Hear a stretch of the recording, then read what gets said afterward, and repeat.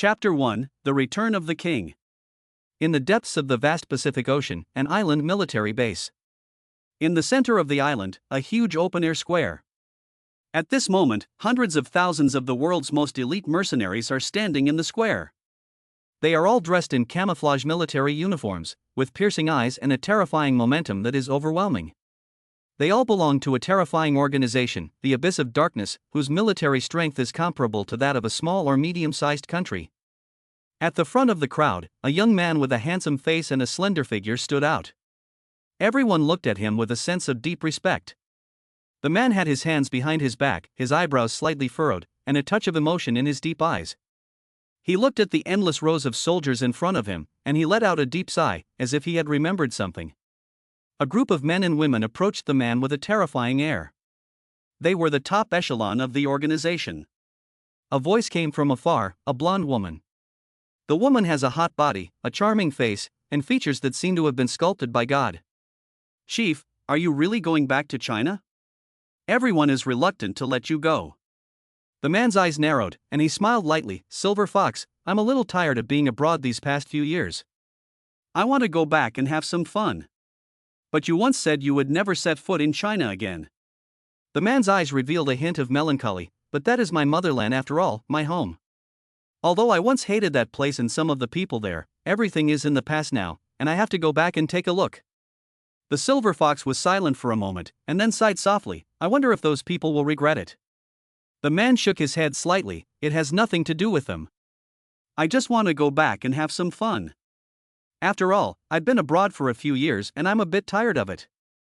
A burly foreigner with a bare chest and a cigar looked at the man and finally said with a hint of depression, "Chief, you just want to abandon us and go back to China because you are tired. What should we do? If you are tired, let's go and do some big jobs. Last month, we blew up a weapons warehouse in the United States. This month, let's go to Europe and have some fun and steal some missiles to use. By the way, the princesses of the European royal family still want you to go there and have fun when you have time. They said they miss you." The young man interrupted him before he could finish his sentence, and a few dark lines appeared on his face. "Poseidon, can you do your fucking job properly? You blew up a US military base a few months ago, didn't you?" The man with the code name Poseidon scratches his head and reveals a silly smile. "I saw that the military equipment in their warehouse was quite useful, and I was itching to blow it up. It doesn't matter anyway, they can't do anything to us." Chu Nanfeng's face was covered in black lines again. "Poseidon, you're the former CEO of the US military, how can you do something so unreliable?" Poseidon chuckled. "Chief, when has anyone in our organization ever been reliable? No one reliable is qualified to come to the dark abyss." Chu Nanfeng gave Poseidon a look and finally said, "Okay, you have to be careful when you're out playing.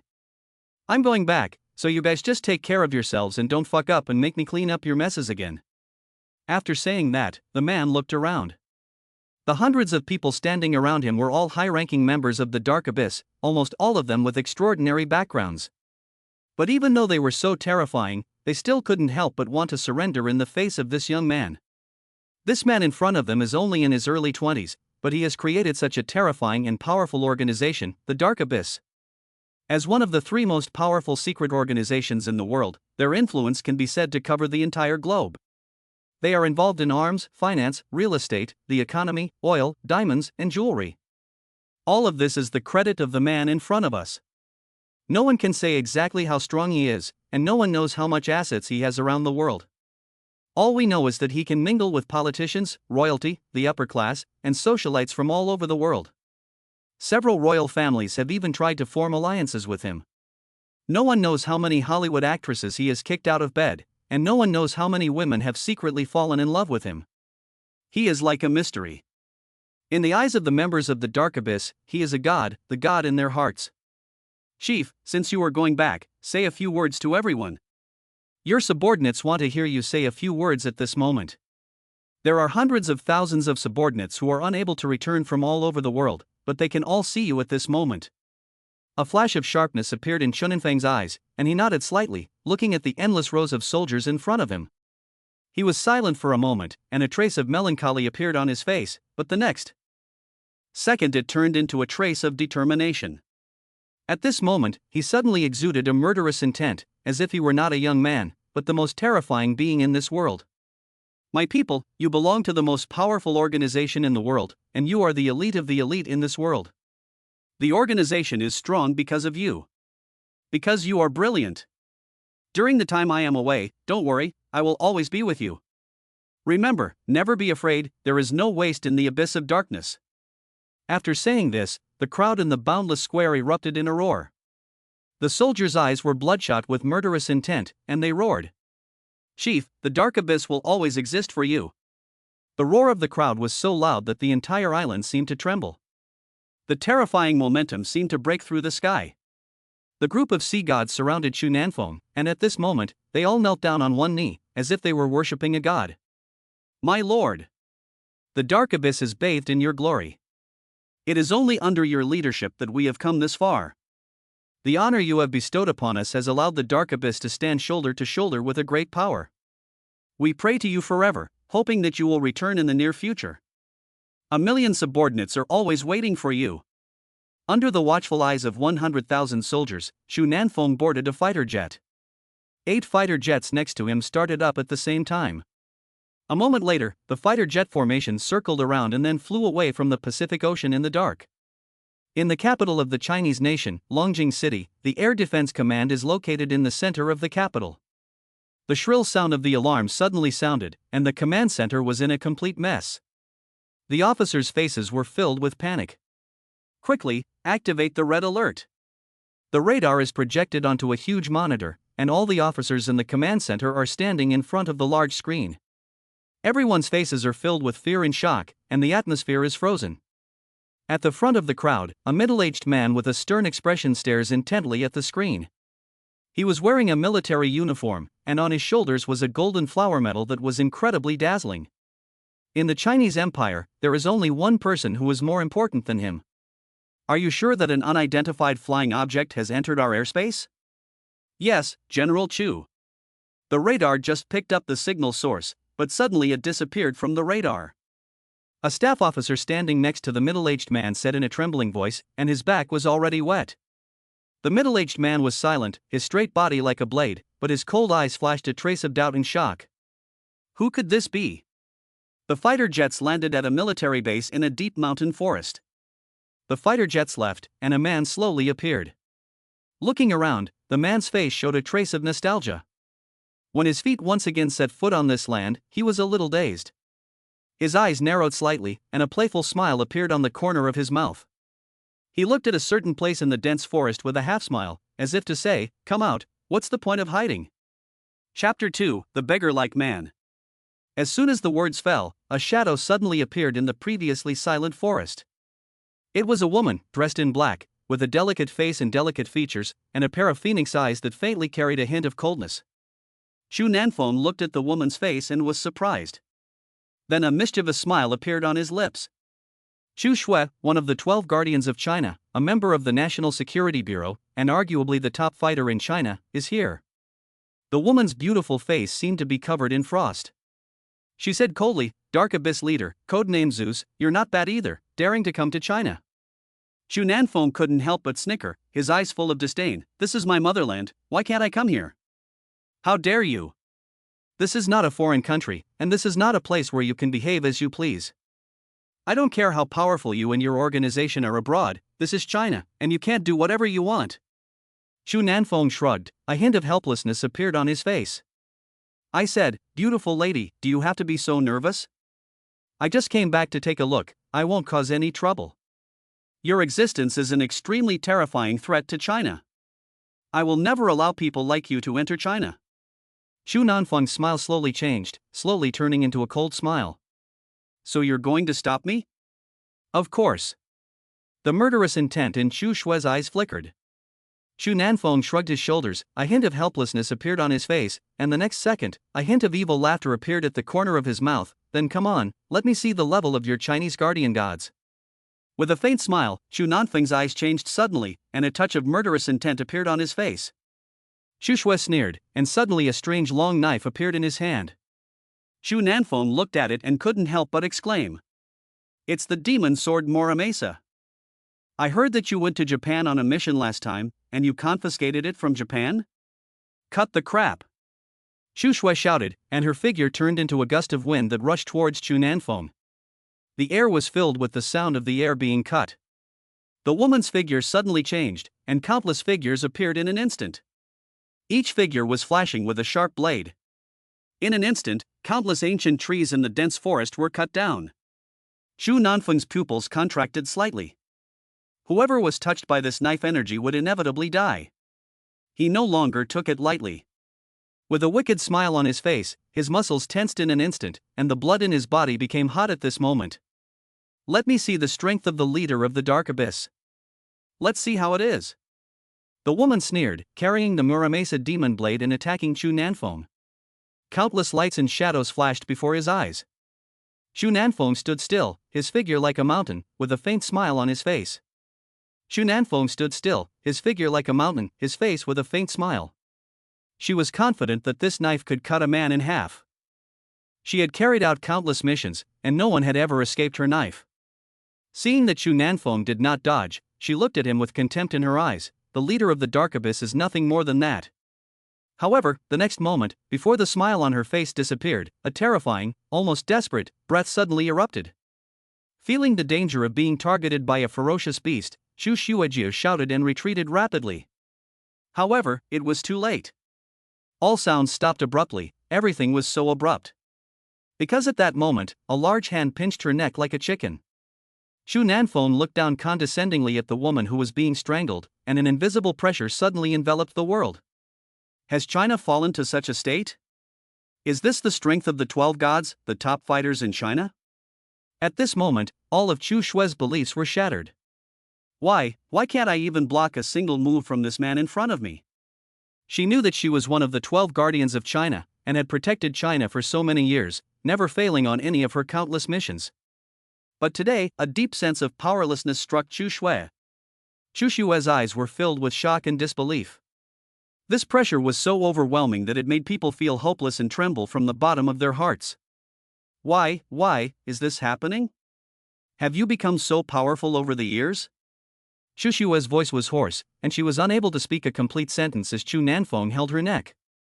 I don't think I'm strong.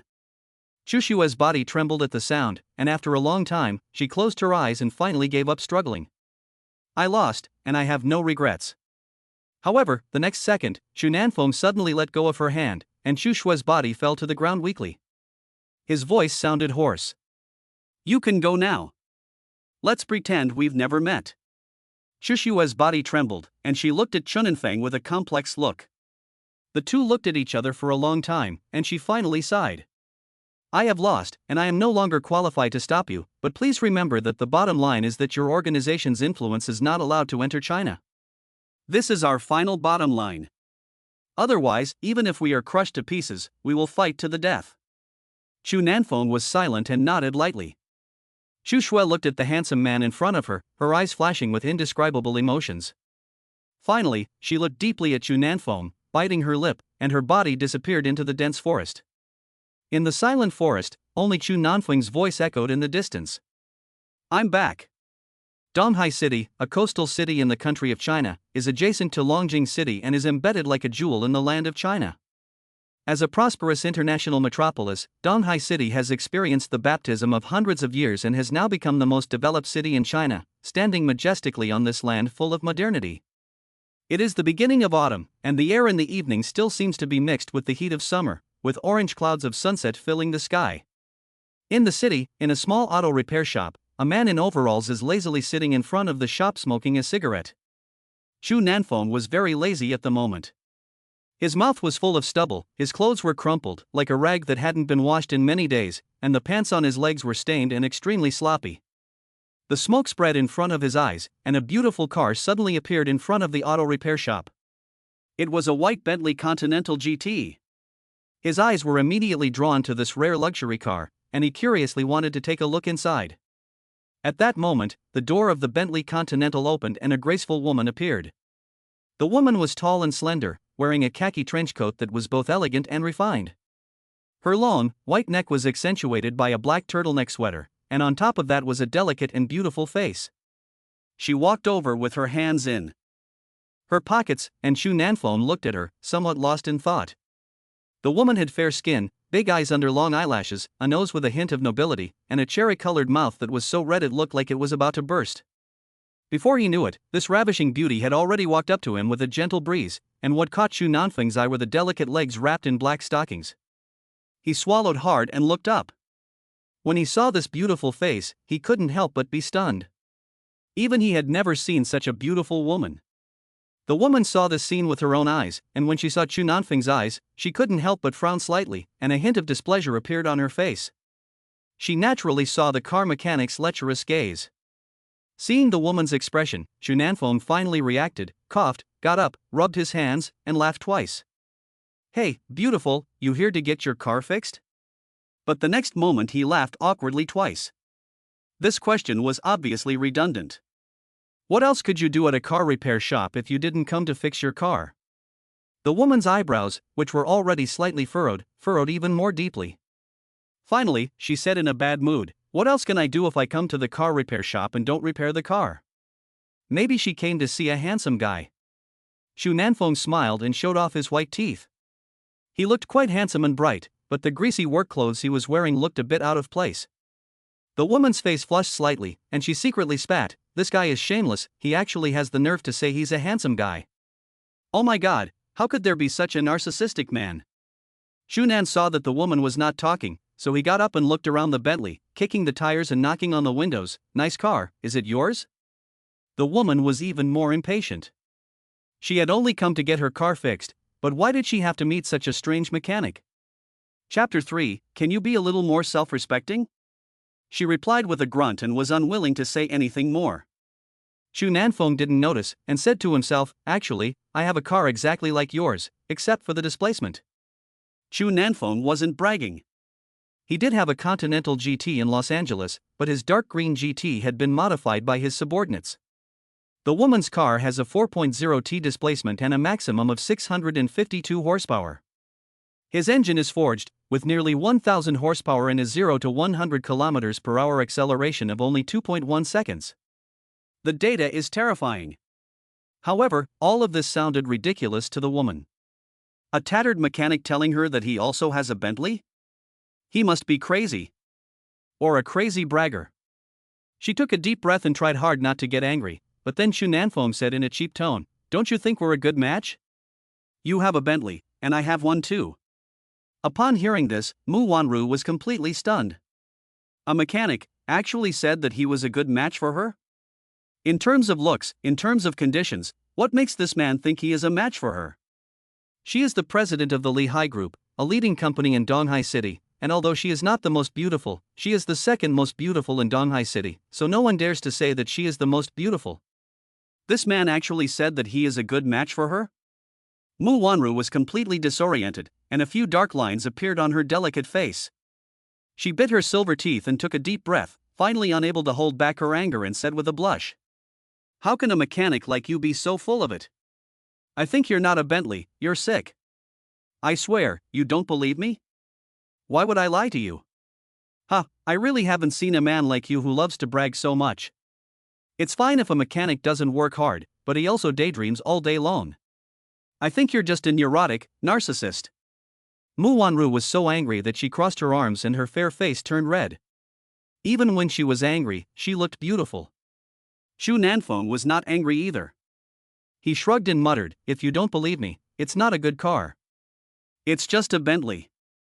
"What did you say?" "I didn't say anything. I just said that the car can be left here and picked up tomorrow."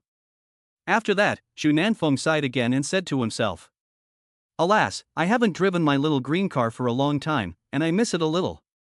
When the woman heard Xu Nanfeng's words, her expression froze, and she glared at him again. She huffed and turned around and walked straight to the curb. After the woman left, Xu Nanfeng raced the Bentley and then lit a cigarette, squatting on the stone pedestal in front of the shop. He smoked while looking at the Bentley, and the smoke slowly dispersed in front of him. Through the smoke, there seemed to be a momentary flash of sharpness in these dim eyes. Looking at the rear wheels of the car, Xu Nanfeng's brows furrowed deeply in an instant. He immediately dropped the cigarette in his hand, crawled on the ground, and observed the rear wheel with a frown. After observing for a while, Xu Nanfeng reached into the back wheel and fiddled around with something. A moment. Later, two black objects appeared in his hand. A tracker, a bug. Xu Nanfeng's brows were knitted tightly. Such a beautiful woman was actually being bugged and followed? Could it be a rival? Xu Nanfeng was a little confused, but such a beautiful woman, driving a Bentley, could not be ordinary. How could she have enemies for no reason? It could also be a pervert. Imagine a pervert installing a tracker on this woman's car, following her home late at night, and then. That's interesting. After a long period of contemplation, Xu Nanfeng looked in the direction the woman had left, and a playful smile appeared on the corner of his mouth. The night enveloped Donghai City, and the huge neon lights in the city were flashing. The entire city of Donghai is engulfed in a sea of lights and revelry, which looks intoxicating. This extremely prosperous coastal city has finally revealed its extremely attractive side.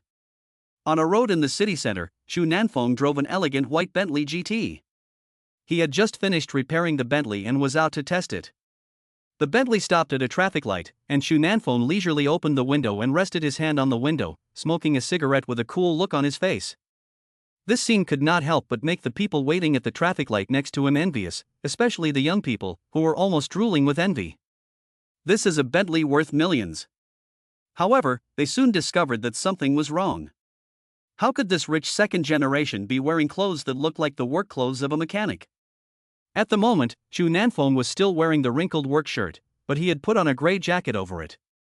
However, the jacket was also covered in oil stains, and it was obvious that something was wrong. Seeing the strange looks on the people around him, Xu Nanfeng's mouth twitched and he said loudly, "What are you looking at? Haven't you seen such a low-key second generation?" At this moment, the green light came on, and Xu Nanfeng didn't think much of it, and he slammed the accelerator. The Bentley flew out like an arrow that had been released from its string. Xu Nanfeng's eyes gradually became playful. He had just returned to China, and he was going to drive this Bentley to the bar to see if, as the internet said, he could casually make a woman take off her clothes. The suburbs of Donghai City, Hohai Bar.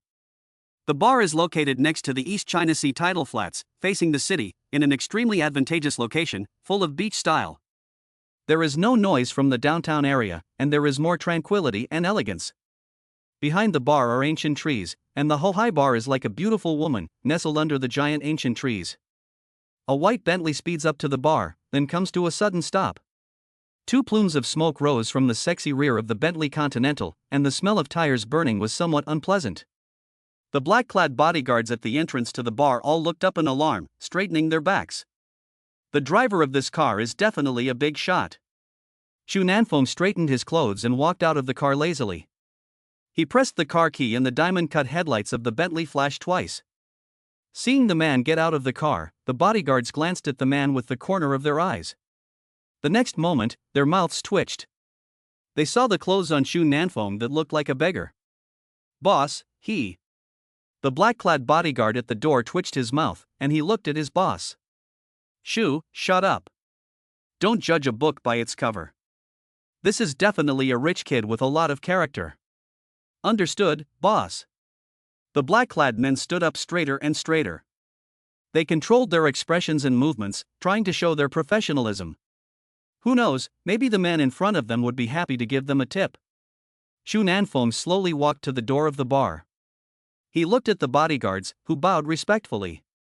Xu Nanfeng smiled and reached into his pocket. The bodyguards were delighted.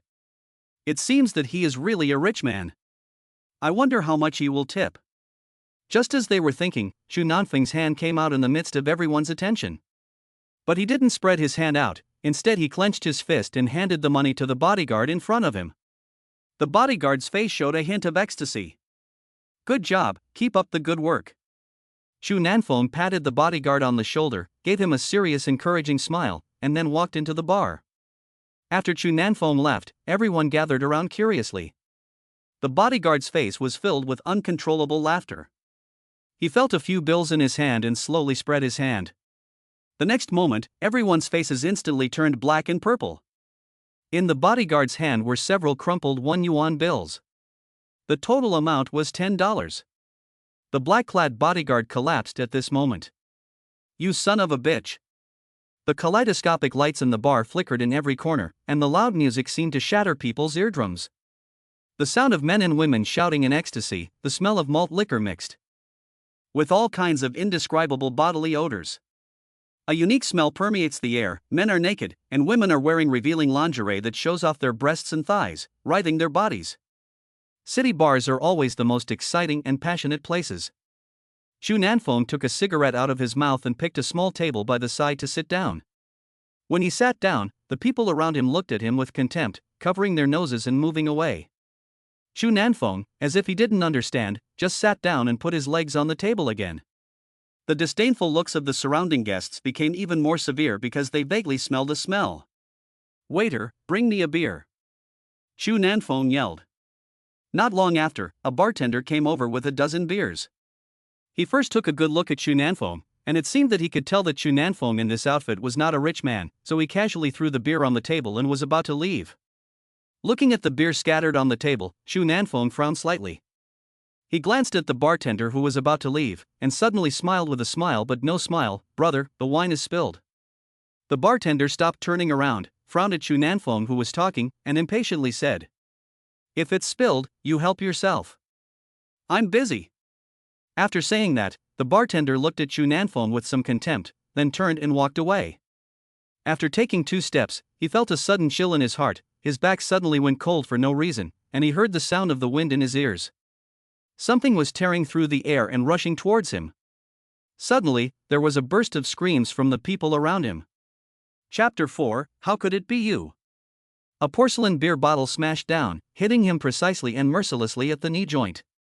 The bartender felt as if his knee had been hit by a sledgehammer, and he couldn't help but let out a pig-like scream, and the whole person fell to his knees with a thud. "I gave you a chance, but you didn't take it," a voice came from behind him. The bartender's face contorted and he turned pale. He knelt on the ground and looked at Xu Nanfeng, his eyes showing a hint of fear. Xu Nanfeng's expressionless eyes swept over him like a sword. The bartender shuddered, a cold sweat dripped from his forehead, and he looked at Xu Nanfeng in fear before leaving in a huff. The surrounding guests saw this scene and all their faces became a little unnatural. A group of people quietly moved to the side. Xu Nanfeng drank a mouthful of beer and lazily surveyed the bar. A voluptuous woman entered his line of sight. The woman had full curves, wearing a black skirt with lace suspenders, and a pair of black stockings on her long, smooth thighs, revealing the red cuffs. As a man, Xu Nanfeng's gaze was naturally attracted to her. Seeing the woman actively flirting with an old man in his 50s, Xu Nanfeng was a little confused. But when he saw the old man's Porsche keys casually hanging from his belt, he understood why. "She's a flirt." Xu Nanfeng squinted at the woman, and an interesting thought came to his mind. He coughed twice loudly, and suddenly smiled and waved at the woman. The woman's face instantly lit up with a smile. After all, Xu Nanfeng was somewhat handsome, and the woman's eyes lit up a little. But the next moment, when she saw Nanfeng's clothes and appearance, her smile disappeared and only disgust remained on her face. Having long since guessed all this, Xu Nanfeng sighed, then reached into his pocket with one hand and after a moment of fumbling, he pulled out the Bentley key from his pocket and a smile crept onto his lips. He shook the key in his hand, and under the light of the bar, the key flashed with a brilliant light, and the winged letter B was particularly eye-catching. The woman noticed all this, and her previous disdainful expression immediately changed dramatically. She suddenly smiled charmingly at Xu Nanfeng, and walked over, ignoring the old man in front of her, with her long, sexy, and charming legs in stockings. "Handsome guy, are you here alone?" The woman sat down unceremoniously next to Xu Nanfeng with a smirk on her face, took Xu Nanfeng's hand, and her seductive fox eyes kept sending out electric waves at Xu Nanfeng. "No, I'm here to play with you." Xu Nanfeng smiled wickedly and placed his large hands on the woman's stocking-clad thighs. "Don't be so impatient. You can't eat hot tofu in a hurry." The woman smiled and blew air into Xu Nanfeng's ear, which made him itch. "If I can't eat hot tofu, I can eat cold tofu, as long as I get tofu in my mouth." With a devilish smile, Xu Nanfeng's big hands intensified. The woman half pushed and half held Xu Nanfeng's big hands, and her charming face flushed. Her body pressed closer to Xu Nanfeng, and her hand accidentally touched the Bentley key. She pretended not to notice and took the key. "Oh, handsome, you drive a Bentley. What's so special about a Bentley?" "I have a lot of cars." "What Bentley?" "I drive whatever I want, from a small car to a big car, from a small horse to a big horse." Xu Nanfeng smiled wickedly, holding the woman in his arms, while his hands moved unfaithfully.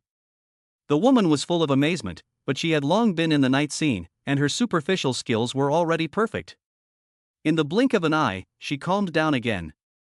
In a moment, the woman's mind was full of thoughts. Her beautiful eyes were moving, and her white fingers were gently drawing circles on Xu Nanfeng's thick chest. "Handsome guy, my name is Shan Yun, I don't even know your name." Xu Nanfeng slid his big hand and smiled wickedly. "Xu Nanfeng. What a cool name.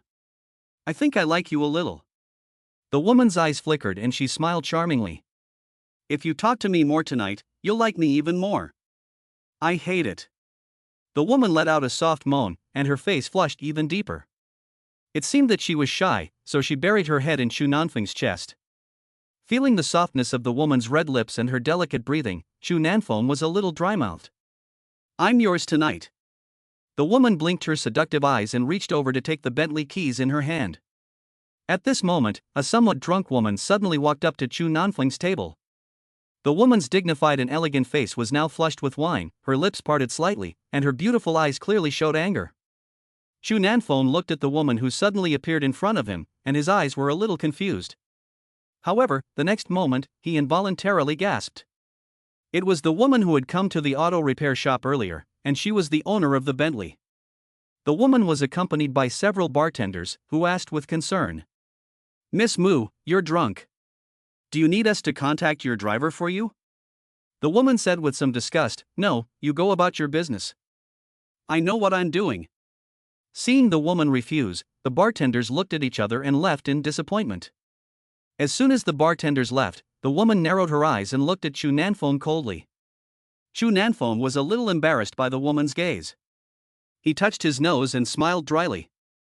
"Beauty, what a coincidence, you're here drinking too." As soon as he finished speaking, Shang Yun and Xu Nanfeng's arms pointed at Mu Wanru and said with a smile, "Handsome guy, who is this?" When she said this, Shang Yun didn't notice that she had exposed the Bentley key in her hand. Seeing the letter B that was exposed from the woman's hand, Xu Nanfeng gasped and quickly tried to cover it with his hand. However, it was already too late.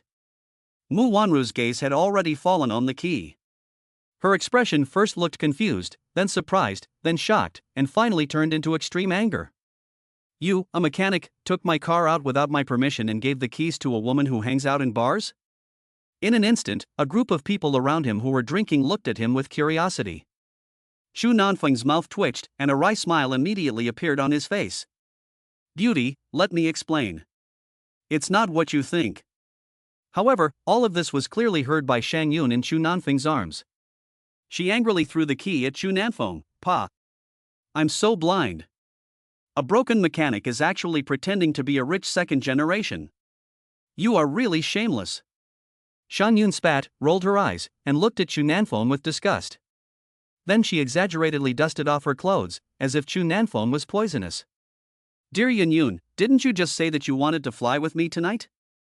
You son of a bitch, go to hell. Who wants to fly with you, you disgusting man? You really dirted my clothes." After saying that, Shang Yun walked away angrily in her 10 centimeters high heels, and even gave Xu Nanfeng the finger as she left. Xu Nanfeng showed a hint of helplessness. "Alas, women. Have you seen enough?" A cold voice rang out again, and Xu Nanfeng's heart sank. He then remembered that there was still a living Buddha here that he had not noticed. Swallowing his saliva, Xu Nanfeng laughed dryly and looked at Mu Wanru, saying angrily, "I've seen enough, but you're not as good-looking as you think you are." Mu Wanru's eyes narrowed slightly, and her eyes revealed extreme anger. She took a deep breath. "You are really the most despicable, shameless, and uneducated villain I have ever seen in all the years since I was born." I thought Xu Nanfeng would be ashamed to hear this, but he didn't blush or flinch. He looked at the woman and smiled leisurely. "Men who are not bad are not loved by women. My goal is to be the world's worst villain. You." Mu Wanru seemed to have lost her temper and was burning with rage in her eyes. If she had a knife in her hand, she would stab it into the man in front of her without a doubt. "Hey, I'm saying, beautiful lady, you don't have to hate me so much. The most I did wrong was to take your car out. I was just helping you test it out. I didn't commit any crime. Do you have to look like you want to eat me?" Xu Nanfeng shrugged his shoulders and looked at Mu Wanru helplessly, fumbling in his hand and lighting another cigarette. "Test drive? Test drive to the bar? Are you going to take the lady to the hotel tonight? Chu Nanfeng smiled and said, you guessed it? You're not bad, rich people are smart. Can you be a little more decent? Taking a deep breath, the next moment, Mu Wanru took out her cell phone and dialed a few numbers. Chu Nanfeng's heart moved, and then his figure flashed, and he quickly walked over to Mu Wanru and took the phone to hang up. Beauty, can we discuss things properly? As for calling the police? You stole my car and drove it out. Strictly speaking, this is theft. Why can't I call the police? Mu Wanru didn't give up. She took the phone from him and was about to call again. However, her jade hand was tightly pressed by Chu Nanfeng the moment she dialed the phone. Beauty, can we not call the police first? If I call the police, I'm finished. This is my only job. If I lose it, I'll starve to death. Look at you, you're so beautiful and kind, would you let someone starve to death? Chu Nanfeng looked at the woman with a pained expression. The pitiful tone of his voice and his beggar-like appearance made Mu Wanru actually soften a little. She stood there, frowning and looking at the crumpled clothes on his body. After a long silence, she finally put down the phone. Chu Nanfeng saw the woman doing this, and he smiled and was about to thank her, but then he saw the woman say coldly, I won't call the police, but I will have other ways to deal with it. Chu Nanfeng was stunned, smiled wryly, and looked at the woman waiting for her decision. You can say it, as long as you don't call the police, everything is fine. Mu Wanru frowned and thought for a while. Finally, her beautiful eyes suddenly looked at Chu Nanfeng with a cold look. I thought of it. Chapter 5, You have a problem with me? Drink with me, and I'll forgive you after you've had enough. Mu Wanru said coldly. Chu Nanfeng's eyes lit up, thinking that there was some special way to handle it, but it was just a drink. Chu Nanfeng smiled faintly. Okay, no problem, I'll drink as much as you can. Mu Wanru glared at Chu Nanfeng and turned to walk towards a bar. Following Mu Wanru's pace, he came to the table reserved by the woman, and Chu Nanfeng couldn't help but be a little dazed. This woman had actually booked the most prestigious super VIP table in the bar. This table is not something that ordinary rich people can book, and it requires a background relationship. Chu Nanfeng was a little surprised. He casually glanced at the table and saw several bottles of expensive wine on it, Veuve Clicquot 680780, Hennessy Richard, Louis XIV, almost all of which were expensive wines costing tens of thousands of yuan a bottle. And there was only Mu Wanru at this table, as if it was open just for her. Chu Nanfeng couldn't help but take another look at the woman in front of him. There was a hint of curiosity in his eyes. What was this woman's identity? The woman sat down as if she were the only one there, and glanced at Chu Nanfeng, signaling him to sit down. Chu Nanfeng smacked his lips, as if it was a pity, it's a waste to drink all this good wine. Why don't you just get me a few bottles of beer? Mu Wanru looked at Chu Nanfeng, and a trace of curiosity appeared in her eyes. This man seemed to be a bit different from others. He didn't drink good wine, but wanted to drink cheap beer? But how could Mu Wanru really order those cheap beers? She gave the man a look and said in a calm tone, it's okay, these wines are not expensive, they're very cheap, you can drink as much as you want. A few $1,000s of wine is not expensive? Beauty, can I hold your leg? Or do you simply support me? Chu Nanfeng smacked his tongue and looked at the woman with a wicked smile and shining eyes. Do you think you are worthy? The woman gave him a cold glance, her eyes looking down on him as if she were looking at an ant. If you don't want to support me, then don't. Why are you talking so rudely? Muttering a few words, Chu Nanfeng sighed and looked at the famous wine on the table. If he had money, Chu Nanfeng's wealth could buy a small country, but he was very frugal, and his subordinates scolded him behind his back every day for being stingy. Chu Nanfeng has always been depressed about this. Those bastards only know how much money they have, but they don't know how much it costs every day. The daily expenses of the dark abyss are millions of dollars, and if he doesn't save a little, he will be bankrupt by those bastards. Therefore, for the luxury behavior of the woman in front of him, which is meaningless to drink away her sorrows, Chu Nanfeng still rarely does it. With this kind of money, he would rather save it to buy something like a bazooka. Shaking his head, Chu Nanfeng poured a glass of wine for the woman and took the initiative to clink glasses and drink. He drank it all in one gulp, and the guests around him turned their curious eyes over. When they saw the shabby-looking auto mechanic drink a bottle of Hennessy worth tens of thousands of yuan in one gulp, they couldn't help but wince. This is really a waste of a precious thing. This scene also left Mu Wanru speechless. It was the first time she had seen such a strange man, drinking a bottle of wine that cost tens of thousands of dollars like drinking beer. Shaking her head, Mu Wanru slowly raised her glass. Her pretty brows were slightly furrowed, her cherry lips slightly parted, and the crystal clear wine slowly disappeared into her cherry lips as she raised her neck like a swan. Xu Nanfeng looked at the woman, who was slightly distracted, and the woman's appearance was impeccable. Mu Wanru did not stop, drinking glass after glass in silence, as if she had something on her mind. Xu Nanfeng glanced at the woman and finally said lightly, "Drink slowly, it's not good to drink too much." "Don't mind me, I just want to drink." After a while, Mu Wanru's eyes began to blur and her consciousness was a little unclear.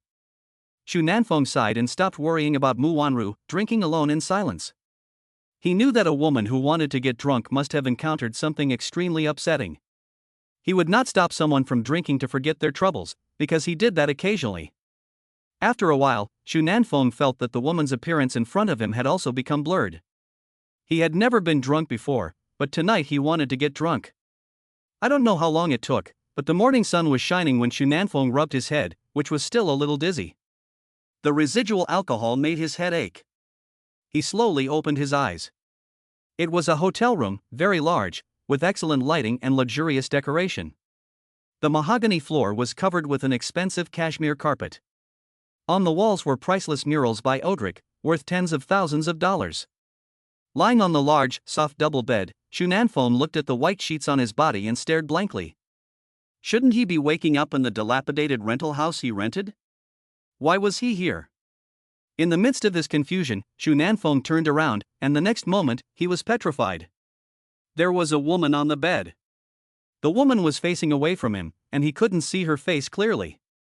But just looking at her back, he was completely sure that she was an incredibly beautiful woman, with a snow-white neck, a smooth back, and skin as delicate as mutton fat. As he looked down, he saw a picture of Snow White. Xu Nanfeng was still not satisfied, so he lifted the quilt, propped himself up with his hands, and leaned over to take a look at the woman. Her long black hair flowed out like ink, and her beautiful side face had rosy lips slightly open. Her eyebrows were lightly furrowed, as if she was having a bad dream. The woman's figure was also impeccable, and her smooth, snow-white skin reflected the light of the sun, exuding a seductive luster. Xu Nanfeng was a little dazed. This woman was very beautiful. Even without seeing her face, just looking at her side face was enough to make all the stars on TV pale in comparison. He rubbed his eyes, which were still a little blurred, and smiled wryly. He looked away and then looked at his body, which was covered in red marks and purple scratches, as well as a row of tiny teeth marks. All of this indicated how passionate the night had been. Xu Nanfeng shook his head helplessly. He had wanted to be honest in China, but he had inadvertently incurred a debt of love. Xu Nanfeng was not too surprised by this scene. After so many years abroad, countless women have wanted to share his bed and pillow. Last time, Kardashian ran into his bed in the middle of the night, but he kicked her out of bed. If the fans knew that the international superstar Kardashian in Hollywood was disliked by a man, they would probably lose their minds and go out that night with an AK-47 to kill the man. Xu Nanfeng looked at the woman, rolled over and got out of bed. When he lifted the quilt, a trace of blood on the sheet reflected in his pupils. The bloodstain was like a small snake, slowly creeping into his heart. Such a beautiful woman was actually a virgin? Xu Nanfeng's brow suddenly furrowed deeply. He sighed silently, and a wave of guilt washed over him. At this moment, the woman seemed to have some signs of awakening. She slowly turned around, and the sunlight shone on her beautiful face. Her beautiful eyes slowly opened. At this moment, Xu Nanfeng also saw her clearly. The next moment, he twitched his mouth and his mind went blank. How could it be you? Before he could finish his sentence, Xu Nanfeng heard the woman scream. Ah! The scream only lasted for a second, and the woman's mouth was covered by Xu Nanfeng's hand. What are you screaming about? I'm a victim too. Looking at Mu Wanru, who was being held down by him and had her mouth covered, Xu Nanfeng was also depressed at the moment. How could it be her? Mu Wanru realized what had happened in an instant. She bit her lower lip hard, her eyes red and her pale face showing a deep sense of despair and helplessness. Looking at the woman beneath him, Xu Nanfeng scratched his head and smiled apologetically. Sorry, I know you can't accept it at once, but I swear I didn't do it on purpose. I drank too much last night and had no idea what was going on. The woman didn't say anything, looking at Xu Nanfeng in pain. The next moment, she couldn't hold back any longer, and tears in her eyes fell silently like broken pearls. At that moment, she was completely heartbroken. She had been the center of attention since she was a child. Since she was in school, she had been surrounded by countless halos. In terms of status, she is the president of the Lehigh Group, which is currently the most popular. In terms of education, she is a master's degree holder from MIT. In terms of appearance, she is one in a million, and countless young talents pursue her. For several years, she has never been in a relationship, all in the hope of finding her true love. Whether it is the son of the president of a top 100 global group or the son of the head of the Huaxia military region, the people who chase after Mu Wanru can be lined up from here to Jinghai City, but she has never been tempted. But today, she had kept her virginity for more than 20 years, and it was taken away by a dirty mechanic. Mu Wanru was completely desperate at this moment. She looked at Xu Nanfeng with endless hatred, and in an instant rushed to the balcony window. She wanted to end her life. Xu Nanfeng gasped and instantly understood the woman's intentions. He was like lightning, leaving a shadow in the air, and in an instant he flashed in front of the woman, and took the woman who had half of her body out of the balcony into his arms. "Let me go, you animal!" Mu Wanru's eyes were red, tears flowed freely, and she struggled frantically with all her strength. In a short while, there were several more bloody fingerprints on Xu Nanfeng's thick chest. Xu Nanfeng's brows were tightly furrowed. He was silent for a moment, looking at the woman, and said in a low voice, "I can let you go, but I'll tell you the consequences of jumping from here first. It's not too late to think it over before you jump. Your body will be shattered into countless pieces the moment it touches the ground, and your brain's flesh and blood tissue and brain matter will be smashed into powder. Your leg bones will pierce your own chest and abdomen, enter your throat, and finally pierce your brain. Your face will be smashed into pieces, with countless cracks appearing, and your eyes will be smashed out like glass balls, splattering with bloody stench. In addition, your entire body will instantly turn into a pool of broken meat, and in the end, this pool of broken meat will be mercilessly swept away by the police. If there is any left over, it will be eaten by hungry stray cats and dogs at night. Have you thought about it?" Xu Nanfeng's voice was hoarse and low, as if he had seen this scene with his own eyes. It seems that he thought of that kind of terrifying picture, and Mu Wanru's body slowly became weak. After a long time, she was too weak to collapse on the ground and sobbed silently. Xu Nanfeng stood by the window and looked at the woman, sighed softly, and took out a cigarette to light it. He felt sorry for the woman in front of him, but he didn't understand why he had gotten drunk last night. He had never gotten drunk in all the years he had been living on the streets, because he knew that getting drunk meant giving his life into the hands of others.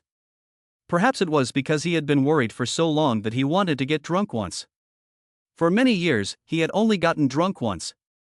Suddenly, there was a noise behind him, and after a moment, he heard the sound of the door opening. Mu Wanrua had left. Through the window, Xu Nanfeng saw the white Bentley slowly gliding past like a white dove below the hotel. Exhaling a puff of smoke, his eyes became mysterious, and a wry smile appeared on his face. He casually dressed himself, took a look around the room to make sure he hadn't forgotten anything, and then opened the door and went downstairs. This hotel is called Elizabeth, and it is one of the few five-star hotels in Donghai City. When he arrived at the lobby on the first floor, Xu Nanfeng's appearance as a mechanic immediately attracted the attention of the front desk and customers. The receptionists were looking at Xu Nanfeng with a smile on their faces. Xu Nanfeng smiled playfully. "What are you looking at? Haven't you seen a handsome guy before?" The girls at the front desk immediately blushed and glared at Xu Nanfeng, who said with a hint of embarrassment, "He does have a handsome face, but his clothes are terrible. As long as you look good, don't care about those things." Xu Nanfeng smiled and walked out of the lobby. After a few steps, a somewhat annoying voice came over. "Anyone can come to Elizabeth, and a mechanic is here to live like a human being, really fucking embarrassing." Chapter 6 Mercedes-Benz? Kick it. As soon as the words came out, Xu Nanfeng froze, as did the several beautiful receptionists. This is a fat man with a fierce look on his face, wearing a big gold chain around his neck, 5 big gold rings on his hands, and fat all over his body in circles like a swimming ring. Hearing this, Xu Nanfeng's footsteps stopped. He stopped, turned around and looked at the fat man and smiled lightly.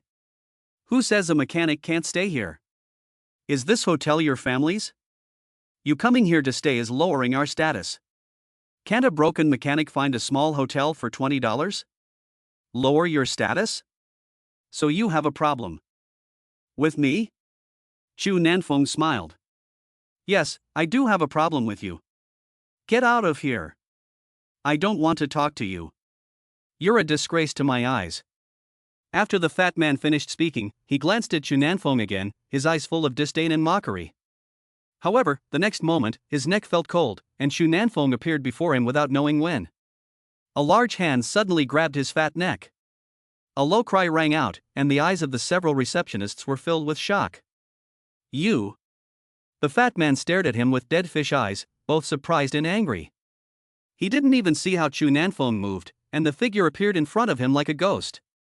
A shiver ran down Chu Nanfeng's spine, and a sneer appeared on his lips. He then exerted a gentle force with one hand. The next moment, a gasp of air was heard, and the fat man of over 200 kilograms was lifted up. The other people in the hall all looked as if they had seen a ghost. Who could lift a person weighing more than 200 kilograms with just one hand? The receptionist was all surprised and covered her mouth. Her big, watery eyes were full of disbelief. The fat man's face gradually turned livid, and his fat body kept struggling, making strange noises in his throat as he choked. When the fat man was about to suffocate, Chu Nanfeng casually threw him, and the fat man flew out like a dead dog. The next moment, his fat body slammed down on the clean, mirror-like floor of the lobby. The fat man screamed and fell face first, his facial features instantly contorted. With a bang, 2 streaks of blood burst from his mouth, and his 2 front teeth shattered. Chu Nanfeng wiped his hands with an expressionless face. He has no ability, but he has a lot of fat. Are you worthy of screaming here? The fat man on the ground shuddered, and a huge sense of shame welled up in his heart. He cried and wept, lying on the ground, his body trembling with fear. In his heart, he was secretly complaining, how could a mechanic have such great strength? He couldn't bear to look into Chu Nanfeng's eyes, and the fat man lay on the ground with a face ashen. Chu Nanfeng glanced at him, then walked out the door with a scoff. Chu Nanfeng's back slowly receded, but the beautiful receptionists kept following his figure until he disappeared. That man is so manly, unlike this fat man, who is useless. The receptionist's eyes were filled with stars, and she looked at the disappearing figure with reluctance. The fat man on the ground already had a bad complexion, and when he heard this, it was like he had been hit by a critical blow. His face turned black and he almost fainted. That's right, I want to marry a man like this, I feel safe. It would be even better if he had money. He looks like a poor kid with no money. Oh, what a pity. I don't care if he's rich or not, he looks like he has a great body. I'm so hungry. It was the sound of a receptionist swallowing. The sun outside lazily shone on Chu Nanfeng's shoulders, and the sheen on his jacket was even more conspicuous. The Bentley that arrived yesterday had already been driven away by Mu Wanru, and he had no means of transportation at the moment. He took a cigarette and smacked his lips. He was thinking about how to explain to his boss that the car had been taken away. Feeling the few coins left in his pocket, Chu Nanfeng sighed and walked to the bus stop. I should have known not to go drinking last night. Chu Nanfeng muttered. Never mind, beggars go to bars, so I should save money. He rushed to the auto repair shop. At the moment, Chu Nanfeng only hoped that he would arrive at work in time and would not be difficult by that heartless boss. Soon, he arrived at the auto repair shop. As soon as he sat down, he heard footsteps behind him. He turned around and saw the boss of the shop, Mr. Zhang. Oh, Mr. Zhang, you're up early today. Chu Nanfeng smiled and took out a cigarette case to offer him a cigarette. Mr. Zhang's face darkened, and he pushed away Chu Nanfeng's hand that offered him a cigarette. Where is the Bentley from yesterday? Chu Nanfeng was stunned, and then he smiled and said. I had it repaired and drove it out for a test drive yesterday. Who knew I would run into the owner of the car and she simply let me drive it away? Mr. Zhang's brow suddenly furrowed. Gone? Where's the money? The money for the car repair. This. When Mr. Zhang said that, Chu Nanfeng suddenly remembered this painful matter and forgot to ask the woman for money. Looking at the increasingly cold gaze of Mr. Zhang, Chu Nanfeng coughed twice and laughed. Mr. Zhang, I only fixed the brakes on the car yesterday, and it wasn't much money, so I forgot to ask her for it. Mr. Zhang took a deep breath and his face changed. Forgot to ask for it. That's a fucking Bentley. You could have made a killing off her. Chu Nanfeng frowned and smiled. That's not good, Mr. Zhang.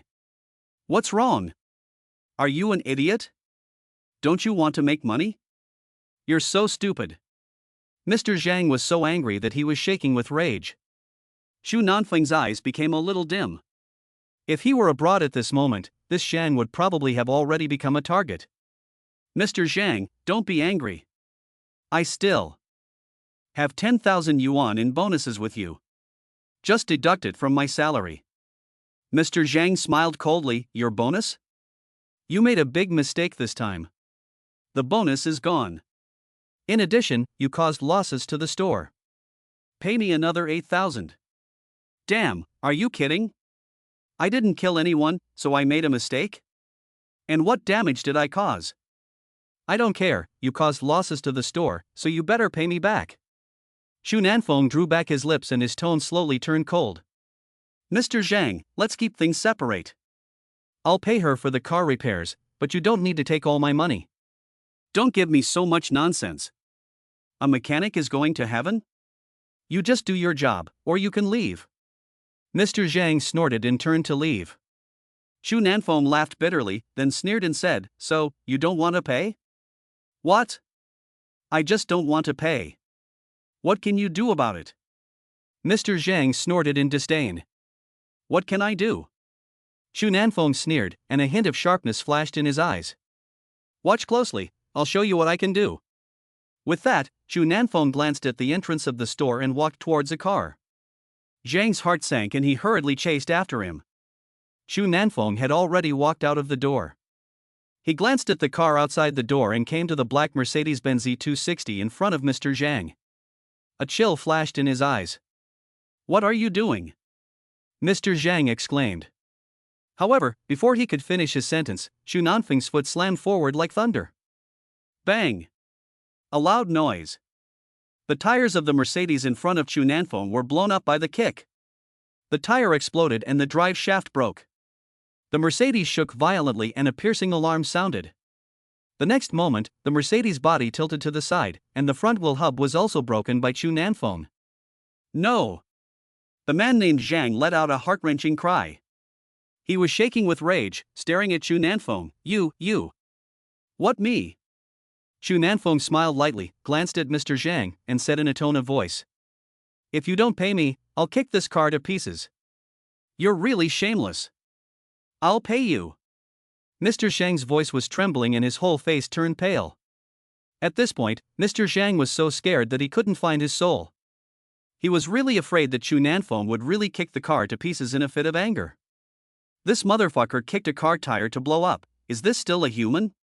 He swallowed hard and took out a few thousand yuan from his pocket, handing it to Chu Nanfeng with a trembling hand. Why didn't you do this earlier? You're so dishonest. Chu Nanfeng took the money with a sneer, counted it twice to make sure it was all there, then slapped Zhang's fat cheeks. This money is my bonus. Besides, I didn't kick your car to pieces. Don't make trouble, or you'll end up like this wheel. Do you understand? Chu Nanfeng's tone became colder and colder, and the last few words were terrifyingly gloomy. Mr. Zhang shuddered, looked at Chu Nanfeng in fear, and nodded in a trembling voice. Chu Nanfeng snorted and left without looking back. At the entrance of the auto repair shop, only Mr. Zhang was left staring at the Mercedes-Benz that had been kicked to pieces. This is ridiculous. Even Hercules wouldn't have had the strength to do this. At dusk, at the entrance to the Hohai bar, a silver-gray Audi A7 came speeding up and made a neat drift in front of the bar. The door opened and a pair of long, smooth, and silky legs appeared, followed by a woman who was too beautiful to be true. The woman is wearing a sleek leather jacket, with her plump breasts and high-rising cleavage.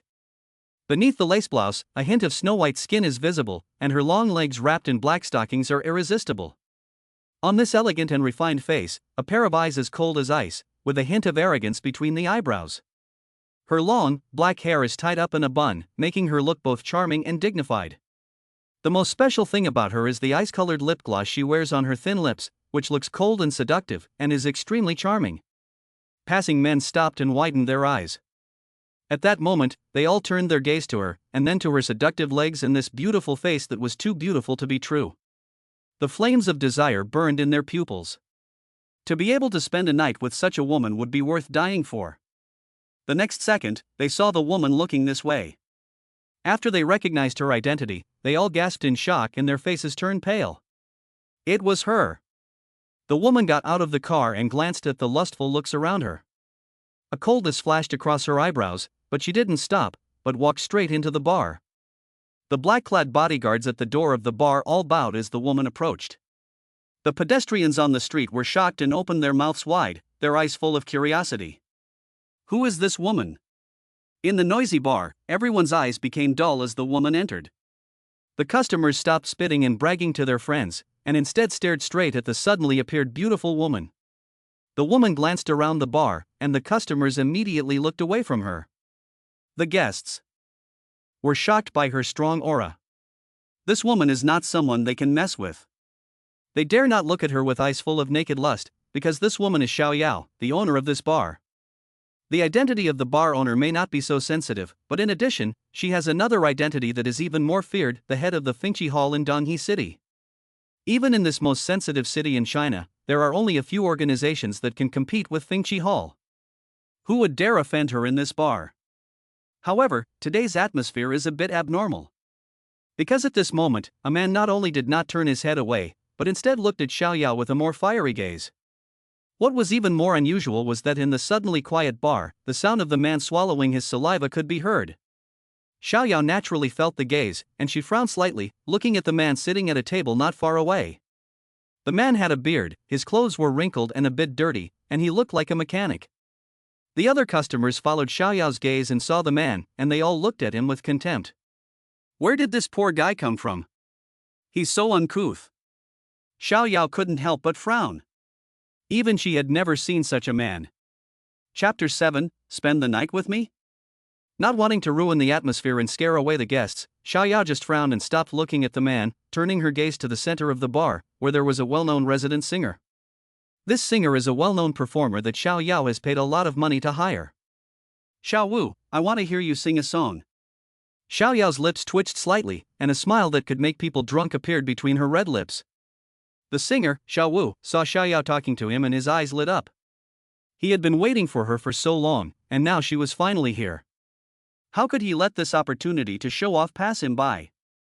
Even though this man named Xiao Wu is a very popular figure in the music industry, when he faces Xiao Yao, a woman who combines power and status, he can't help but admire her. You have to know that Xiao Yao's Fengqi Hall is one of the top organizations in the East Sea. Who in the East Sea would dare not give Xiao Yao a little face? The man named Xiao Wu smiled excitedly and immediately adjusted the equipment. But just as he was about to sing, a harsh voice came over the sound system. Can you stop singing? It's terrible. You'd better not embarrass yourself here.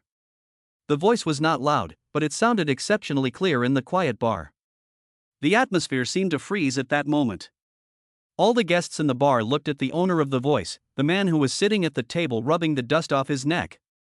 The man was still rubbing the dust off his neck, his eyes deep and his mouth curled in a sneer of disdain. The guests sitting near him all gasped in surprise, then silently moved away. Is this man looking for death? How dare he make trouble in Xiao Yao's place? Xiao Yao looked at the man and her expression changed. But the next moment, a smile appeared on her face, but this smile made people feel a chill. Friend, do you have any advice? The man snorted, I don't have any advice, I just think this guy's singing is terrible. The man was telling the truth. He not only hated the kind of useless, empty-headed songs on the internet, but also hated idols like Brother Chicken. At this point, Xiao Wu was exactly like Brother Chicken number 2. How could the man not hate him? But the surrounding guests obviously didn't feel the same way. They laughed and laughed. This man who looked like a migrant worker actually thought that the song was ugly? The man named Xiao Wu's face turned cold. He clenched his fists as if he was about to fight the man to the death. Xiao Yao glanced at Xiao Wu and then smiled at the man in front of her. Since this friend thinks it's bad, I wonder if you could sing it for us. Of course, although I don't sing very well, it's definitely better than this rooster. Xiao Yao chuckled twice, and a flash of brilliance appeared in her eyes. Okay, how about we play a game? What kind of game? If the guests say you sing well after you sing, then I will not charge you for any alcohol you drink tonight, and I will not hold this against you. If the guests don't think you sing well, then What then? The man asked with a raised eyebrow. Then you won't be able to leave this bar tonight. Xiaoyao's expression was a smile, but all the guests in the bar shuddered, feeling the coldness of the smile like an ice blade. They knew that this woman was not joking. In the past few years, anyone who had deliberately caused trouble in her territory had disappeared from the city. No one knows where the disappeared people went. Some say they were thrown into the East China Sea. In the underworld of this city, everyone calls Xiaoyao the bloody demon flower. This name is not given out casually. This is really a woman who has killed her way through the blood and rain. The man frowned slightly, and after a moment, he nodded. Okay, I can play this game with you, but I have one more request. What is it? If I do it, you will spend the night with me. The bar was in an uproar.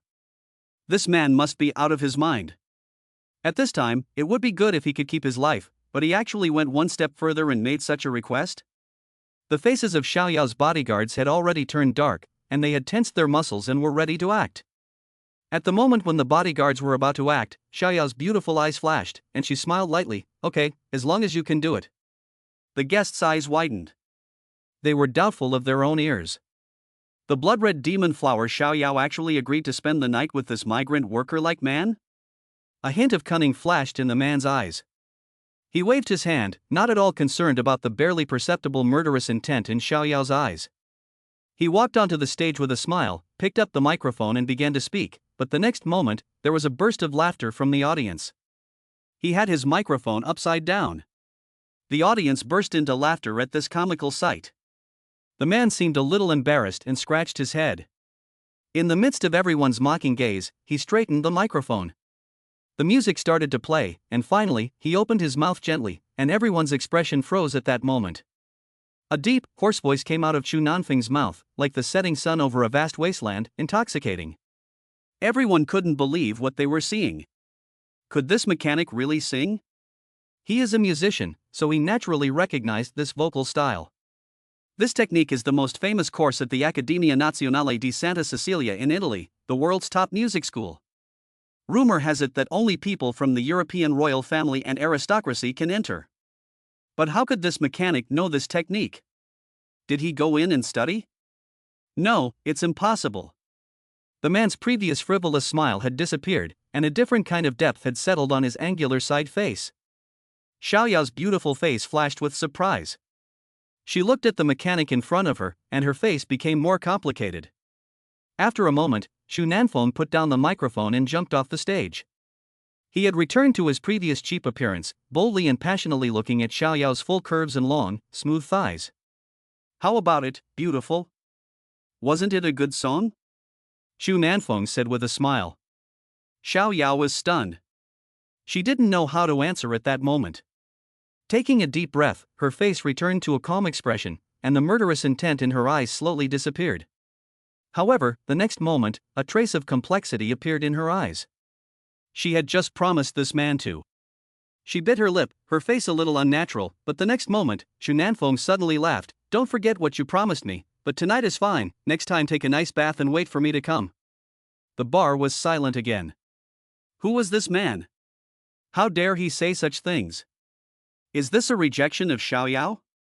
I don't know how many men are lining up just to talk to this woman, but this man has directly rejected Xiaoyao?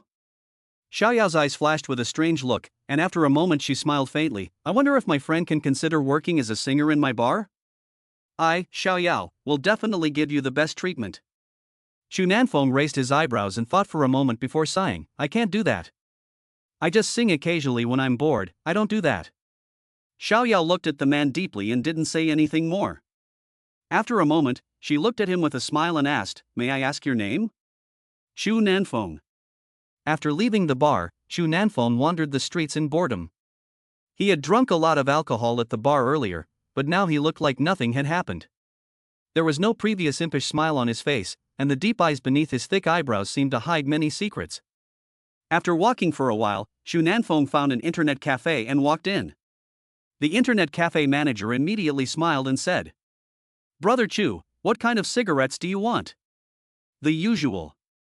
Xu Nanfeng snorted, took out a small red fish from his pocket and threw it to the network administrator. The network administrator looked around with a sly look, hurriedly put the small red fish in his pocket, and then handed Xu Nanfeng a pack of TNI. Xu Nanfeng glanced at this scene and smiled as his eyes rolled around. "You've been eating a lot of black food. Get me another pack, or I'll tell your boss." "Damn it, Brother Chu, you're not a human being, do you want me to give you another pack?" The network administrator scolded and cried, his face full of grief. "Are you going to give it to me or not? If not, I'll scream right now." Xu Nanfeng was about to scream at the top of his lungs. "Don't shout, I'll give it to you." The network administrator, feeling aggrieved, secretly threw a pack of cigarettes worth a few tens of dollars to Xu Nanfeng. "You're smart. Give me another computer for 2 hours." After the computer was up and running, Xu Nanfeng opened a web page and browsed the newsfeed on the computer. The young man next to him who was surfing the internet couldn't help but twitch at the corner of his mouth when he saw Xu Nanfeng open a web page and read the news. There's still such a freak who goes to an internet cafe to read the news? Feeling the strange gaze of the young man, Xu Nanfeng was a little depressed. "What, haven't you seen a good boy like me who loves to read the news?" The young man looked at Xu Nanfeng strangely with the look of a person who had gone crazy, and then turned around and played an online game on his screen. "I'm so." Xu Nanfeng naturally saw the young man's gaze, and he really wanted to scold him at the moment. He took a deep, depressed drag of his cigarette and continued to flip through the news on his own. After a moment, a news article caught Xu Nanfeng's eye, and his expression suddenly became serious. According to the latest report from the China News Network, U.S. Navy Commando Colonel Joe McSear was assassinated. According to the relevant people, McSear had an accident at his home. The people at the scene only heard a gunshot and did not see any suspects. After staring at the news for a few seconds, a subtle curve appeared on the corner of his mouth. His hands flew over the keyboard, and a special website popped up. He saw his hands fly, a string of characters appeared, and when he clicked send, Xu Nanfeng put his hands on his head, his clothes hanging over his face, and he was about to fall asleep. However, a sudden sound of high heels appeared behind him. How could this sound be heard in an internet cafe? Xu Nanfeng pushed aside his clothes and looked back with a frown. He was curious about what kind of woman would come to the internet in high heels. He turned around and looked at the woman, his brow furrowed. Chapter 8: High Heels in the Internet Cafe. Two slender legs in stockings came into view, and a suspender skirt outlined the woman's slender waist. Looking up, he saw Mu Wanru's cold and beautiful face. Xu Nanfeng blinked his eyes and finally said with some uncertainty, "You, looking for me? What do you think?" Sitting in the back of a luxurious and noble Bentley, Xu Nanfeng comfortably put his legs on the back of the front seat. This scene made Mu Wanru frown slightly. "Can you put your legs down? What's wrong with putting it down for a while? Someone put their head on my arm last night and I still have a sore arm." Xu Nanfeng grunted and still put his legs on it. The next moment, the Bentley made a sudden stop, and a piercing brake noise came out. Xu Nanfeng lost his balance and the whole person rushed forward, and his head hit the car door heavily. "Damn it, are you crazy?" Xu Nanfeng rubbed his head, gaped his mouth and took a deep breath. Mu Wanru looked at Xu Nanfeng with murderous eyes and said, "Put it down. Let's not be so harsh, okay? I'm not going to let go." Looking at Mu Wanru with a depressed expression, Xu Nanfeng helplessly spread his hands. The woman didn't say a word, and she coldly glanced at Xu Nanfeng. The car drove smoothly on the wide road again, and soon stopped in front of a coffee shop. "Get off the car," the woman said to Xu Nanfeng in a cold voice, and then walked into the coffee shop on her own. "She's got a strange temper." Xu Nanfeng muttered to himself, and silently followed the woman's pace. In the coffee shop, the two sat facing each other. "Say it. Why did you bring me here?" Xu Nanfeng slurped his coffee, and his voice was particularly piercing in the quiet coffee shop. "Can you lower your voice a little? Can you be a little more civilized?" Mu Wanru looked at Xu Nanfeng helplessly, covering her face with her hands and looking ashamed. She regretted bringing the man here at the moment. If she had known, she would have just picked a small stall. But when she thought about her life's big decision being made at a small stall, Mu Wanru shook her head in private sorrow. "You want to tell me where to put my legs, and you want to tell me where to drink my coffee. If you were my wife, I would accept this, but you're not, so why are you telling me what to do?" Xu Nanfeng rolled his lips, looking very righteous. "You. What about me? Am I wrong? Do you have anything to refute? Chu Nanfeng kept talking. Mu Wanru's face turned red, and she pointed at Chu Nanfeng with her long fingers, but she couldn't say a word. Seeing the woman's deflated look, Chu Nanfeng smiled proudly, but before the smile ended, he saw a tear drop from the corner of the woman's eye. No, sister, you start crying when you can't argue? Is there still justice in the world? Chu Nanfeng was stunned and a little overwhelmed. On the other side, Mu Wanru's tears kept falling. She never thought that she, who was both beautiful and talented and had countless admirers, would suddenly fall for such a clueless auto mechanic. The mechanic was not only annoying, but also so disgusting. If it weren't for something she couldn't let go of, Mu Wanru would have jumped out of the window without hesitation, even if the man had stopped her. After a long period of silent grief, Mu Wanru wiped away the tears in the corner of her eyes. Finally, she took a deep breath, endured the sorrow in her heart, and looked at the man with red eyes and said, "Let's get married." What? Chu Nanfeng's coffee almost spilled. The woman was silent. She didn't answer Chu Nanfeng's question, but looked out the window in a daze. After a long time, the woman's cold voice slowly sounded, "What is your name?" "Me?" Chu Nanfeng smiled and said. "Chu Nanfeng, Chu Nanfeng's Chu Nanfeng's Nan, Chu Nanfeng's Feng." Before he could finish, Mu Wanru suddenly said coldly, "Do you think you're funny? Very humorous? Very pleasing to women? I'll tell you, you're a bastard, a scum, disgusting, hated, and loathed." I thought a joke would make the woman feel better, but Mu Wanru's reaction caught Chu Nanfeng off guard. Chu Nanfeng didn't know when he had stopped smiling and looked at Mu Wanru quietly. He didn't say anything, and after a long time, he slowly picked up the cup and drank some coffee. Finally, he sighed and said seriously, "I'm sorry. I can't shirk the responsibility for this. I admit that I did something wrong, but it was done without my knowledge. I don't know what happened, and I don't know why you were there. Do you think that I won't blame you for this?" Mo Wanru's eyes slowly misted over, and her reddened eyes made her look pitiful at the moment. A complex flickered across Chu Nanfeng's brow. It was as if something was blocking his throat, and he wanted to say something but couldn't. After a long time, Chu Nanfeng sighed and whispered, "It's too late to say anything now. I hope I can make it up to you." "Compensate me? What can a mechanic like you compensate me with? I don't need anything." Mu Wanru's eyes were filled with tears, and her delicate body was shaking uncontrollably. Chu Nanfeng looked at Mu Wanru, and a hint of complex emotion shone in his dim eyes. He silently took out a cigarette and lit it. Looking out the window, Chu Nanfeng fell into a state of deep thought. After an unknown period of time, the woman's heartbreaking voice sounded faintly. "You only have one chance to make it up to me, marry me." Chu Nanfeng raised his eyebrows and a look of shock appeared on his face. "Why? You want to marry a mechanic?" "I know, marry me." "What? Marry me?" Mu Wanru finished the last word with a strong voice, and rubbed her temples tiredly. At this moment, Chu Nanfeng froze. He looked at the beautiful and stunning woman in front of him, and was extremely puzzled as to why she would make such a ridiculous request. Chu Nanfeng took a deep breath and asked with narrowed eyes, "Why?" Mu Wanru's eyes showed a hint of complexity. In her guess, she thought that the mechanic would be eager to agree to this request. But the man's behavior told her that she was wrong. "There is no reason. Don't you want to say yes?" Mu Wanru's heart was filled with sadness, and she was even rejected by a mechanic. "Do you want to hear the truth?" Chu Nanfeng squinted and exhaled a puff of smoke. Mu Wanru nodded. "The truth is, you are such a beautiful woman, of course I want to marry you, but I can't marry you without knowing the reason." "Reason?" Mu Wanru sneered, "What reason could there be? What reason do you want to hear?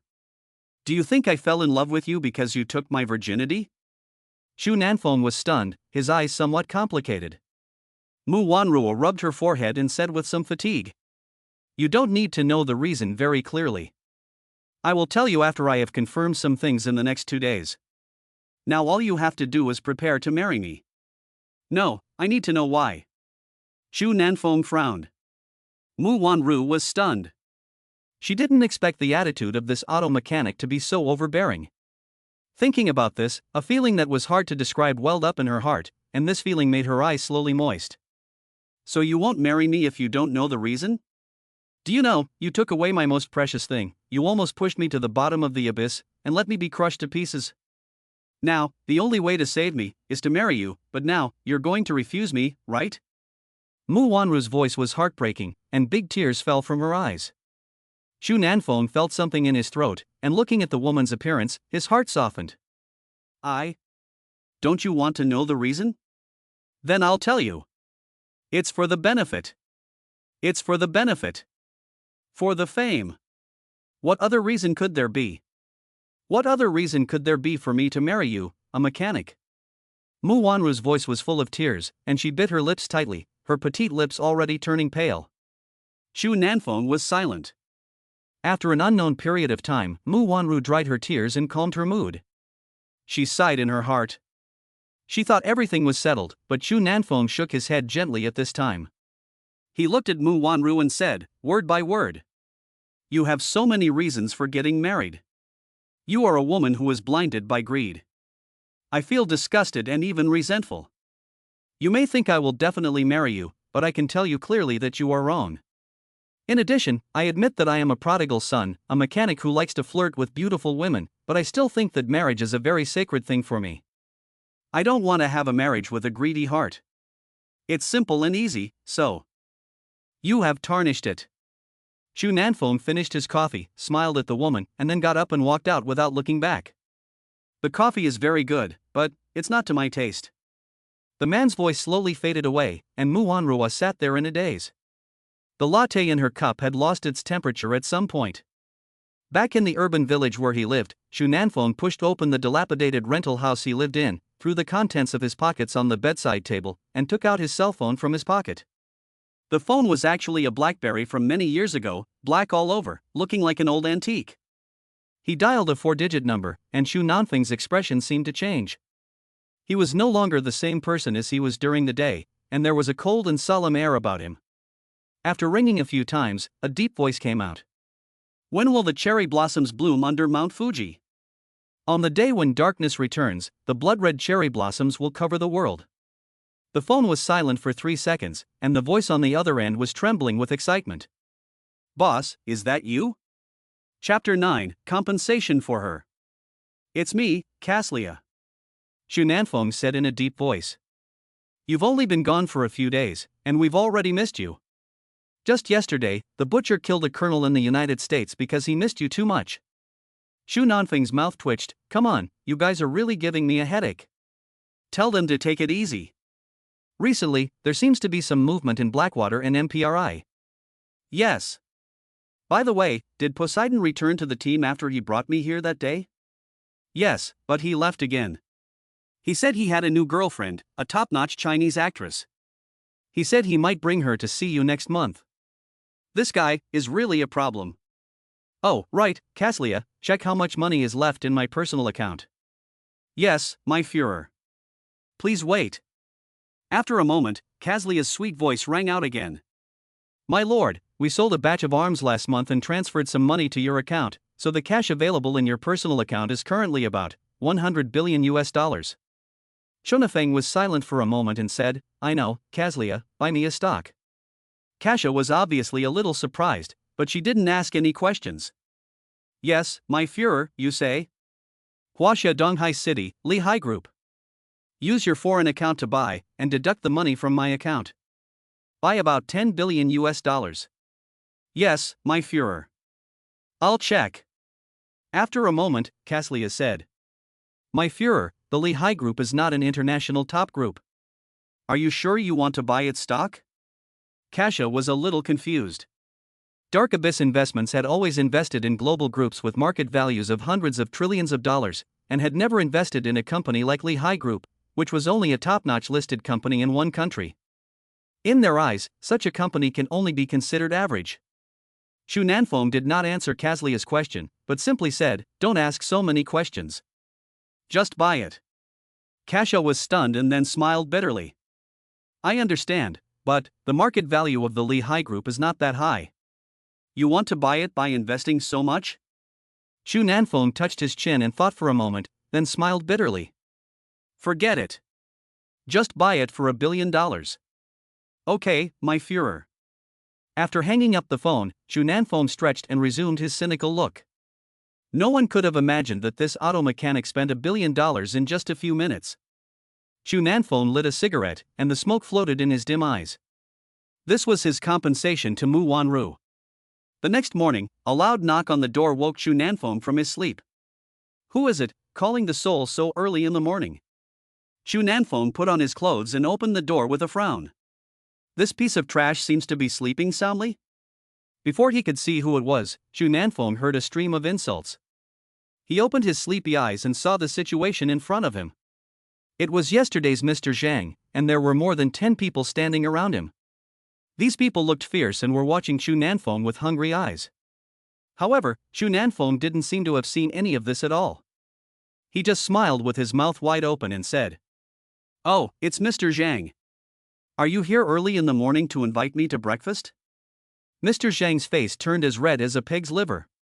He looked at Chu Nanfeng with eyes that seemed to want to eat him up and said, "Breakfast? I think you'd better prepare to eat my fists." "Oh? Then I'd like to see if fists taste good." Chu Nanfeng didn't care at all, and his mouth opened even wider. Mr. Zhang sneered, glanced at Chu Nanfeng, and then said to the man standing next to him, "Brother Long, this is the mechanic I told you about yesterday. He owes me 20,000 yuan, so we'll split it in half." The man called Brother Long had a strong body with a large tattoo on his arm. The most distinctive feature was the terrifying scar on his eye. He looked at Chu Nanfeng and a sneer appeared at the corner of his mouth. "You owe Mr. Zhang money? Do you want to hand it over voluntarily, or do you want to hand it over after we beat you up? That depends on what you can do." Chu Nanfeng still had a nonchalant smile on his face. He didn't seem to take the man named Longus seriously at all, and he was even looking down at his fingernails. "Kid, you're pretty tough. Today I'm going to put you in the hospital." How could the man called Brother Long tolerate the contempt of a young man who looked no more than 20 years old? He was born arrogant and proud, and by the age of 30 he had already established his own territory in Donghai City, and wherever he went, he was surrounded by a group of younger men. But today he was being ignored by Chu Nanfeng, who was barely 20 years old. He was already furious at this point. "Go on, beat the shit out of this bastard." Chapter 10, If I can't find you, I'll leave. The man called Brother Long waved his hand, and the brothers behind him raised their sticks and clubs and were about to attack Chu Nanfeng. When the sticks were about to fall on Chu Nanfeng's head, Chu Nanfeng's figure moved. His figure was so fast that it was like a split-second frame in a movie, even the retina couldn't catch it. In the blink of an eye, a series of incredibly piercing screams rang out, and the dozen or so thugs holding the sticks and clubs were already writhing in agony. With each scream, there was a sound of bone breaking, the sound of a broken wrist. No one could see clearly how Nanfeng moved. His figure was like thunder, moving through the crowd. In a few breaths, more than a dozen people were lying on the ground in all directions. "You?" Mr. Zhang and the man named Long were dumbfounded. Their mouths were so wide open that they could fit an orange in them. "Mr. Zhang, these fists of yours are not good enough. Is there anything more exciting?" Chu Nanfeng walked casually among the people lying on the ground, and he took out a cigarette and lit it. Mr. Zhang and Brother Long looked like they had seen a ghost. As they watched Chu Nanfeng walk towards them step by step, their legs suddenly trembled with fear. "Don't come over. You devil. Now you know to be afraid?" But people always have to pay a price for their ignorance. A sneer appeared on Chu Nanfeng's face, and the next moment, he flashed by the two of them. Then, with a loud crack, Zhang's mouth spat out a mouthful of blood, and then the whole person fell heavily to the ground, fainting. "Not so weak? Can't even take a slap?" Chu Nanfeng twitched his mouth. He didn't expect that he had already tried his best to control the force, but he still knocked the boss out with one slap. The man next to him, called Brother Long, gasped in fear and looked at Chu Nanfeng. Chu Nanfeng slowly turned his head and revealed a playful smile on the corner of his mouth, but to Longu, the smile seemed like the smile of death. "I'll do it myself." Brother Long shouted, and ran headlong into the side of a telephone pole. With a thud, his sturdy body swayed, and then he fell to the ground. Chu Nanfeng's mouth twitched, and he looked at the corpses lying there speechless. Rubbing his hands, Chu Nanfeng looked at the scene in front of his rental house with some helplessness. There were more than 10 people lying upside down. How could he explain it if someone saw it? Just as he was thinking, Xu Nanfeng heard a piercing cry. Help! Somebody! Murder!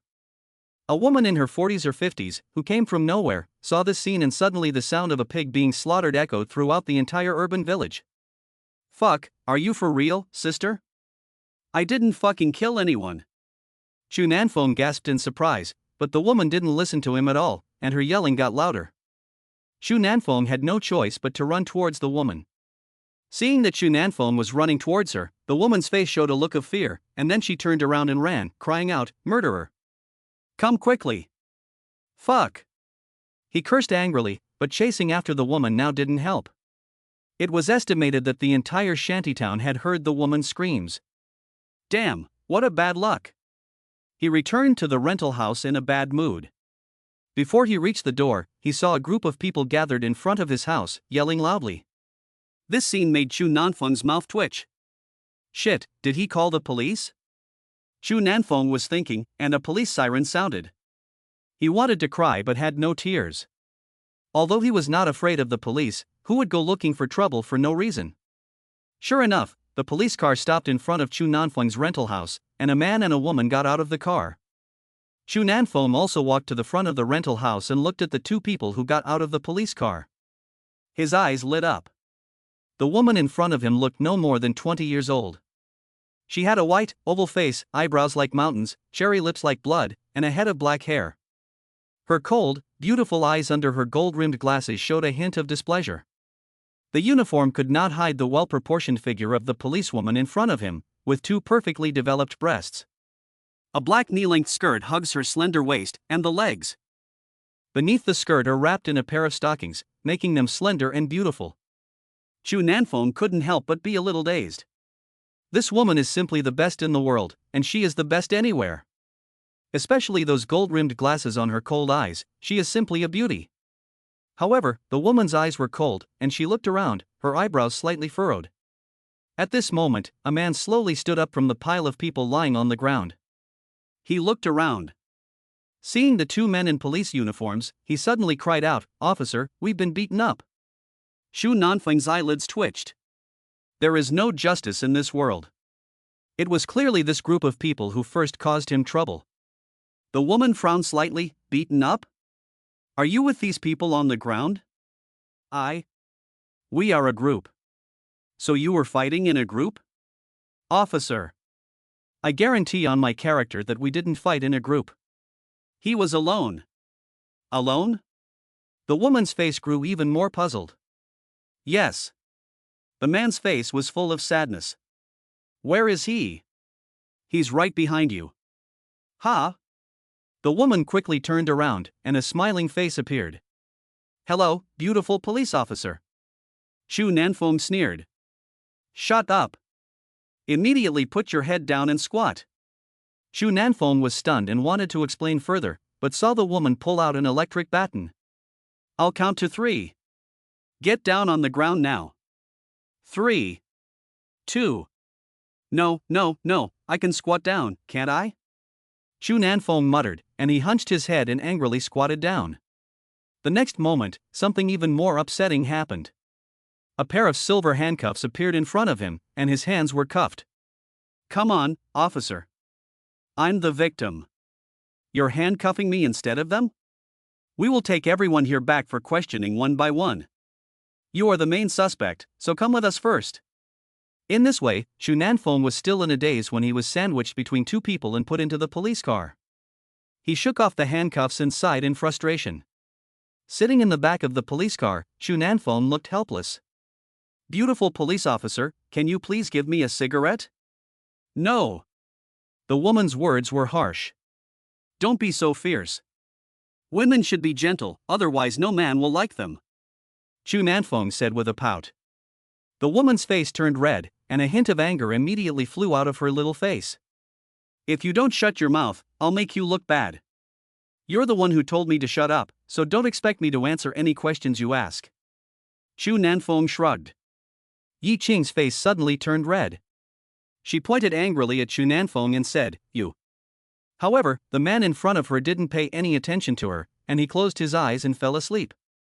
Seeing this, Yi Qing suddenly felt a sense of resentment in her heart, and after a moment she sighed. Maybe I shouldn't have come to this place in the first place. Yi Qing graduated from the Huaxia Police Academy with excellent grades, and countless suitors lined up in a long queue, not only because of her own superior conditions, but also because of her family background. The granddaughter of the Yi family, one of the four most prominent families in the capital of China, how could this identity not be tempting? Countless people were desperate to get her, but Yi Qing, without exception, chose to refuse, including the sons and daughters of the military region compound, which caused a stir. The more Yi Qing thought about it, the more confused she became. Maybe she should have listened to her grandfather and let him arrange a position as the head of the Beijing Public Security Bureau. Why did she sneak into this place and become a police officer? But she couldn't get past that mental block. A figure of a young man gradually appeared in her mind. Yi Qing sighed softly, a trace of melancholy appeared in her eyes. If I can't find you, I'm going back to the capital. You said you would marry me. Have you forgotten? She looked at the sleeping Chu Nanfeng, and at one point, a strange emotion flashed through her heart. When they were about to arrive at the police station, she began to deliberately observe Chu Nanfeng, wanting to see what kind of reaction this guy with a mouthful of nonsense would have when he really had to face the solemn atmosphere at the police station. After all, they had seen many people who were tough on the outside but were scared to death once they actually arrived at the police station. Finally, they arrived at the police station. Chu Nanfeng was woken up by Yi Qing. He slowly opened his eyes and looked around. Chapter 11, I Called You Dad. There was no expression on his face, as if he was wearing a mask. His deep eyes were calm and unperturbed, and there was a hint of disdain in them. Yi Qing was shocked.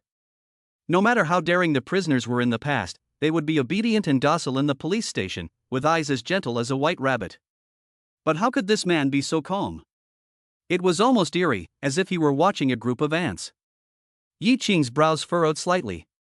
Chu Nanfeng's reaction left him somewhat at a loss. Yi Qing finally couldn't help but ask, "Do you often get into trouble?" Chu Nanfeng said lightly, "I am a good citizen of China, and I never do anything wrong." Yi Qing was silent. She didn't believe it. People who came to the police station for the first time would never react like that. After a while, Chu Nanfeng was escorted into the police station. The sound of the iron gate rang, and Chu Nanfeng was locked in a room. The room was empty and desolate. There was only a chair in the center, and the stark white light of the incandescent lamp hit the deep blue walls of the room, making it look a bit creepy. Chu Nanfeng sat in the interrogation chair, and Yi Qing, who had been there before, and a man with a new face walked in. The man was about 30 years old, dressed in a neat police uniform, with a cold, square face. Secret crush on him, was standing next to him. He was so ridiculed that Wu Feng wanted to shoot Chu Nanfeng on the spot. He took a deep breath and pointed at Chu Nanfeng, saying angrily, "For ordinary people like you who have never played with guns, you naturally don't know how difficult it is to assemble and disassemble weapons. So I understand your arrogance. I've played with toy guns, and I think this thing is simple. I don't believe it. Let's see how I crush you." Once again, stimulated by Chu Nanfeng, Wu Feng's face turned red, and Yi Qing's expression also became a bit strange. Finally, Yi Qing sneered and said, "The difficulty of assembling and disassembling weapons is not something that can be described in general. Captain Wu is the pride of our police force, and his achievements are ranked among the best in the Huaxia military region. You don't deserve to say that. You have to have a limit to your bragging." "Really?" Chu Nanfeng raised his eyebrows. "I just want to say it. You are simply arrogant," Yi Qing said angrily. Wu Feng felt more and more embarrassed. He knew that he had always secretly loved Yi Qing, and now Chu Nanfeng was humiliating him in front of Yi Qing again and again. He couldn't sit still. The next moment, Wu Feng suddenly rolled his eyes and glanced at Yi Qing. An idea popped into his head. Isn't this a good time to show off in front of the goddess? Thinking of this, Wu Feng was ecstatic, but on the surface he pretended to be angry and said, "Guards, take this kid to the arena. I'm going to teach him a lesson." Wu Feng suddenly shouted, "Yes, Captain Wu." Suddenly, several policemen rushed in from the door, and the next moment, Chu Nanfeng was carried out and walked away. "Shaoqing, you should come along too. Let's see how I can help you get even." Wu Feng smiled slyly at Yi Qing. Yi Qing smiled lightly and nodded. She was still very happy to see this vulgar criminal being punished.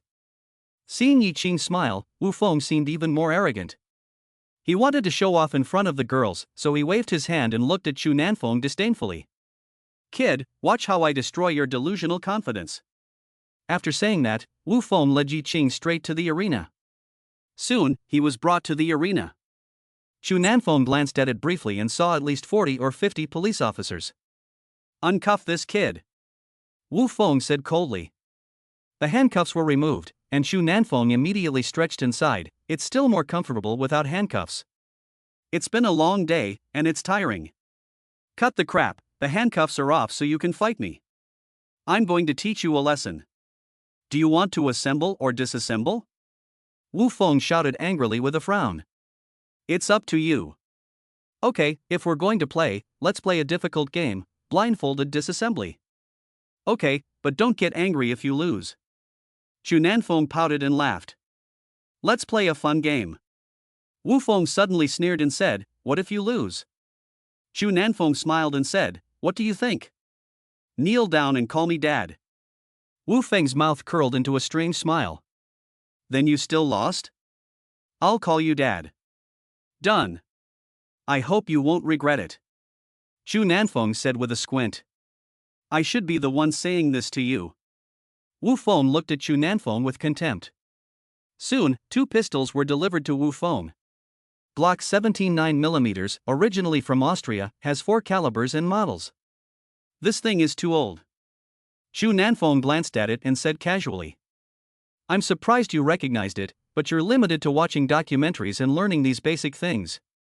After that, Wu Feng sneered and then covered his eyes with a black cloth. "My record is 32 seconds, and no one in the team has broken it yet. Today, I challenge myself." As soon as he finished speaking, people around him rushed over, looking at him with excitement and exclaiming in surprise. "Captain Wu Feng seems to be breaking the record again today. No one on our team has broken the record in the last 2 years, and this time the captain will only be stronger. This guy actually wants to compete with Captain Wu Feng in disassembly. He's really not measuring up. Yes, it's like an egg hitting a rock. But it's good this way, it'll put him in his place." The police officers nearby whispered to each other. In their eyes, Chunanfeng was just a guy who bragged and brought trouble on himself. "Time me." As soon as the words fell, the next moment, Wu Feng's hands seemed to have a kind of magic, and the pistol danced in his hands. The crisp and pleasant sound of parts rubbing against each other never stopped, and everyone's eyes followed Wu Feng's fingers as they moved up, down, left, and right at high speed, with dazzling moves appearing in Wu Feng's hands one after another. Although Wu Feng was blindfolded, he seemed to be able to see through the gun. Every time, he accurately felt the position of the parts, and with a crisp sound, the parts on the pistol were disassembled one by one. Wu Feng controlled the gun in his hands like a flowing cloud, and in a moment, the pistol that had just been played with had turned into a pile of parts. 30 seconds and 1. What, almost 30 seconds? No one else in Donghai City can achieve this result. Captain Wu is truly the best in the Donghai police station. The cries of surprise continued to ring out. This result is dazzling in any military region in the entire country. Yi Qing also exclaimed in surprise, her eyes showing shock, and then a hint of appreciation appeared on her face. Of course, she knew how outstanding this result was. Hearing the exclamations of the people around him, Wu Feng couldn't help but smile. He looked around and saw Yi Qing looking at him, and couldn't help but smile even more. After controlling his expression, Wu Feng looked at Chu Nanfeng with disdain. "It's your turn. I want to see if you really have some skills or if you're just a braggart." With a sneer, Wu Feng handed the pistol to Chu Nanfeng. Chu Nanfeng snorted as he took the pistol. "I didn't think you had it in you, but this score is barely a passing grade." As soon as he said this, the air around him became silent, and the air visibly solidified. Passing? Does he know what 30 seconds means? Barely passing? The surrounding police officers smirked, their expressions like they were looking at a fool. They had never seen someone so full of himself, and now they were suddenly looking forward to the scene of this fool getting his face slapped. Even Yi Qing's eyes were full of derision, looking at Chu Nanfeng with an unconcealable look of ridicule and sarcasm. She had already imagined the scene of Chu Nanfeng being humiliated, and a hint of derision crept into the corner of her mouth. Wu Feng's face had completely darkened at this moment, his eyes full of terrible ferocity. Having been publicly humiliated by Chu Nanfeng again and again, he had already thought of how he would give Chu Nanfeng a hard time right away. Chapter 12, Breaking the Chinese Military Record. Waists are always stubborn, let alone my 30 seconds, if you can even get in for a minute, it would be considered a miracle. Wu Feng snorted, his face turning ashen. Really? Then you'd better watch out, Captain Wu. Chu Nanfeng smiled lightly and asked for a small black cloth to blindfold me, so I could see what it felt like to be blindfolded. You can either wear a blindfold or remove it and disassemble it with your eyes open. Wu Feng mocked. That won't do. In our new era and society, we emphasize fairness. Since we're going to compete, let's be fair. After receiving the cloth strip, Chu Nanfeng casually tied it over his eyes, curled his lips into a smile, and the timer started. As soon as the words fell, Chu Nanfeng's long fingers moved in an instant. The black pistol spun at his fingertips, and every time it seemed to be about to fall, it was firmly suspended at Chu Nanfeng's fingertips. The pistol seemed to have telepathic communication with Chu Nanfeng. Every buckle and every part seemed to have come to life in the man's hands. They danced and cheered, like little people cheering and jumping, displaying the unique artistry of their bodies. The huge arena was completely silent, and everyone was staring at the scene, which was dazzling to them. Slowly, their eyes began to change, and the shock and disbelief slowly replaced the disdain and ridicule in their eyes. Even Yi Qing's gaze was deeply attracted at this moment, and her beautiful eyes were filled with shock. This kid really seems to have some skills. Look at his technique, it's not bad compared to Captain Wu's. Not bad? I feel that his technique is more advanced than Captain Wu's. Listening to the whispers of the people around him, Wu Feng's face finally became unnatural. Staring at Chu Nanfeng's hands, a few drops of cold sweat suddenly dripped from his forehead. Impossible, absolutely impossible. He looked as if he had seen a ghost, suddenly turning pale and his lips trembling. Everything around him fell silent, and everyone stared in shock, their mouths agape as if they could fit an orange in them. The incredible scene before them was truly shocking. If Wu Feng's previous technique was smooth, then Chu Nanfeng's technique was an art. It was a kind of smoothness that was like a perfect work of art, and the smoothness was accompanied by a sense of beauty that made people gasp in wonder. With a click, the black pistol turned into a pile of precision parts as the next part was removed. Chu Nanfeng put down the last part in his hand, and a playful smile appeared at the corner of his mouth. Everyone at this moment opened their mouths, and everyone looked at Chu Nanfeng, but no one spoke. Finally, after an unknown amount of time, a policeman swallowed hard and looked at his colleague beside him, trembling and saying, "This guy, is this finished?" The companion next to him was trembling, and the disassembly was finished. Today is seeing the devil. Chu Nanfeng slowly lifted the cloth covering his eyes at this time. He looked at the police officer who was timing him. "Officer, I want to know my time." Chu Nanfeng blinked his eyes, looking somewhat naive. Everyone held their breath at this moment, and Wu Feng suddenly began to breathe heavily. Although he had already seen that this guy's technique was 100 times better than his, the result was not out yet, and he still had a last glimmer of hope in his heart. The timekeeper's forehead was covered in fine beads of sweat, and his voice was trembling. 2, 10, 3 seconds, 8. The air in the room suddenly froze, followed by a deathly silence.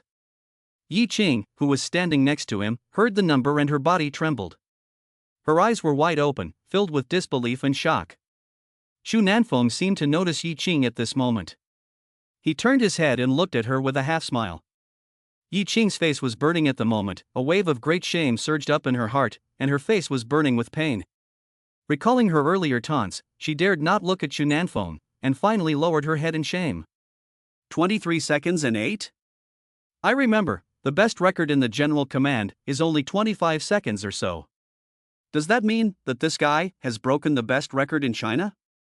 Could it be that the stopwatch is broken? I'm a little dizzy.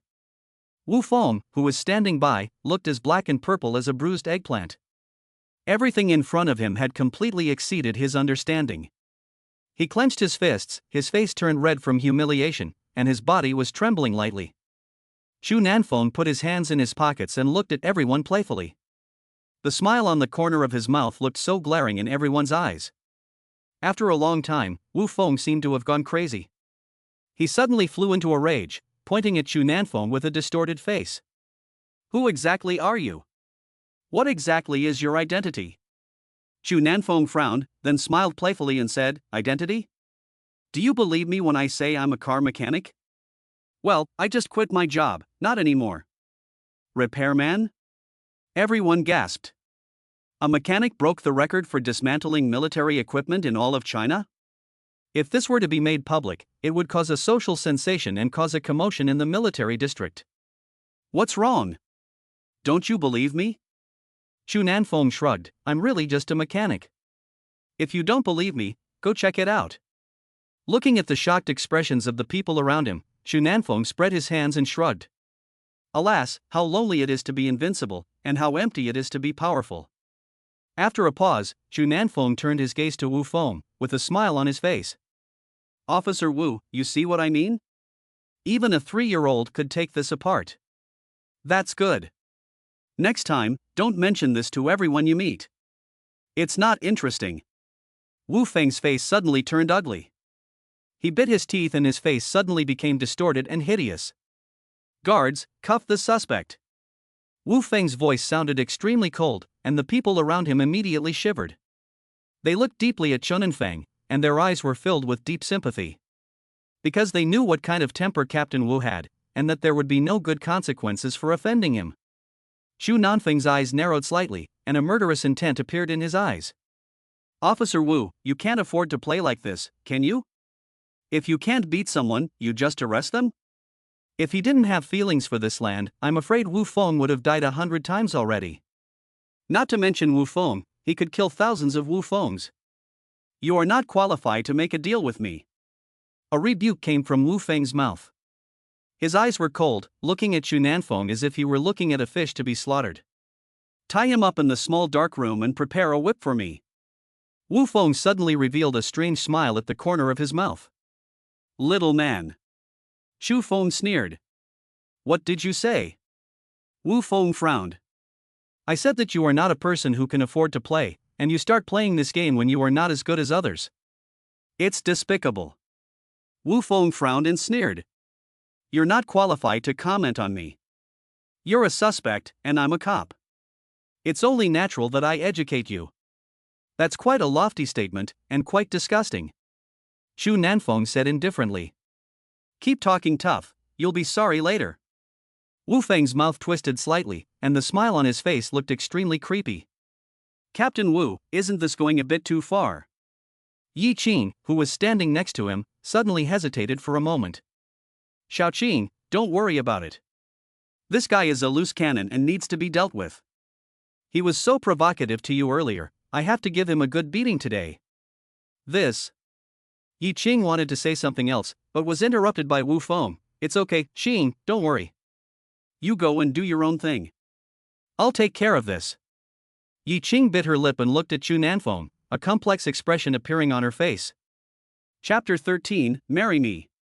Yi Qing was silent, and Chu Nanfeng looked at Wu Yong and suddenly smiled faintly. Is that all you can do? I thought you could spar with me. Why should I fight with you? Do you think you are qualified? This police uniform has really been tarnished by you. Chu Nanfeng shrugged, shook the handcuffs on his hand, and said lightly. But do you think these things can hold me? What? Can you break the handcuffs with your bare hands?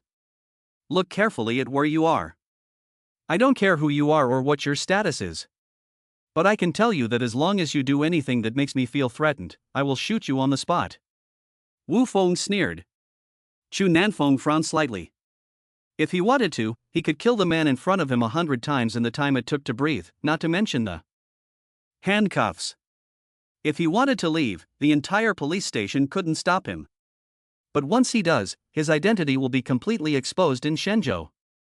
Now you know what it's like to be afraid? But you won't have a chance. Today I'm going to teach you a lesson. Wu Feng moved his wrist and a sneer appeared at the corner of his mouth. However, the next moment, a younger policeman rushed over to Wu Feng, panting, Captain Wu, something's happened. What happened? Someone. The policeman stammered, as if he didn't know whether to say it or not. What is it? Don't be so indecisive. Wu Feng said unhappily. The policeman hesitated for a moment, looked at Chunanfeng, and whispered to Wu Yong, "Captain Wu, someone is trying to take someone away with a weapon." Wu Yong frowned and said coldly, "No. Unless I let him go today, no one else can do anything." "But that person is?" Xu Nanfeng couldn't hear the rest of the words, and the young policeman whispered something into Wu Feng's ear. Wu Feng's expression slowly became solemn. This scene was seen by Xu Nanfeng. At this time, he was also very curious in his heart. Who would want to take him away? As a repairman in China, he has no relationship with anyone with power. Wu Feng's face became more and more ugly, and he didn't know what he said to the policeman. In the end, he only heard him curse in a low voice, and then looked at Xu Nanfeng and said coldly, "You can leave." Before he could react, he was taken to the lobby. The policeman snorted, unlocked his handcuffs, and left without looking back. Xu Nanfeng pursed his lips and turned to look, as if he had glimpsed Yi Qing's figure. Yi Qing looked at Xu Nanfeng with a complex expression and then disappeared at the end of the corridor. Xu Nanfeng was a little confused. Who was going to take him away? Recalling Yi Qing's look just now, Xu Nanfeng shrugged and said, "If you want to see, just go ahead. What's the big deal?" With a pout, Xu Nanfeng walked out of the hall.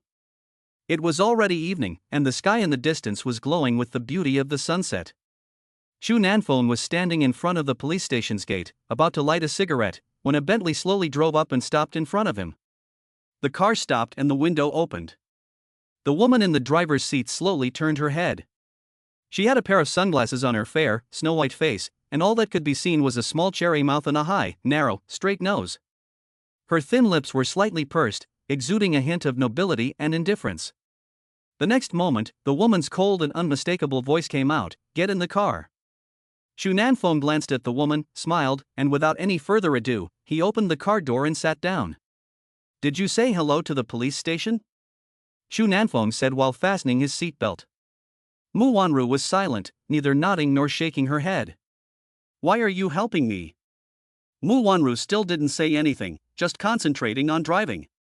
Xu Nanfeng pursed his lips slightly and said, "Go ahead, what do you need my help with?" "Marry me." Mu Wanru finally spoke, her voice as cold as ever. "Let's get married," Xu Nanfeng said nonchalantly. Before he could finish his sentence, the Bentley slammed on the brakes, accompanied by a piercing screech. "What did you say?" The Bentley stopped in the middle of the driveway, and Mu Wanru looked straight at Xu Nanfeng. A slight smell of burning tires entered her nose. Xu Nanfeng smiled and looked at Mu Wanru and said, "Hey, I know you're excited to marry me, but we have to be a little bit more restrained, okay?" Mu Wanru suddenly took off her sunglasses, her eyes cold. "Why did you agree? Why did you agree? Don't you want to get married? Then why did you reject me before?" "Because you let me out this time, I owe you a favor." "You're marrying me because of a favor?" "That's right." There was a sudden silence in the car. Mu Wanru didn't say anything, and Xu Nanfeng also closed his mouth, which was rare. After a long time, Xu Nanfeng heard a slight sob. He was startled and turned to look at Mu Wanru. He couldn't help but be stunned. This beautiful face was suddenly covered in tears. Mu Wanru's delicate makeup had been soaked in tears, which were dripping like broken threads. Xu Nanfeng frowned and said in a moment of silence, "Why are you crying?" Perhaps she didn't want to be seen in such a vulnerable state, so Mu Wanru buried her face in front of the steering wheel. Xu Nanfeng was a little confused. He didn't even know why the woman in front of him was crying. If Mu Wanru were his own woman, he would have 1,000 ways to make her stop crying, but Mu Wanru was not. Looking at the woman's trembling shoulders, Xu Nanfeng's eyes slowly became complicated. After a long time, he sighed and said, "If my behavior has hurt you, I sincerely apologize to you, but none of this was my intention. I'm sorry." After saying that, Xu Nanfeng opened the car window and lit a cigarette.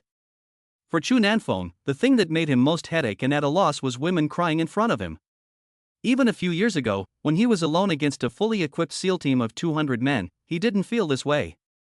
On the battlefield, he could kill everything like a god of war, but when faced with a woman crying, he would rather blow up the US naval base in Yokohama than face this scene. "Stop crying, or you'll turn into a little kitten. Wipe your tears." Xu Nanfeng's rare gentle tone softened. He gently patted Mu Wanru's back, and when his hand touched the woman's body, a gentle touch came over, and the woman's body trembled at this moment. He shook his head slightly, took a tissue and handed it to the woman, touched his nose and finally said, "What? Good wife, listen to me, don't cry." Chapter 14, Touching Porcelain. The sobbing gradually subsided, and Mu Wanru took the tissue to dry her tears. She suddenly opened her eyes wide and looked straight at the man. "What did you just call me?" Xu Nanfeng scratched his head and chuckled, "My dear wife. Didn't you say we were getting married? Then what else should I call you?" Not wanting to argue with this scoundrel, Mu Wanru glared at Xu Nanfeng, then calmed down and remained silent. The last trace of the sunset in the sky turned into nothingness, and night fell, with the lights just beginning to come on. The neon light shone on Mu Wanru's face, and she, who was already beautiful, looked even more charming at the moment. Xu Nanfeng smacked his lips and suddenly asked, "Why did you cry just now?"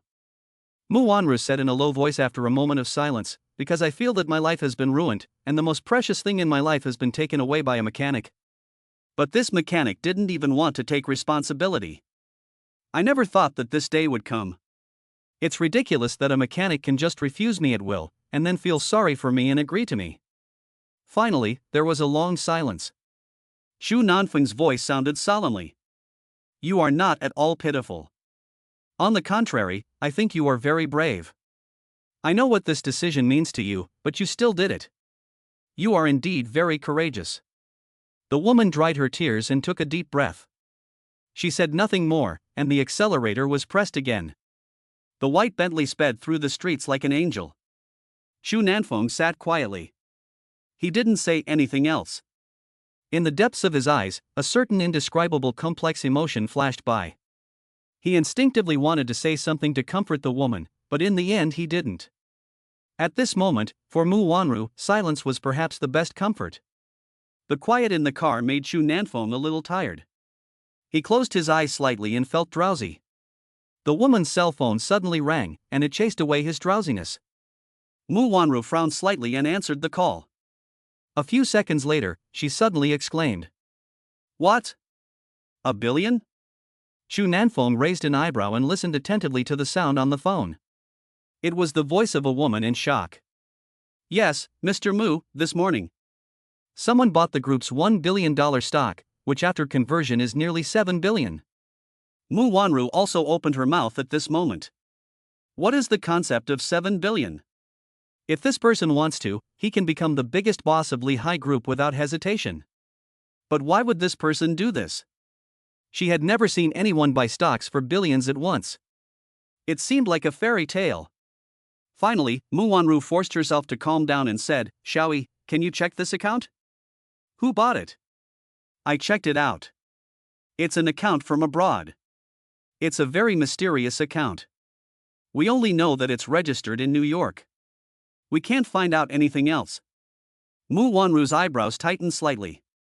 Finally, she took a deep breath and decisively said, "I know. Pay close attention to the group's stock fluctuations and group account situation in the near future. Report to me immediately if there is any situation." "Yes, Ms. Mu." After hanging up the phone, Mu Wanru was obviously still in shock from the shock she had just received. She slightly opened her lips and seemed to be in a daze. 70 billion, 70 billion. Just as she was lost in thought, Xu Nanfeng said with a smile, "What's wrong, dear? What's the matter?" Seeing the man's unkempt appearance, Mu Wanru frowned slightly. She sighed in her heart, her eyes revealing a hint of disappointment and grievance. She had ruined her whole life on this man who was as sloppy as he could be. She didn't answer Xu Nanfeng's question, and drove the Bentley for a while. Mu Wanru bit her lip and said in a low voice, "Since you promised to marry me, then we are husband and wife in name only. Pack up your things and move in with me." "Move in with you?" Xu Nanfeng was a little shocked. "That's right. What, you don't want to?" Xu Nanfeng smiled and showed his white teeth. "Of course I do. Which man would refuse to live with a beauty like you?" The woman frowned slightly, as if she was dissatisfied with Xu Nanfeng's frivolous appearance. "Don't think too much. Moving in with me is just a nominal living together. Our marriage is a contract. I hope you know what you're getting yourself into." Xu Nanfeng coughed and said with a smirk, "A nominal husband and wife are still husband and wife. Let's experiment tonight, wife. Who is your wife? Mu Wanru's face flushed, and she glared at him with her phoenix eyes, wanting to cut off his tongue. Didn't you say it? We are now husband and wife, so we must act like it, otherwise what if someone recognizes us? Chu Nanfeng said with a strong argument. Mu Wanru pinched her forehead and argued with Chu Nanfeng, the rogue, which was tantamount to asking for trouble. She snorted and stepped on the gas.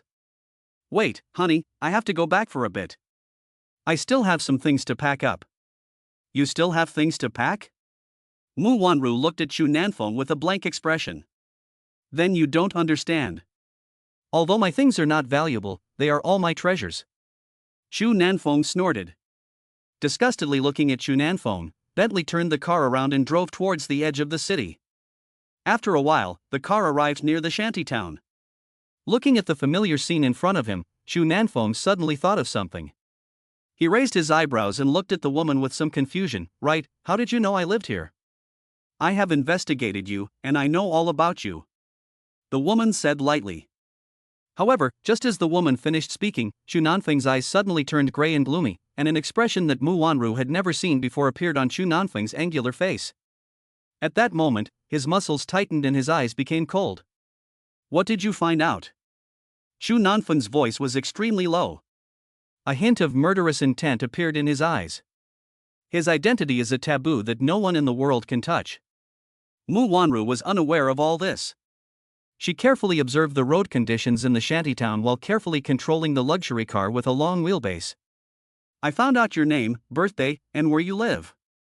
The rest is blank. The woman said nonchalantly, but the next moment her eyes became extremely serious. Chu Nanfeng, who are you? Who else could I be? I am me, a different kind of fireworks. Chu Nanfeng opened the car window and lit a cigarette. I'm asking about your identity. I'm a mechanic at a car repair shop under the auto engineering company of the Huatian Group. Chu Nanfeng said with a smile. But why is your resume blank? Maybe they forgot to register me. You know, I grew up in a poor family, running around, not knowing if I was alive or dead. Chu Nanfeng pretended to be pitiful, and his tone had a touch of misery. Mu Wanru looked at Chu Nanfeng's appearance, and the coldness in her eyes gradually disappeared. Then you must have had a hard time these years. Chu Nanfeng suddenly froze, staring straight at the woman. What's wrong with you? Nothing. There were fighter jets in the sky just now. Just as he was saying this, Chu Nanfeng noticed a middle-aged couple walking by the side of the road, accompanied by an elderly man in his 70s. The old man was hunched over and walked unsteadily, as if he could fall at any moment. Chu Nanfeng was about to warn Mu Wanru to be careful, but then an accident happened. The middle-aged man and woman suddenly pushed the old man from behind. The frail old man could not withstand such a push, and fell to the ground, right in front of the Bentley. Mu Wanru exclaimed and slammed on the brakes, only a fist's distance away from the old man. Bentley barely stopped. Chu Nanfeng's pupils contracted. Although the two people were very careful, Chu Nanfeng still saw that it was the middle-aged couple who were up to no good. While thinking, the man and woman had already walked over to the car window. They knocked on the car window hard. Mu Wanru had just lowered the window and saw the two men reach in and point at her, scolding her. How do you drive? Don't you have eyes? You hit my dad, pay up. Mu Wanru had just nearly hit the old man, and now she was suddenly scolded, and her mind was blank. I didn't. The words were just about to come out when the man and woman rudely interrupted her. What did you not do? Get out of the car and pay up. Looking at the scene in front of him, Chu Nanfeng's mouth curled up in a playful smile. Touching porcelain? They've touched Chu Nanfeng's front, so they can only say that these two are very unlucky. At this moment, the couple did not realize what kind of price they would pay, but they just pointed at Mu Wanru's nose and scolded. Bitch, get off my car now. You hit someone and you still dare to sit on the car. Have you got a conscience? Mu Wanru frowned and opened the door and got off. She walked straight up to the old man and asked with concern. Old man, where are you hurt? I'm sorry, it was my fault. I'll take you to the hospital right now. However, the old man seemed to not understand Mu Wanru's words. He had vacant eyes, and would sometimes laugh and sometimes cry. Mu Wanru frowned slightly. It was obvious that this was a senile old man. "We don't want you to take us to the hospital, just give me the money," the woman shouted angrily. Mu Wanru frowned slightly, looked at the two of them, and said in a slightly cold tone, "But I just looked at it, and I don't seem to have hit this old man. I'm sorry, I can take you to the hospital, but I can't give you money." "What? You still want to play hard to get? I'm telling you, you won't get out of here without paying today, you bitch." The middle-aged woman had a fierce look on her face, her eyes were like dead fish, and the more she said, the more agitated she became. She even raised her hand and slapped Mu Wanru. Mu Wanru had never seen such a scene before and was stunned for a moment. However, just as the woman's slap was about to hit Mu Wanru's face, a more crisp slap sounded. With a loud slap, Xu Nanfeng slapped the woman in the face. With the loud and clear sound of a slap, the woman stumbled back a few steps and fell to the ground. "I don't usually hit women, but you're not even human. You pushed your own father in front of a car and pretended to be injured. Have you no conscience? You animal." Xu Nanfeng rubbed his hands together and walked over to Mu Wanru without knowing when. When the man saw his wife being beaten, he couldn't stand it. He roared, picked up a brick, and rushed over to fight to the death with Xu Nanfeng. "Be careful." Mu Wanru suddenly changed her expression and exclaimed. Xu Nanfeng's mouth curled up in a sneer. Before he could even see how he moved, one of his legs had already been thrown into the man's face. Boom! A muffled sound, the man screamed and flew 10 meters away, then lay on the ground like a dead dog.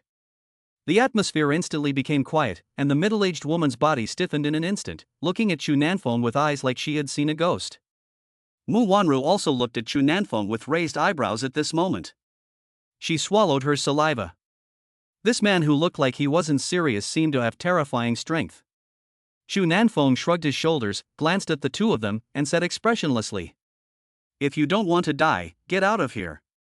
Don't force me to beat you two animals to death."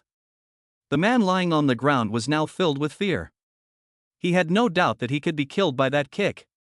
He swallowed and stood up miserably, dragging his parents and leaving. "Honey, let's go. We can't mess with this guy." The woman's face turned pale at this moment. Where would she dare to provoke Xu Nanfeng? When Xu Nanfeng's eyes swept over at this moment, she saw Xu Nanfeng's dark eyes. She shuddered and lowered her head. Finally, she pouted, covering her swollen face, and left with the old man in a dejected manner. Xu Nanfeng turned his mouth and looked at the woman, and a smile appeared on his face. Mu Wanru stood there, staring at the scene in silence. What she thought was a troublesome matter was easily solved by this man in a few moves. For a moment, she didn't know what to say, and looked at Xu Nanfeng with a somewhat mixed expression. She finally got into the car. "What were you thinking just now?" Xu Nanfeng in the passenger seat said lightly. "I was wondering why there are people like this who would even want to use their father's life to make money. When people are extremely poor, they lose all morality and reason and become a sinner who is beyond redemption. All of this is because of money." Xu Nanfeng's face was expressionless. "You seem to know a lot." "Of course, I have experienced it." Mu Wanru was a little dazed when she arrived at Xu Nanfeng's dilapidated house. Has this man lived in such a place for decades? The conditions are a bit too poor. Thinking of the man's worn-out clothes, Mu Wanru felt a bit of pity in her heart. Staring at the back of Xu Nanfeng, she had a look of complexity in her eyes. Xu Nanfeng, however, peeked out at this time and smiled wickedly. "My cat can do backflips. Do you want to come in and take a look?" Mu Wanru blushed, glared at Xu Nanfeng, stamped her foot, and walked into the house. Chapter 15, Citibank Black Card. When her eyes adjusted to the dim environment in the room, Mu Wanru couldn't help but let out a soft cry. The scene in front of her made her speechless. The room was incredibly clean. She couldn't believe that this sloppy man could take care of the room. Although the place was small, it was obvious that everything had been carefully cleaned. Mu Wanru couldn't help but take another look at Xu Nanfeng, and said in disbelief, "Is this really your room?" Xu Nanfeng smiled slyly and replied proudly, "This is really my room." "I'm sorry to disappoint you. Did you subconsciously think my room would be messy?" Mu Wanru's face froze. She really thought so. Her face turned slightly red and she muttered, "I really didn't expect it." "There are many things you didn't expect. Get to know me better and you'll discover the greatness of your husband. Mu Wanru's face showed a few dark lines. This guy can't be praised. As soon as he is praised, he gets cocky. After tidying up the room a little, Chu Nanfeng took out a plastic bag from somewhere and put all the valuable things in the room into it. The so-called valuable things are a mobile phone that looks a bit old, 2 pieces of clothing, and 2 packs of cigarettes. Looking at the big black block in Chu Nanfeng's hand, Mu Wanru frowned and said, "What era is this? Why do you still use this kind of phone? You don't understand. I'm old-fashioned and I like to use these old things." Chu Nanfeng chuckled and put the slide-open cell phone from many years ago into the plastic bag, which made Mu Wanru roll her eyes. "I'm done." With a cigarette in his mouth, Chu Nanfeng shook the large plastic bag in his hand, looking exactly like a migrant worker. Mu Wanru suddenly had some doubts about whether it was right or wrong to let this man go to her place. However, Chu Nanfeng didn't think about it much and said, "Without a care in the world. Let's go, wife." "What are you doing? Don't tell me you're starting to miss that night after seeing this house? How many times are you going to do this?" Mu Wanru's face turned black, and she glared at Chu Nanfeng fiercely. "Go to hell. Look at you, I'm your husband, and you're my wife, how can you casually swear?" Chu Nanfeng laughed and said, "How about this? I won't call you my wife anymore. I'll call you my baby. It's better." "What did you say?" Mu Wanru's fair and pretty face suddenly flushed with red. She was about to go crazy from this guy. "Honey, let's not be shy, okay? We're going to live together soon, and you're still shy?" "Chu Nanfeng, I'm warning you. We are only married in name, and there will be no conjugal behavior. Put away your evil thoughts." Mu Wanru's voice grew louder and louder as she thought about living with this vulgar man, and she felt a rash of goosebumps all over her body. Although this guy looks good, he is too shameless. She glared at Chu Nanfeng angrily and turned to walk out. Unexpectedly, a group of people dressed as migrant workers suddenly rushed in. There were old and young, men and women, carrying eggs, steamed buns, and some vegetables. As soon as they entered the door, they saw Mu Wanru, and everyone's faces immediately filled with shock. The son of Uncle Zhang, Zhang Er, looked at Mu Wanru with his eyes wide. "Brother Chu, you must have seen smoke coming out of your ancestors' graves. Is this really your sister-in-law? What, you don't think your sister-in-law is good enough for me, and you think your brother is wronged by being with her?" Chu Nanfeng frowned and snorted. "Can we be a little more decent? You are so lucky to have found such a wife," Zhang said angrily. Chu Nanfeng chuckled a few times and looked at Mu Wanru. At this moment, Mu Wanru's face was so red that it could drip blood. This look made Chu Nanfeng's heart flutter. This woman is really beautiful. The stunned Chu Nanfeng was interrupted by a voice of concern. "Xiao Chu, I heard you're moving away? You'll have to take care of yourself out there." "Xiao Chu, I heard you found a rich and good-looking wife? We can't bear to lose you, Xiao Chu. You must come back and visit us more often." Seeing the concern of the neighbors, Chu Nanfeng was slightly stunned. An inexplicable feeling arose in his heart, a feeling he had not experienced for many years. The next moment, he took a deep breath and smiled. "Dear uncles and aunts, I will definitely come back to visit you more often. If you have any problems in the future, just call me directly, and I will do my best." At this time, an old man said with tears in his eyes, "Xiao Chu, we really won't be able to bear to see you go. You're always the first to help out when anyone has a problem. I'm old and have a bad leg, but thanks to you I was able to get to the hospital. There aren't many young people like you these days. Uncle Zhang, you're too kind. It's only natural to help." Chu Nanfeng scratched his head and smiled. Mu Wanruan naturally saw all this, and she suddenly became a little distracted. The man in front of her no longer had that lewd look on his face, but instead wore a sincere smile. This smile made Mu Wanru feel a bit dazed, and the man's angular face also became gentle at this moment. As he watched Chu Nanfeng say goodbye to the poor neighbors, Mu Wanru suddenly had a strange feeling. Soon, everyone had left, leaving only Chu Nanfeng and Mu Wanru in the room. Chu Nanfeng looked at Mu Wanru and said with a smile, "What are you thinking, wife? You seem to be quite popular. Of course, he is a good man who can be both a scholar and a warrior, and he can be both a gentleman in the hall and a good cook in the kitchen. He is definitely a good man for the family. Don't miss him when you walk by. The man has returned to his shameless appearance. I feel a little nauseous. At this moment, Mu Wanru saw a bank card in the corner of the room. She frowned and walked to the corner to pick up the card. It was a black card with the gold-stamped letters Ultima on it. Mu Wanru's brows furrowed in an instant, and she rubbed the card and looked at it carefully. When she saw the card clearly, she suddenly gasped and her fingers holding the card trembled slightly. This is a Citibank black card, the world's top credit card. What? Xu Nanfeng scratched his head. Mu Wanru took a deep breath and looked at Xu Nanfeng with a strange look. She said in a trembling voice, "The Citibank black card is known as the king of credit cards, and only the world's most successful people with a net worth of billions can have one. And you can't register for it yourself, only Citibank can invite you to have one, and it's almost unlimited. How did you get one?" Xu Nanfeng was stunned for a moment, then smiled lightly after a while. "My dear wife, you must have made a mistake. Do you think someone like me could have this card? But this is clearly a Citi black card. I won it last time at the elementary school entrance for $2, playing that lottery thing. It's fake. But this card doesn't look fake. How can it be so realistic? Use your little brain. Do you think it could be real?"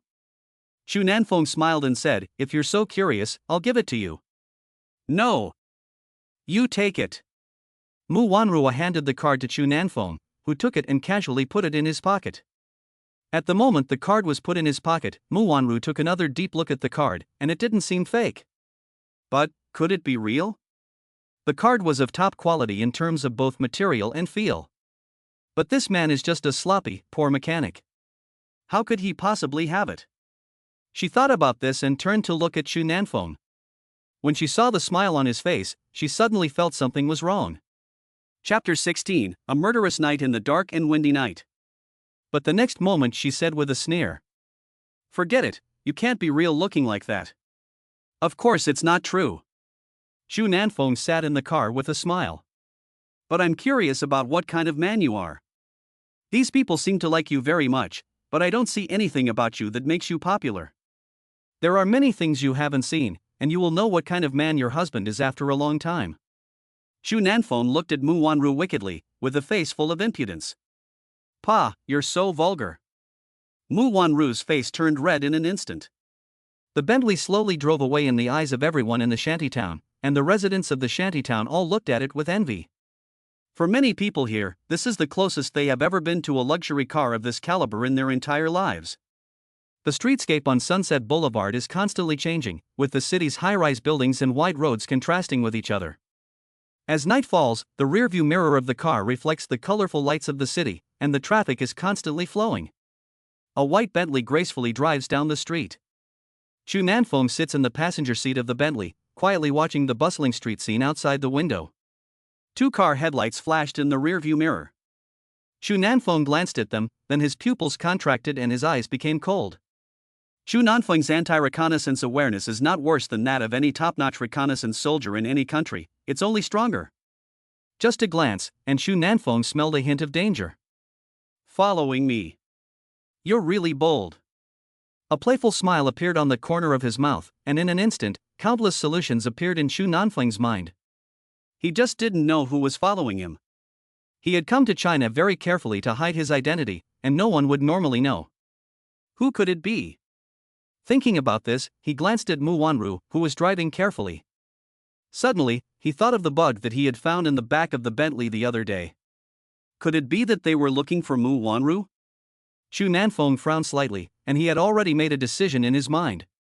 He coughed and suddenly whispered to Mu Wanru, "Wife, have you offended anyone recently?" Mu Wanru was stunned for a moment, then said with some confusion, "I don't think so." "What's wrong? If not, then I have to tell you something now. I hope you can stay calm and do everything I say." Upon hearing this, Mu Wanru first looked at Xu Nanfeng with confusion, then her expression suddenly became tense, and she unconsciously squeezed the steering wheel. "Behind you diagonally, there is a Lexus 570 and a Toyota Crown. What you need to do now is to keep a distance from them and drive to a more remote place to stop.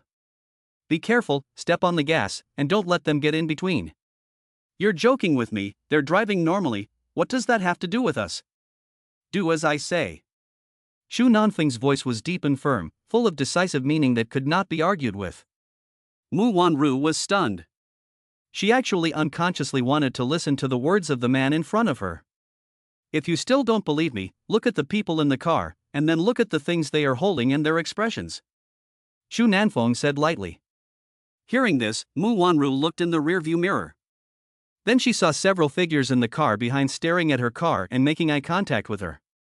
She also saw the machetes in the hands of several people in the car. Mu Wanru took a deep breath, her face immediately turning pale, and she almost lost her grip on the steering wheel. Don't be afraid, I'm here. If you don't want to be watched in the future, you'd better keep driving straight to the beach, Shu Nanfeng said calmly. After saying this, Shu Nanfeng lazily reclined the seat, and Mu Wanru was stunned. Looking at Shu Nanfeng with hatred, Mu Wanru bit her silver teeth and said, "Someone is following us, and you're sleeping. What else could I do? Stare at each other?" Shu Nanfeng looked down on her. Taking a deep breath, Mu Wanru knew that this was not the time to argue. She forced herself to calm down, and she slammed on the accelerator. The Bentley's speed increased, and the V8 engine began to roar. The two cars behind really accelerated their speed and followed the Bentley at a distance. Shu Nanfeng looked in the rearview mirror again and smiled. "Are you sure you didn't offend anyone?" Mu Wanru was silent. She seemed to have thought of something, frowned, and her face already had a hint of coldness. The car sped forward, and had already jumped several traffic lights that were still green, but the two cars had not been shaken off at all, and were still following behind at a leisurely pace. Soon the car drove to the coastal area in the eastern suburbs of Donghai City. There were few people here, and only a few small fishing villages nearby were lit up with dim lights. The desolate, pitch-black beach was full of 1-meter-tall reeds. The sea breeze blew, carrying the salty, cold wind into the body. The sound of seagulls flapping their wings on the beach seemed a little eerie at night. Apart from that, there was only the crescent moon. The surroundings were dark and silent, and the two cars that had just disappeared appeared again. Mu Wanru's face finally became unnatural. She gripped the steering wheel tightly and stepped on the accelerator, but at that moment, the two cars suddenly accelerated and approached. What should she do? Mu Wanru's voice was trembling. No matter how proud and strong she was still a woman, and in this environment, her psychological defense was about to collapse. However, Shu Nanfeng, the passenger, was still sitting with his legs crossed, lazily, as if everything had nothing to do with him. "Stop the car." Shu Nanfeng hummed a tune and said lightly. "What did you say? Stop the car now?" Mu Wanru's voice trembled. She now suspected that Shu Nanfeng was in collusion with the person on the other side. Would it be suicide to stop the car now? That's right, stop the car. After saying this, Shu Nanfeng looked into the rearview mirror. At this moment, his eyes became cold. The crisis has finally arrived. Chapter 17, I'll die for you, my wife. After hesitating for a moment and glancing at Shu Nanfeng with hatred, Mu Wanru finally stepped on the brake. Seeing the car slowing down, Mu Wanru finally couldn't help but ask, "There are cars following us. If we stop now, aren't we just walking into a trap? Just stop the car and apologize to them." Shu Nanfeng suddenly smiled and looked at Mu Wanru. "You." Mu Wanru was shocked, and she was so angry that she couldn't speak for a moment. She glared at Shu Nanfeng with despair. She released the brake and prepared to accelerate again, but the two cars behind had already caught up with the Bentley. Finally, the brake lights of the Bentley flashed, and it was forced to stop on the deserted beach. The doors of the cars in front and behind opened at the same time, and one person after another got out. In a moment, 10 or so figures walked towards the Bentley. They were carrying sticks and clubs, and Mu Wanru also saw a few long knives. Mu Wanru's pretty face lost its color at this moment, and a trace of fear appeared in her beautiful eyes. Shu Nanfeng was still lying in the seat, humming a little tune, as if it had nothing to do with him. "Hey, can you stop pretending to be dead?" Mu Wanru looked at Shu Nanfeng with a pale face and a trace of fear in her eyes. She is a woman, how could she have seen such a scene that only exists in movies? Everything in front of her was undoubtedly a mental oppression. She had listened to Shu Nanfeng's words and stopped here, but now Shu Nanfeng suddenly stopped talking. She finally broke down. "When did I pretend to be dead? I was just sleeping." Stretching, Shu Nanfeng finally sat up straight with a faint smile on his face. At this time, the group of people also slowly approached the car. A scarred man suddenly appeared outside the window. He had a long scar on his face that was extremely unsettling. He smiled eerily and said, "Do you want to get out or do you want us to smash it? It's a shame to smash the car." Saying this, the scarred man tapped the car window with the tip of his knife. The crisp sound of the tapping made Mu Wanru's face even paler. "We'll get out ourselves." Chu Nanfeng did not hesitate and walked out of the car with a smile on his face. "This guy is quite sensible." Someone laughed. "What about you, Miss Mu Wanru?" The scarred-faced man smiled wickedly. "How do you know my name? Who are you?" Mu Wanru clenched her lips and looked at the group coldly. "We know a lot more than that." The scarred man chuckled and then took out a rope from behind him. "What do you want?" Mu Wanru's face suddenly changed. "I'm sorry, Miss Mu, someone wants to buy your life." "I'm sorry. But I'm curious why you stopped the car so politely. I feel a bit sorry for you." Scarface pretended to look sorry, as if he really was. Hearing this, Mu Wanru's face froze. If it wasn't for Chu Nanfeng telling her to stop, she would never have stopped. She looked at Chu Nanfeng, but saw that he was being held by several people and looked very scared. Seeing that Chu Nanfeng was actually a coward, Mu Wanru sighed, and she couldn't help but feel extremely disappointed. The slight favor she had just felt for Chu Nanfeng had also turned into disgust. She sighed and said coldly to the scarred face, "I want to know who sent you, how much money he paid you, I can pay double." "I'm sorry, Miss Mu, if you had told me earlier, we would have had the money in our accounts by now. We have to be honest in this line of work and can't let our customers down," the scarred face man said with a serious face. "Integrity?" Mu Wanru saw that there was no way to talk, so she simply sneered and said sarcastically, "People like you still have integrity? You're so hypocritical and disgusting." "Okay, Miss Mu, say whatever you want. Since you stopped the car on your own initiative, you didn't cause any trouble for us. As a thank you, I'll burn more paper money for you when you go down. Go in peace." As he said this, the men quickly tied Mu Wanru up. Mu Wanru didn't say a word, but just looked at the men coldly. "I can't tell from your character that you are quite strong-willed. You didn't yell or scream under these circumstances. I admire you." The scarred man smiled slyly. At this moment, one of the younger men suddenly said with a gleam in his eyes, "Boss, this girl is so beautiful, why don't we?" Mu Wanru heard this and shuddered, and her whole face turned pale. She could accept death, but she would never accept being defiled. That would be more painful than death. "Chu Nanfeng, I hate you." Mu Wanru closed her eyes and her hatred for Chu Nanfeng grew stronger and stronger. At this time, the scarred man frowned and said unhappily, "No, it says here that this woman is not to be touched, just killed." After saying this, he smiled viciously. "Let's go, Miss Mu. Go ahead, throw her down." However, at this moment, a loud voice suddenly came out of the silent night. It was Chu Nanfeng, who was being held by the side. Several people froze, then looked at Chu Nanfeng. The scarred face slowly walked over, pressed the tip of the knife against Chu Nanfeng's neck, and frowned. "Do you have any last words to say?" Chu Nanfeng blinked his eyes and said seriously, "Why don't you let my wife go? I'll take her place and die for her, okay?" Mu Wanru was suddenly stunned. This man, who was so scared that he didn't dare to move, actually wanted to die in his place. In an instant, Mu Wanru's heart felt as if it had been touched by something soft, and her eyes on Chu Nanfeng also changed slightly. Although he is shameless and disgusting, at this critical moment of life and death, at least he didn't run away, but was willing to stand in front of her and die for her. "That's enough." Mu Wanru's eyes slowly misted over, and her gaze at Chu Nanfeng also changed slightly.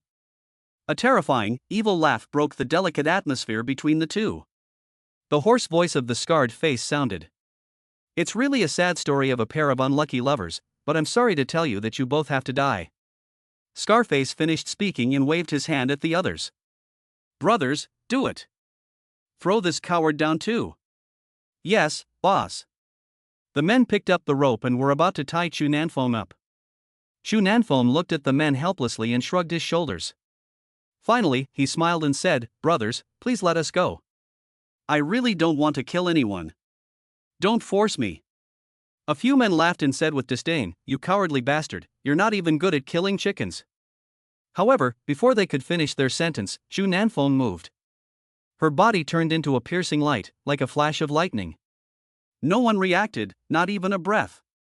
Chu Nanfeng's fist, with the power of 1,000 tons, smashed into the man behind him who was holding his neck. It was so fast that the human eye could not catch it. It was like a scene from a movie. The younger brother who was holding Chu Nanfeng's neck did not react in time, and saw a fist with the sound of the wind smash into his face. Before he could even scream, his entire face suddenly sank in, and he was instantly thrown into the air, leaving a bloody trail in his wake. This was the result of Chu Nanfeng's retraction of his strength. If he hadn't retracted his strength, the man's head would have exploded like a watermelon in an instant. Seeing such a terrifying scene, several of the men were shocked.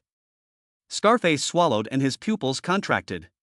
The next second, he restrained his fear and shouted, "Kill him!" The scarred face became distorted and hideous, like a fierce ghost in the dark, terrifying. The horseboys holding machetes did not dare to be careless and surrounded him together. Chu Nanfeng stood in the middle of them, his hands in his pockets, humming a little tune, as if he didn't know that he was surrounded by 10 or so people. Scarface also joined in at this time. He was holding a machete and staring at Chu Nanfeng. His eyes were full of fear. He had just been surprised by Chu Nanfeng's skill.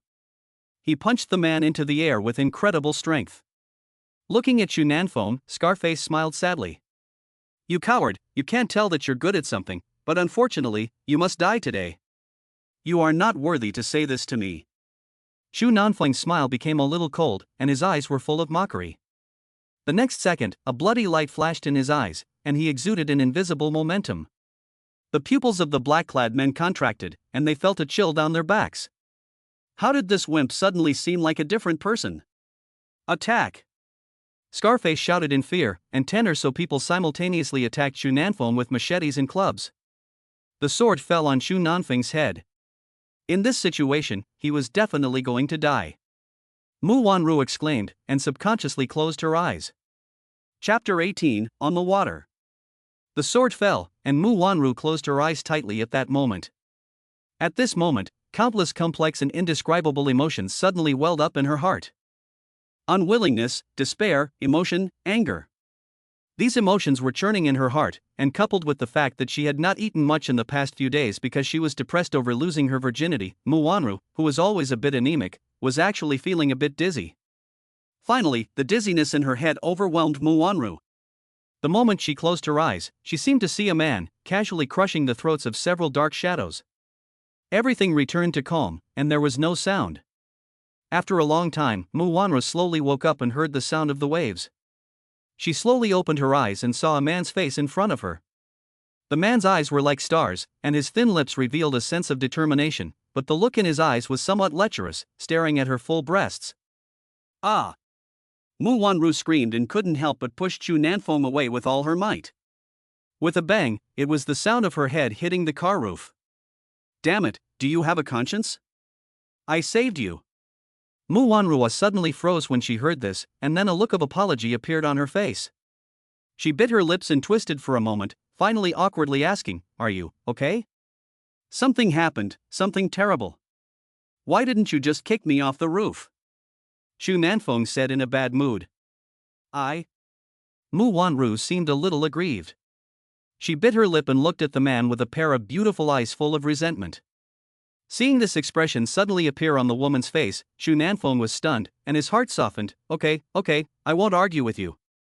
I accept your apology." Mu Wanru pouted. This guy, he hasn't even apologized yet. Ignoring Chu Nanfeng, Mu Wanru looked out the window. She suddenly seemed to remember something and exclaimed, "Where are those people?" "What people?" "The gangsters from earlier, you forgot?" Mu Wanru looked at the man with a frown and a suspicious look in her eyes. "They?" Chu Nanfeng pondered for a moment, then touched his nose and said, "I beat those guys up and scared them away one by one." "Is that true? Can you fight those vicious gangsters alone?" "Of course it's true." Chu Nanfeng shrugged. "If it weren't true, would we still be alive and talking here? We would have already been reincarnated in the 18th level of hell." "That's true." Mu Wanru pursed her lips, her eyes like a pair of hawks, staring at Chu Nanfeng, as if trying to see any clues, but the man's face was only calm. Okay, good wife, let's go back quickly. I've been sitting here watching you all night and I'm going to die if I don't sleep. Chu Nanfeng yawned. You have been sitting here? Yes. I couldn't rest easy. With a simple reply, Chu Nanfeng closed his eyes and lay down on the back seat. Looking at Chu Nanfeng, who was already snoring, Mu Wanru's eyes slowly became more complicated. This guy, when he talks nicely, he looks quite serious, but he's a bit of a smart ass. If Chu Nanfeng saw this scene at this moment, he would definitely jump in surprise, because the woman who had always looked at him with murderous intent and hatred had now softened her expression. Looking at the sleeping man, Mu Wanru's charming mouth seemed to have a faint smile. For some reason, after these few encounters with this man, she seemed to sense something different about him. The feeling was indescribable and illusory, but it did give one a sense of peace. Maybe he's not that bad, at least he's not poor and he's a decent person, Mu Wanru thought to herself. Looking at the stubble on the man's lips, Mu Wanru actually felt uncontrollable urge to touch it. However, just as her fingertips were about to touch it, she suddenly retracted her slender fingers and then covered her cheeks. What's wrong with me? Why am I acting so strangely? She bit her lip and took a deep breath to calm herself down. She looked at the man deeply, and her eyes became cold again. At this moment, she became the usual cold-hearted female CEO, and her icy aura was unmistakable. She is Mu Wanru, the president of Lehigh Group. How could she be disturbed by a man? Bentley sped along the beach at night, like a lightsaber piercing an endless darkness, while the woman in the driver's seat was like a powerful monarch, resolute and indifferent. The inertia of the car stopping woke Chu Nanfeng up. He slowly opened his eyes and looked out the window. It seemed to be in the hills, with a manor in front. The tall European-style building had a gate with intricate carvings, and at the entrance to the manor, a white fountain surrounded by violets, with a sculpture of Cupid in the middle. A huge villa is in the middle of the manor, and its exterior is made of dark red marble tiles. In front of the villa, there is also a shallow sea. White sailboats and blue yachts are anchored on the sapphire sea. In the distance, the sound of a cruise ship's whistle can be heard, and the moonlight is sprinkled on the sea. This is too beautiful. Chu Nanfeng couldn't help but exclaim. Wife, where is this? My private estate. Mu Wanru said lightly. A private estate? This big? The woman didn't say anything, but nodded indifferently. The man sighed and said with a smile, it's a paradise on earth, just missing a couple of heroes and heroines. Now we're a perfect match. Mu Wanru's pretty face turned red, and she glared at the man in the rearview mirror. Chu Nanfeng's eyes turned to the manor again. When he saw the 4 characters carved on the hot spring, he couldn't help but sigh again. On the other side of the water, what a good name. The Bentley drove into the manor and stopped in a parking lot. Seeing Mu Wanru open the car door, Chu Nanfeng also got out of the car and followed Mu Wanru. He wasn't sure if he could find his place to stay without Mu Wanru here. He had just glanced at it, and it was at least the size of several football fields. After following Mu Wanru for a while, they arrived at the villa. The floor of the villa was covered with a soft wool carpet, and precious paintings were displayed next to the brick-red fireplace. However, before Chu Nanfeng could admire it enough, Mu Wanru's voice rang out. Your room is on the 2nd floor. I'll tell you what to say tomorrow. Rest well tonight. Mu Wanru's face showed a somewhat haggard expression, and she walked upstairs without looking back. Chu Nanfeng rubbed his hands together and said with a smirk, wait, I'll go upstairs with you. Following Mu Wanru's footsteps, Chu Nanfeng looked at the various precious porcelain pieces on the handrails of the stairs as he walked, each piece worth a fortune. Feeling that Mu Wanru had stopped, Chu Nanfeng also stopped. This is the 3rd floor, and your room is on the 2nd floor. Mu Wanru said coldly. I'm sorry. Chu Nanfeng laughed and walked down the stairs with his bag of clothes. Back on the 2nd floor, Chu Nanfeng walked into his room and couldn't help but smack his lips. The huge French windows, the European-style curtains that hung low, the warm carpet, and the soft, luxurious bedding all exuded a warmth. He suddenly felt tired and exhausted, and he suddenly fell onto the huge soft bed. In a moment, he became a little dazed. The TV was on, and the Chinese TV station was broadcasting a news report. It is reported that more than 10 dead bodies were found in the coastal wetlands in the eastern suburbs of Donghai City. The dead bodies were in a very strange state, and it is suspected that they were killed by a weapon. For their own safety, citizens are advised not to go to the beach recently. Shunafeng didn't hear any of this. He was already asleep on the soft bed. That night, the sea breeze gently blew over the water, and the waves hit the rocks next to the manor, emitting the sound of the waves.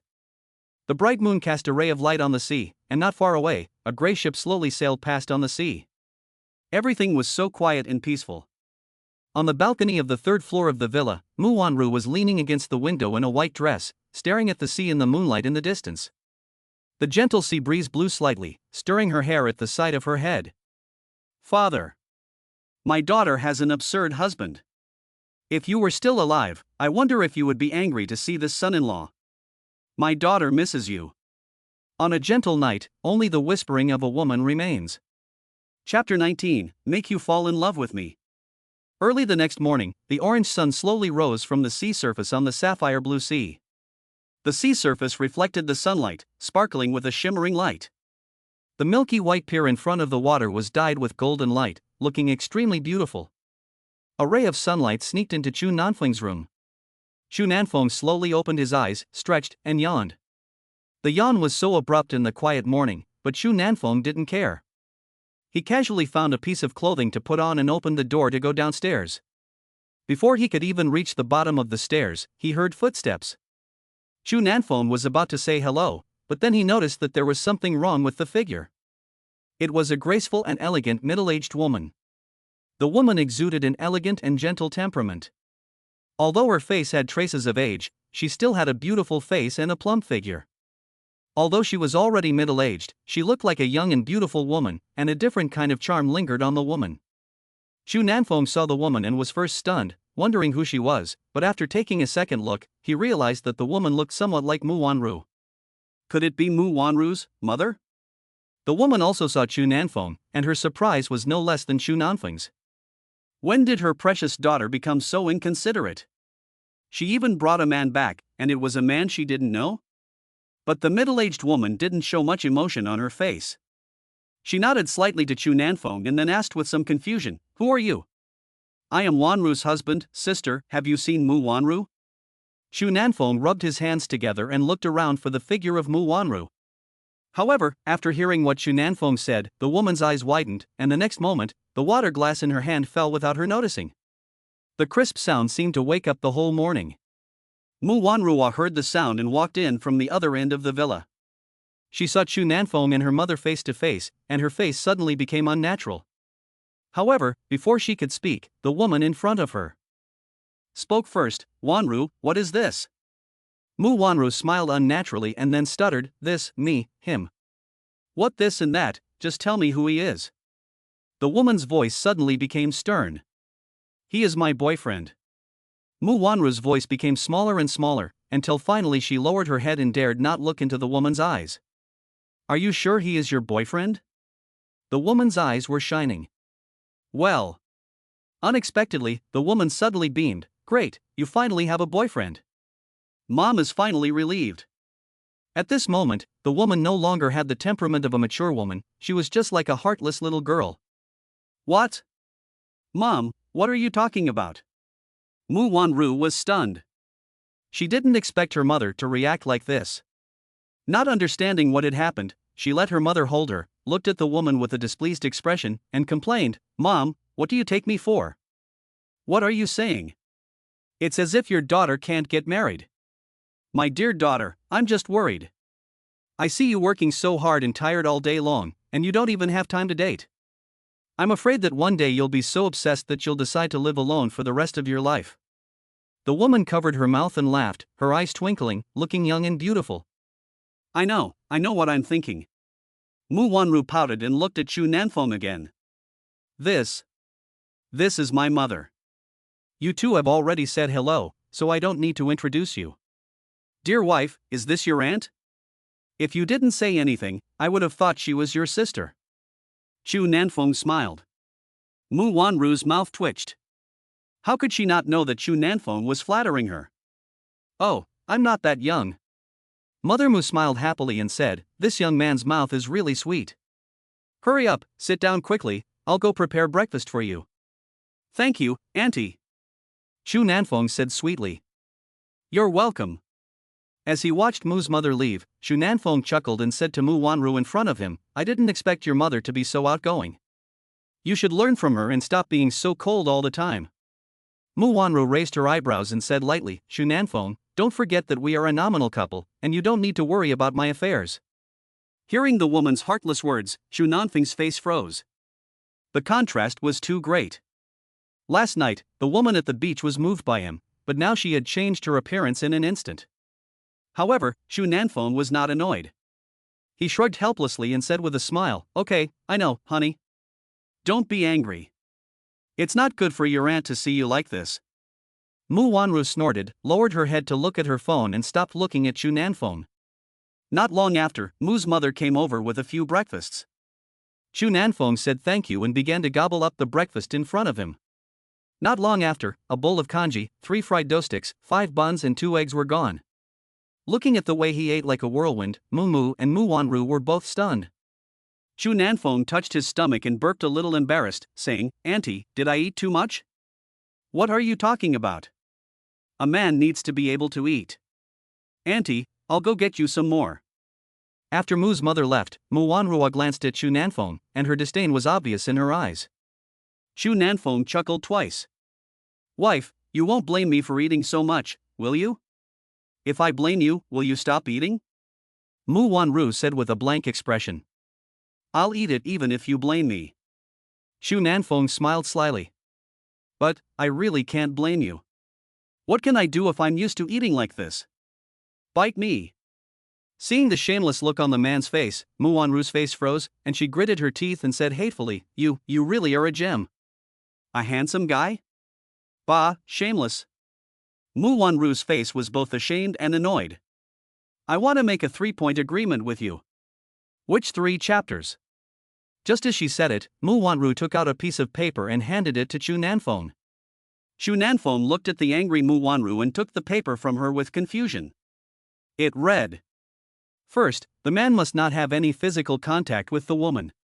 Second, the man may not enter the woman's room without permission. Third, the man must do everything according to the woman's wishes. Fourth, the man must respect the woman and be available at all times. Fifth, the man must not be unfaithful during the contract period and ruin his reputation. Sixth, the woman can add any arbitrary terms, and the man cannot refuse. Damn it, this is a tyrannical clause, isn't it? Do you think this is fair? Chu Nan said in a high-pitched voice. I don't care, you have to listen to me here, or you can go back to your rented room. Mu Wanru said coldly with her hands on her hips. Chu Nanfeng's face turned black and his mouth twitched. Finally, he said helplessly, I'm really tired of it. Okay, whatever my wife says is what it is. What did you call me? Mu Wanru's face turned pale, and she added another clause, at home, call me by my name, and outside, you can call me President Mu. This is impossible. I refuse. It's my business how I want to call you. No, it has to be. After saying that, Chu Nanfeng ignored Mu Wanru and began to eat the food in front of him. Seeing Chu Nanfeng, who was shameless and thick-skinned like a city wall, Mu Wanru was completely at a loss. He picked up a piece of egg and said with some confusion, Right, what do you mean by contract? Mu Wanru's eyebrows suddenly furrowed, and she said seriously, The contract is, for 1 year, we will play our respective roles and follow the rules of the contract. What about after that year? We will go our separate ways. But I will give you a sum of money to cover your daily expenses. Mu Wanru said indifferently. So cold-hearted? Can't we just part ways? Not separate? Mu Wanru sneered, That's not possible, unless I fall in love with you, but you should forget it, I'm annoyed by you now. However, Chu Nanfeng automatically ignored the last sentence and just smiled as he rubbed his hands together. 1 year to make you fall in love with me? What, do you think it's too short? I'm sorry, this is all the time you have. Mu Wanru said indifferently. This year should be enough time for me to take care of the group's affairs. Mu Wanru rubbed her forehead and her face looked a bit haggard. However, Chu Nanfeng winked mischievously and said, No, I think the time is too long. I'm afraid you'll fall in love with me in a month. If I really fall in love with you, I'll hang myself immediately. Mu Wanro gave Chu Nanfeng a dirty look and the next second walked out on her own.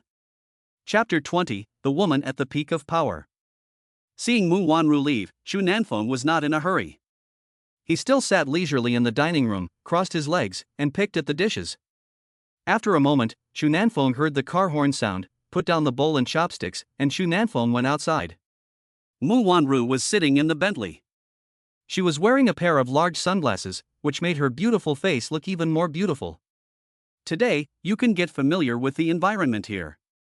I still have some things to do.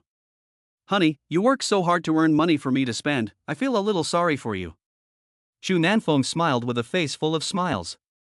Seeing Chu Nanfeng's smirking face, Mu Wanru was so angry that she wanted to vomit blood. Glaring at Chu Nanfeng, she decided not to get involved with this scoundrel anymore, and she stepped on the accelerator, and the Bentley quickly disappeared into the vast estate. Slow down, dear.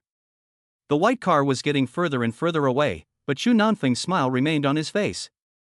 He turned around and prepared to go inside. However, he didn't notice that there was someone standing behind him. When he looked closely, it was actually Mu's mother. Hello, Auntie. Chu Nanfeng quickly smiled and said. Looking at Chu Nanfeng, Mu's eyes were more and more satisfied. Little Chu, the more I look at you, the more I like you. My little Mu has really troubled you. Mumu looked at Chu Nanfeng and couldn't hide her smile. She thought differently from her daughter. Mu Wanru wanted to find a man who was perfect in every way. But Mumu only wants her daughter to find a down-to-earth, family-oriented, and capable son-in-law to take care of Mu Wanru. She didn't care whether her son-in-law was rich or not. The height of Chu Nanfeng satisfied her requirements, at 1.8 meters. In addition, his appearance and personality also meet her standards. She is cheerful and has already accepted her son-in-law. Auntie, you're saying that I'm lucky to be with Mu, how could there be any trouble? Chu Nanfeng laughed. That's good. That's good. Come in and eat. Thank you, Auntie. Back in the dining room, Chu Nanfeng was unusually gentle, not sure if it was because of Mu's mother or some other reason. At this time, Chu Nanfeng held a fork in his left hand, a knife in his right hand, and a perfect napkin tied around his neck. He sat upright, chewing the beef slowly, and his angular profile looked handsome, almost like a movie star. At this moment, Chu Nanfeng looked like a gentleman of the upper class. Xiao Chu, you eat slowly, and I'll watch TV for a while. Mumu looked at Chu Nanfeng with a relieved look, walked into the dining room and sat on the sofa. The morning news was something she couldn't miss. At this time, the voice of the TV host caught Chu Nanfeng's attention. According to the morning report, more than 10 people were found dead in the coastal tidal flats of the East China Sea early this morning. The hand holding the knife and fork paused slightly, but Chu Nanfeng's face remained calm, and he continued to eat his breakfast leisurely. Mu's mother, who was watching TV, suddenly said with concern, Xiao Chu, you and Xiaomu must be careful when you are out. There are too many bad people in society now. Look, 10 people have died on the coast of the East China Sea. I don't know what kind of pervert did it. Chu Nanfeng laughed and said, Auntie, you're right. I don't know who did this, but it's too crazy. If we catch him, we'll shoot him to death. After finishing the meal, Chu Nanfeng took the initiative to wash the dishes, a move that made Mu's mother feel a little relieved. Xiao Chu, now that Xiaomu has found a man like you, I, as a mother, can finally rest assured. In this society, there aren't many men like you who can do housework. Chu Nanfeng chuckled and said, from now on, as long as I'm here, I'll do your dishes. For you every day, so you can rest in peace. As soon as he finished speaking, Chu Nanfeng glanced at the TV and saw Mu Wanru's figure. Mu's mother's eyes were also focused on the TV at the moment. The TV was showing financial news, and the picture was a live shot. In front of the camera was Mu Wanru. Many reporters surrounded Mu Wanru, and they all raised their microphones and approached Mu Wanru, ignoring Mu Wanru's rejection on her face and blocking her way. One reporter asked, Mr. Mu, what is the relationship between the man in your car yesterday and you? Before he could finish his question, another reporter asked, is he your boyfriend or your lover? Have you started a relationship? A few words appeared, and the scene immediately became chaotic, with the sound of flash cameras clicking non-stop. In addition, there were still many reporters crowding around Mu Wanru, and even though she had several black-clad bodyguards in front of her, they still couldn't stop the many reporters. Mu Wanru's face on the screen was getting uglier and uglier. Her pretty face seemed to be covered in frost, making her look like an ice beauty. This is my personal privacy. I have the right not to answer. Mu Wanru's cold voice rang out, and she locked her eyebrows and looked at the reporter who asked the question, her eyes filled with cold light. The reporter was shocked by the woman's eyes, and he laughed twice and shut up. At this time, another reporter asked. But we are all very curious. May I ask if you have a boyfriend? Your relationship status is a question that many people in Donghai City are curious about. Can you give us an answer? Mu Wanru pursed her lips. I said I don't want to answer questions like this. My relationship status is my private business, and I don't think I need to disclose it to everyone. Mu Wanru turned around and walked into the lobby of the Li Hai Group without looking back. Wait, President Mu, you haven't answered the question. President Mu, please answer. The woman's cold and delicate back looked clearly slender and petite, but also revealed a kind of perseverance, even if that perseverance could not hide the fatigue. Listening to the reporter's shouts, Xu Nanfeng's face flashed a playful smile in front of the TV. He guessed correctly that Mu Wanru was indeed the president of Li Tian International. Li Tian International is well known in Donghai City, and it is the most popular group in the past 2 years. Not only is its market value booming, it has reached the level of tens of billions of dollars, and the group's tentacles have penetrated every corner of the city.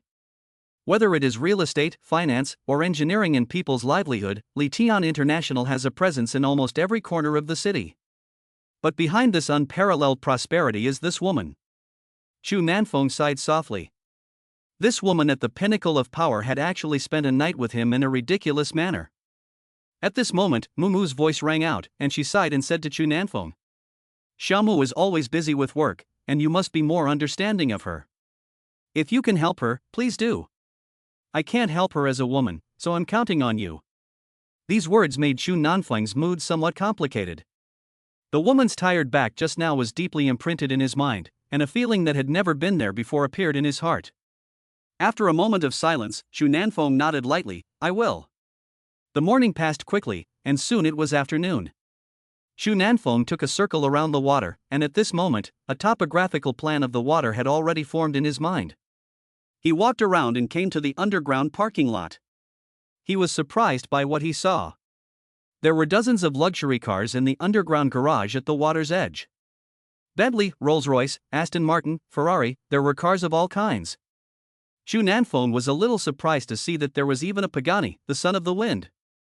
Xu Nanfeng walked in amazement. It seems that Mu Wanru was really not an ordinary rich woman. But he also had some size. Mu Wanru, a woman like this, would actually like to collect cars. The image of Mu Wanru, who is somewhat aloof and unworldly, appeared in his mind, and the corner of Xu Nanfeng's mouth could not help but have a slight arc. After a round of shopping, Xu Nanfeng saw a customized Rolls-Royce Phantom, and his eyes lit up. The car was not locked, and the key to each car was in the center console. He started the car with one click, and the roar of the engine immediately echoed in the underground garage. The V12 engine began to unleash its potential, and the low roar of a lion broke the silence of the underground parking lot. Gripping the steering wheel, Xu Nanfeng's mouth slowly curled up into a smile, and the Phantom shot out of the underground parking lot like an arrow. Driving the white Phantom through the bustling streets, this multi-million-dollar luxury car was particularly eye-catching. Many young couples looked at it with admiration, and when it stopped at the traffic light, many people took pictures of it. Xu Nanfeng licked his lips, and the Rolls-Royce headed toward a strange destination. Chapter 21 Rolls-Royce Phantom. Outside the bar in Hohai, a slightly remote street, there are no cars at the moment. In the distance, a white shadow speeds up, followed by a perfect drift, and the Phantom stops safely at the door of the bar. Inside the bar, there were not many guests at the moment. The beautiful owner Xiaoya was not there either, and only a few bartenders were sitting around, listlessly playing with their cell phones. Xu Nanfeng ordered a few bottles of cheap beer and found a seat near the corner. He casually rested his legs on the table in front of him, and gulped down mouthfuls of cheap beer into his powerful chest. Where is your boss? Perhaps it was too boring to wait, so Xu Nanfeng frowned and looked at the bartenders. The boss is not here. If you have any business, you can talk to us. Looking at the bartenders with a lackluster expression, Xu Nanfeng was silent again. After a short while, the door to the bar was pushed open and a woman of incredible beauty appeared. She walked straight up to Xu Nanfeng and tore open a can of cheap beer, pouring it into her sexy red lips. You've been waiting a long time. Shu Nanfeng smiled wickedly. Really? Then I'll have to drink a toast. With that, Xiao Yao smiled and opened another bottle of beer. Shu Nanfeng laughed and stopped the woman, then fumbled in his pocket for a moment. There's nothing else, I just want to show you something. The woman was slightly stunned, and looked at Shu Nanfeng with a raised eyebrow and a puzzled expression. In a moment, Shu Nanfeng took two things out of his pocket and placed them in front of the woman. The woman's pupils contracted, her beautiful eyes narrowed slightly. This thing can only be circulated in the underground arms market in Donghai City, and ordinary people can't buy it. How did you get it? On the table was the bugging device that Shu Nanfeng had found in Mu Wanru's car last time. I came here to ask you where the underground arms market in Donghai City is. Shu Nanfeng said indifferently. Why do you think I would tell you? The woman laughed lightly. Intuition. He lit a cigarette and took a deep drag, the smoke spreading in front of his eyes and obscuring his dim eyes. Xiao Yao was stunned. She frowned slightly, her red lips lightly biting down. There seemed to be a kind of magic in the man's body, and his tone carried an irresistible meaning. After a long time, Xiao Yao finally said in a low voice, the abandoned train station next to Kunbai Road, every month on the 18th, from 2:30 a.m. to 4:30 a.m. Thank you. He looked up and poured the last bottle of wine on the table into his throat. Shu Nanfeng left the bar without even looking at the woman. As soon as he got into the Phantom, Shu Nanfeng received a call from Mu Wanru. After clearing his throat, Shu Nanfeng resumed his impish manner and said with a smirk, My dearest baby, why did you call me? Are you missing your husband? How can you be so shameless? The voice of Mu Wanru on the other end of the phone came in an angry tone. A man needs to be thick-skinned to have a woman love him. If I weren't thick-skinned, how could I have a good wife like you? Go to hell. Suddenly, there was a beep from the other end of the line, and the call was hung up mercilessly. Damn, so willful? Just as he finished complaining, Shu Nanfeng's phone rang again, and it was Mu Wanru's phone. Mu Wanru said angrily, Pack up and wait for me. I'll take you out tonight. I have something to do. Got it, stand by at any time. There was another beep, and Shu Nanfeng gave a wry smile. He wanted to ask Mu Wanru what the matter was, but Mu Wanru didn't give him the chance. He stepped on the accelerator, and the turbo, after a delay of a few tenths of a second, immediately intervened, and the Phantom let out a roar and rushed out in an instant. Back at the water's edge, Shu Nanfeng had returned to his room without knowing when. He stood by the window, lit a cigarette, and solemnly looked at the scenery in the distance. The golden sea was sparkling, and a ship in the milky white harbor sailed past. A knock on the door interrupted his thoughts, and his expression immediately changed. A moment later, Shu Nanfeng's door opened, and Mu Wanru stood outside the room, looking at Shu Nanfeng in the room with displeasure. What were you doing in there? It took you so long to open the door. I was asleep and didn't hear it. Shu Nanfeng smiled and said. Right, my dear, where are you taking me? You'll know when you get there. After looking at the clothes on Shu Nanfeng's body, which had been crumpled and worn for many years, Mu Wanru's brows furrowed slightly again. You're wearing this? I don't have anything else. Shu Nanfeng shrugged. Glaring at Shu Nanfeng with hatred, Mu Wanru walked downstairs and soon came back up with a suit in her hands. She threw it to Shu Nanfeng, and Mu Wanru didn't want to stay for a moment longer. She turned and walked downstairs. Caressing the suit, which looked extremely luxurious, Shu Nanfeng couldn't help but ask Mu Wanru, who was coming down the stairs. Wife, where did you get this suit? How much did it cost? 140,000. So expensive? Shu Nanfeng was a little surprised. However, the woman ignored him and walked downstairs on her own.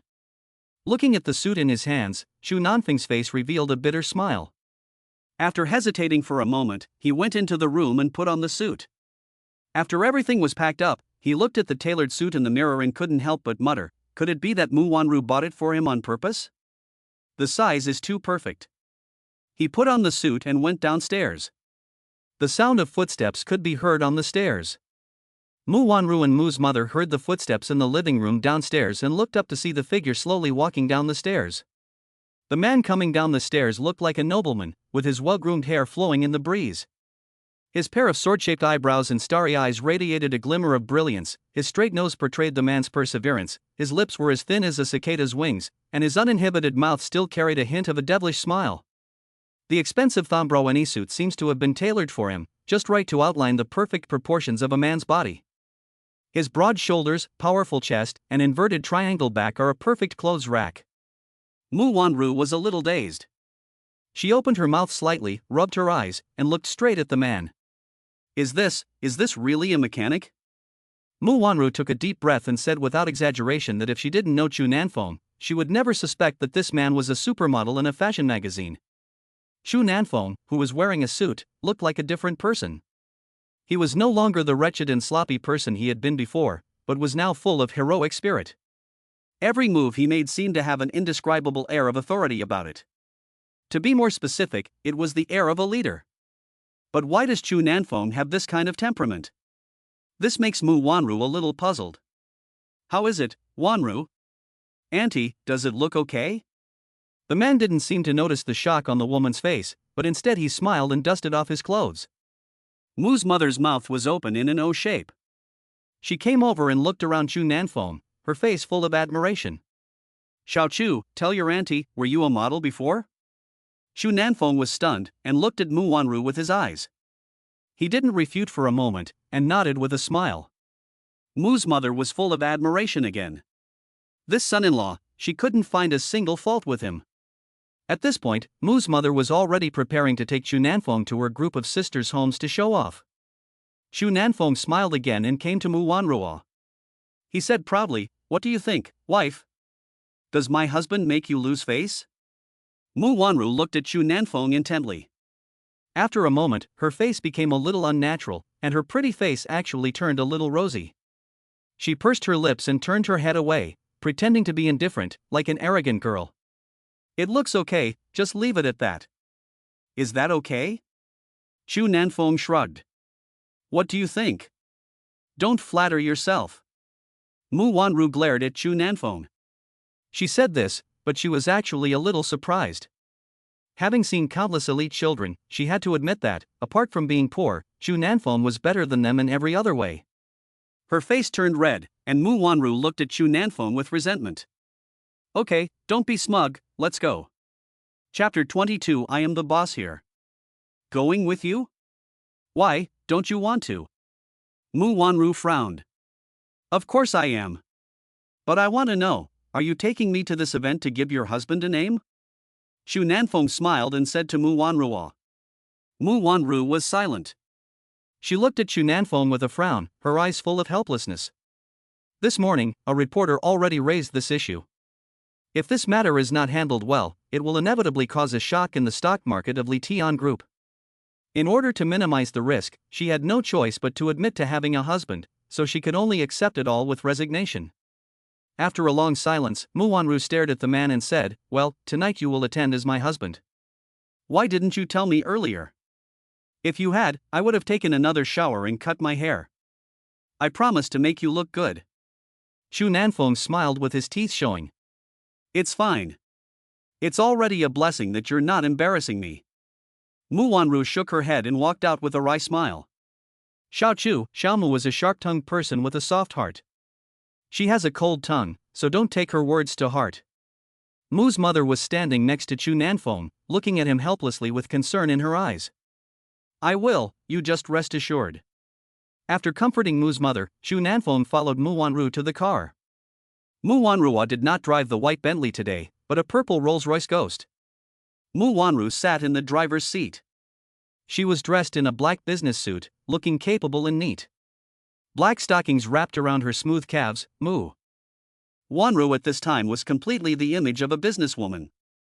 Chu Nanfeng looked at the woman, and his heart beat faster. The woman was really too beautiful to describe. Mu Wanru's beauty can be suffocating. No one in the world can match her beauty, and her cold and hazy temperament is enough to make every man fall at her feet. Opening the passenger door, Chu Nanfeng sat down on the seat, smiling at the woman. Chu Nanfeng said, "Why don't you let me drive?" Let you drive? Can you do it? Mu Wanru said lightly, thinking of Chu Nanfeng's previous sloppy appearance. This is too little of your husband. I won the championship of the New North Circuit without boasting. Xu Nanfeng flashed a big white smile and said it seriously, as if he really had one. Mu Wanru looked at Xu Nanfeng with contempt and said, "Don't you sometimes think that bragging like this is very funny? The registration requirements for the Nürburgring Nordschleife are extremely strict. It requires at least one or more sports cars, and the cost is high. It costs at least 10,000 euros to run a lap. In addition, the driver must have a Super A-class sports car license and meet various strict conditions." After a pause, Mu Wanru sighed and said, "Do you think any of what I said is possible for you? So, please don't brag anymore, okay? I really hate a man who brags." After saying that, Mu Wanru started the Rolls-Royce and, in a huff, stepped on the accelerator. Gus drove at high speed. Xu Nanfeng sat quietly in the passenger seat without saying a word. He was not angered by what the woman had said, but instead his face remained calm. Mu Wanru saw Xu Nanfeng's silence and suddenly felt a little guilty. Had she said too much? Maybe he just wanted to play a joke on me, but I was so sarcastic to him. Mu Wanru bit her lip and her face looked a little unnatural. "Hey, you're not angry, are you?" Mu Wanru turned her head and looked at Xu Nanfeng, and this look made her a little stunned for a moment. The man was looking at the woman next to him with a faint smile on his face. This smile made Mu Wanru think for a moment that what Xu Nanfeng said was true. She shook her head and, in a pout, refused to look at Xu Nanfeng. She was already embarrassed, but she didn't expect this guy to laugh. With a pout, Mu Wanru concentrated on driving. In fact, if she had just opened her phone and searched the official website of the Nürburgring, she would have been able to see the track champions of previous years at a glance. 2 years ago, the face of the world champion was a Chinese face. But in Mu Wanru's subconscious, this was completely impossible. Xu Nanfeng smiled and chose to remain silent. He didn't explain too much to Mu Wanru, and one day she would naturally know what kind of existence this man by her side really was. All the cars on the road almost gave way to this expensive Guster. It didn't take long for the Guster to arrive at the 5-star Marriott Hotel. The security guard at the hotel entrance sensibly did not stop Gust, but instead solemnly saluted and raised the landing pole. The hotel is 70 stories high, looks like a twin tower, and is covered in transparent glass, making it magnificent. The hotel entrance was lined with luxury cars, and from the outside you could see that the lobby was extremely lavishly decorated, with a crystal chandelier the size of 2 cars hanging from the ceiling. Even the floor is gold, and the lobby is filled with the light of money. This is the Marriott 5-star hotel that has invested nearly 5 billion. Xu Nanfeng looked at this magnificent building and suddenly sighed. It's good to be rich, you can enjoy special treatment everywhere. I guess I can't even get in the door with my little QQ. No, all the staff here are very well mannered. They treat every customer fairly and respectfully, whether they are rich or poor. Mu Wanru said lightly while looking for a parking space. Seeing Mu Wanru's confident look, Xu Nanfeng snorted. "How do you know? You probably think so yourself." Mu Wanru turned to look at Xu Nanfeng and said calmly, "Of course I know, because I am the boss here." Chapter 23, A Man Without Ambition. The atmosphere was a bit tense. Xu Nanfeng drew back his lips and said with some uncertainty, "What did you just say?" "I said, I am the boss here, so of course I can be sure that every staff member treats customers fairly and respectfully." "You're not joking, are you? Honey, you're the owner of such a big hotel? I realize that rich woman can no longer describe you. You're an angel in charge of money." Mu Wanru listened to this analogy. Although it was better than being compared to an angel, she somehow felt that something was wrong. After parking the car and rubbing her forehead, Mu Wanru looked at the frivolous Xu Nanfeng with a helpless expression and opened the car door to walk into the hotel. She hurriedly followed the woman and walked into the hotel lobby. Suddenly, a voice rang out. "Hello, Mr. Mu." Mr. Mu is fine. All the staff in the front desk hall bent down at this moment and bowed respectfully to Mu Wanru. Xu Nanfeng followed Mu Wanru around, looking surprised and hitting everything he saw. The staff frowned in unison. Who is this guy? Why is he following Mu around? However, Xu Nanfeng didn't care at all. He smacked his lips and sighed, "Sometimes I'm really curious about how many businesses you have. It's a bit scary." "What's so scary about it?" Mu Wanru said as she walked forward. How can it not be scary that a young woman like you is in charge of a business empire? Age and gender are not the measure of a person's ability. I don't think there is anything special about it. Mu Wanru said with no emotion. I understand. As your husband, I have already felt your ambition. I have decided that in the future, you will be responsible for building your business empire outside, while I will stay at home to cook, do the laundry, and take care of the children. Xu Nanfeng smiled with his big white teeth. Hearing this, Mu Wanru suddenly stopped walking. She looked at Xu Nanfeng with a complex expression on her face, sighed, and suddenly said deeply. Xu Nanfeng, please remember, first of all, we are in a contractual relationship, not a nominal husband and wife. You don't need to call me your wife all the time. Second, I hate men like you who have no ambition. A man should be ambitious and work hard to start a business, not like you. After saying that, Mu Wanru once again walked towards the elevator with her long, slender legs. Xu Nanfeng puffed out his lips, looked at the woman's back, and helplessly shrugged his shoulders and muttered, How come your husband isn't ambitious? He's not doing any worse than you. After muttering a few words, Xu Nanfeng followed Mu Wanru into the elevator. There were only two people in the elevator, Mu Wanru and Xu Nanfeng. The elevator was running smoothly, but the atmosphere was somehow unnatural. Xu Nanfeng suddenly looked at Mu Wanru with a lecherous look, and his face was still wearing a sly smile. Feeling the aggressive gaze of Xu Nanfeng, Mu Wanru's face became a little unnatural. She blushed and glared at Xu Nanfeng. What are you looking at? Honey, I have something I want to remind you of, but I don't know if it's better to remind you or not. Just say it, don't be so fussy. That. The top button of your shirt is not fastened. Xu Nanfeng hesitated for a moment, then pointed at Mu Wanru's chest with his finger. As soon as he said that, Mu Wanru's face immediately turned red. She lowered her head, gasped, and hurriedly turned around to button up her blouse. You're such a rascal. Are you being reasonable? I was just trying to be nice and you call me a pervert? I should have kept my mouth shut and let other men see it. Xu Nanfeng grumbled in displeasure. Humph. You saw it long ago, why are you only saying it now? Mu Wanru stamped her feet in anger and embarrassment. Hey, don't slander people. I just saw it now. You. Before she could finish her sentence, the elevator doors opened. Mu Wanru immediately lowered her hand and her expression became serious. What kind of wine makes you so nervous?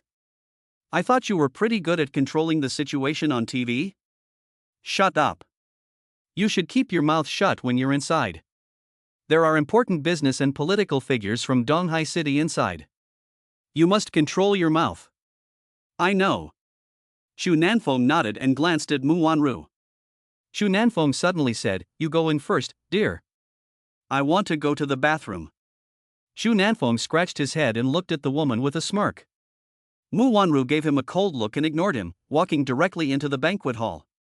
On the other side, Xu Nanfeng ran into the toilet, comfortably finished the water, and waited until everyone in the toilet had left. Xu Nanfeng took out the black, seemingly ancient flip phone from his pocket. He dialed a strange number, and the impishness on his face disappeared, leaving only solemnity and depth. The phone rang 3 times before it was answered. When will the Bulgarian roses bloom? On the day you return, my dear leader. As soon as the words left his mouth, Xu Nanfeng heard the voice of the man on the other side, who was crying with joy. My Führer, I can't believe I'm hearing from you again. Xu Nanfeng's face showed a hint of relief, and he sighed, Man, you've had us worried. Are you all right now? We're all fine, leader. Xu Nanfeng smiled with relief. In that case, I won't say anything else. Help me look up some information. You say, the head of state. Now, at the Marriott 5-star hotel in Donghai City, 66th floor, Dragon and Phoenix Ballroom, I want the identity information of everyone in this room. Received, sir. It will be sent to your phone in 3 minutes. Please check it. As soon as the man across from him finished speaking, his fingers flew over the keyboard. A series of mysterious codes appeared, and in the short span of a breath, countless encrypted messages were decrypted. Tens of thousands of kilometers apart, data across mountains and oceans was transmitted from China to a military base in the world and then to a man's encrypted mobile phone in an instant. After hanging up the phone, Xu Nanfeng slowly walked towards the banquet hall. When he reached the door of the banquet hall, his pocket phone vibrated. Chu Nanfeng glanced at it and walked into the banquet hall. He didn't go to find Mu Wanru, but instead found a corner to eat alone. Nothing is more important than eating. In the blink of an eye, he had memorized the identities of some important figures in the hall. Chu Nanfeng drank the orange juice in his hand while casually looking around. In the center of the banquet hall, a young man surrounded by many people caught Chu Nanfeng's attention. The man was wearing a white suit, his hair was meticulously combed, and he was wearing a pair of gold-rimmed glasses on his fair face. The man sat quietly there, with a faint smile on his face, but there was an aura of superiority that spread out. This was the aura of a top-notch successful person. Chu Nanfeng looked at this person and a playful smile appeared on the corner of his mouth. Chapter 20 for the Rothschild family. After looking at the man, Chu Nanfeng turned his head and focused on solving the steak in front of him. Chu Nanfeng took a bite of steak and a sip of red wine. The steak was casually served into Chu Nanfeng's mouth with a knife and fork, and was accompanied by a sip of expensive burgundy wine. He burped comfortably, and Chu Nanfeng silently patted his stomach, causing the people around him to turn their heads. They looked at Chu Nanfeng with a strange look, and then deliberately kept a distance from him. They were puzzled and resistant to this somewhat indecent man appearing at this moment and in this situation. However, although they were disgusted in their hearts, they did not show it, and at most, their faces turned a little cold. Chu Nanfeng was not in a hurry, and he still casually ate the exquisite meal in front of him. However, a sweet but mean voice rang out. "Where did you come from, starving ghost? You haven't eaten meat in 8 lifetimes." Chu Nanfeng glanced sideways and saw the woman who spoke. He couldn't help but smack his lips. It was Yang Wanli. Chu Nanfeng was lucky enough to see this online celebrity's black history of indecent videos, still with 2 men. It is said that someone came out later to dispel the rumors, but the truth of the matter is unknown. In Chu Nanfeng's opinion, the woman in that video is her. The woman in front of him had painted her lips in a sexy red, her eyes were seductive, and she had a lip gloss and a flesh tone on her thin lips. Her tongue was inadvertently licking the lips that were glowing with light, and she was naturally charming. She was wearing a yellow skirt that hugged her hips, and under her sexy peach-colored buttocks were a pair of long, slender, tight black silk legs. 2 snow-white, plump breasts stood proudly, trembling with the woman's movements, making the man look like he was on fire. He looked at Yang Wanli with interest, and Chu Nanfeng smacked his lips. Yang Wanli, who had always been sweet and gentle in front of the camera, had now revealed her true face. Chu Nanfeng's gaze slowly moved up until he saw the woman's mean eyes with disgust. "What are you looking at? I'll poke your eyes out if you look again," the woman said coldly with a frown. "Aren't you wearing this sexy outfit to be seen?" Chu Nanfeng smiled instead of getting angry. "I'm for the rich, not for you, you starving ghost." As soon as the woman spoke, Chu Nanfeng froze. She really didn't care about her face at all. How could she say that it was for the rich to see? Is this what they call an internet celebrity? Chu Nanfeng suddenly wondered why such a woman would appear at a meeting attended by business leaders. Could it be that she was a plaything kept by one of the leaders? Looking at Chu Nanfeng's eyes, Yang Wanli became even more disgusted. She rolled her eyes at Chu Nanfeng disdainfully, as if she didn't want to argue with him. She huffed and walked away, twisting her seductive black silk buttocks. Chu Nanfeng licked his lips and had to say that Yang Wanli's figure was simply exquisite. Her plump peach-shaped butt was like a demon, as if it could crush people to death. Chu Nanfeng smiled playfully, then frowned suddenly. Yang Wanli had suddenly walked over to the side of the man in white, and the mean look on her face had suddenly changed into a flirtatious smile. Chu Nanfeng smacked his lips. No wonder she was here. It seems that the man brought her here as a plaything. Otherwise, Yang Wanli would never have been able to come here just because of her identity. However, for some unknown reason, the white-clad man seemed to be somewhat resistant to women making contact with him in such a situation. He waved impatiently, signaling the woman to leave. The woman's face showed a hint of grievance, and then she sat down by herself at a seat not far from the man, staring at him pitifully. A smile appeared on Chu Nanfeng's face. It seems that he was right. All the lights in the banquet hall flickered, then suddenly brightened, and the entire banquet hall became incredibly bright. Chu Nanfeng looked at Mu Wanru, who was sitting at the front of the room surrounded by many people, both male and female, who all looked like managers.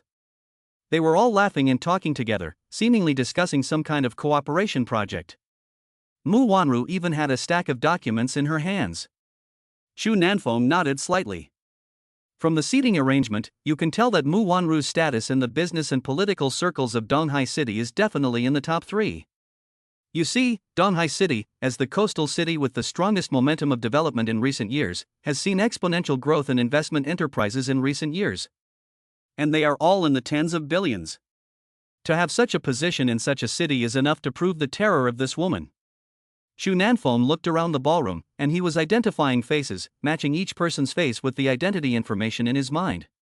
He licked his tongue. He hadn't noticed it before, but now that he was identifying the people, he realized that the order of the meeting was a symbol of the highest level of business exchange in Donghai City. While Xu Nanfeng was licking his lips, a person suddenly appeared in the banquet hall. This person slowly walked in the respectful gaze of everyone. It turned out to be a foreign old man. The old man was wearing an expensive suit, with a pair of black-rimmed glasses on his kind and rosy face. His silver-white hair was obviously carefully groomed, and he looked very elegant and easygoing. The old man smiled, looking at everyone with a gentle and kind smile. There was a gleam in his eyes, as if he could see through people's hearts. He didn't say a word, but the moment he appeared in the hall, everyone involuntarily fell silent. These people in the hall were shocked, and then there was a burst of whispering. Xu Nanfeng heard some people talking around him. Why is Mr. Hua Er here? Hasn't he always stayed in Europe? I heard that his Winston Group seems to have a real estate project to build a villa complex that combines the styles of Central Europe and China. What? That's quite a project. I just don't know which company he's going to partner with this time. I'm not sure either, but it is said that this meeting tonight is also for him. The bigwigs in the ministry specifically said to treat him well. This background is too strong. The government is interested in luring him in. This project is definitely a piece of fat meat. Xu Nanfeng stood by the side, silent. The whispers in the hall continued, and the old man stood in front of the banquet hall, looking inside with his eyes, as if he was looking for something. The next moment, the old man's normally serious face suddenly broke into a smile, because a woman had come forward to greet him. It's nice to see you again, Mr. Walker. Mu Wanru took the foreigner's hand. Mr. Walker returned a sincere smile and said in a bit of broken Chinese, I am also very happy to see you, Miss Mu. The two shook hands, and this scene was naturally seen by everyone. Did Mr. Walker know Mu Wanru from before? Had they already reached an agreement? I don't think so. How could Li Tian Group get this piece of meat all to themselves? The banquet hall became noisy. In the midst of the commotion, Xu Nanfeng caught a glimpse of the man from earlier. The man was surrounded by the crowd, just like everyone else, but his smile was neither servile nor arrogant, and he had an extraordinary bearing. Xu Nanfeng nodded to himself. This man looked very young but was so sophisticated, not simple. Soon, everyone was crowding around to shake hands with the old man. A wry smile appeared on his somewhat aged face. He seemed to be tired of dealing with the countless pairs of hands that suddenly reached out. These powerful CEOs were doing their best to impress Mr. Wall at this moment. You have to know that Wall is the president of the Winston Company. The world-famous Winston Group has more than 600 subsidiaries at home and abroad, with industries all over the world. It is said that the Swiss bank is a shareholder of Winston, and its market value once reached $5 trillion. Wall is not only the president of Winston, but also has a more terrifying identity.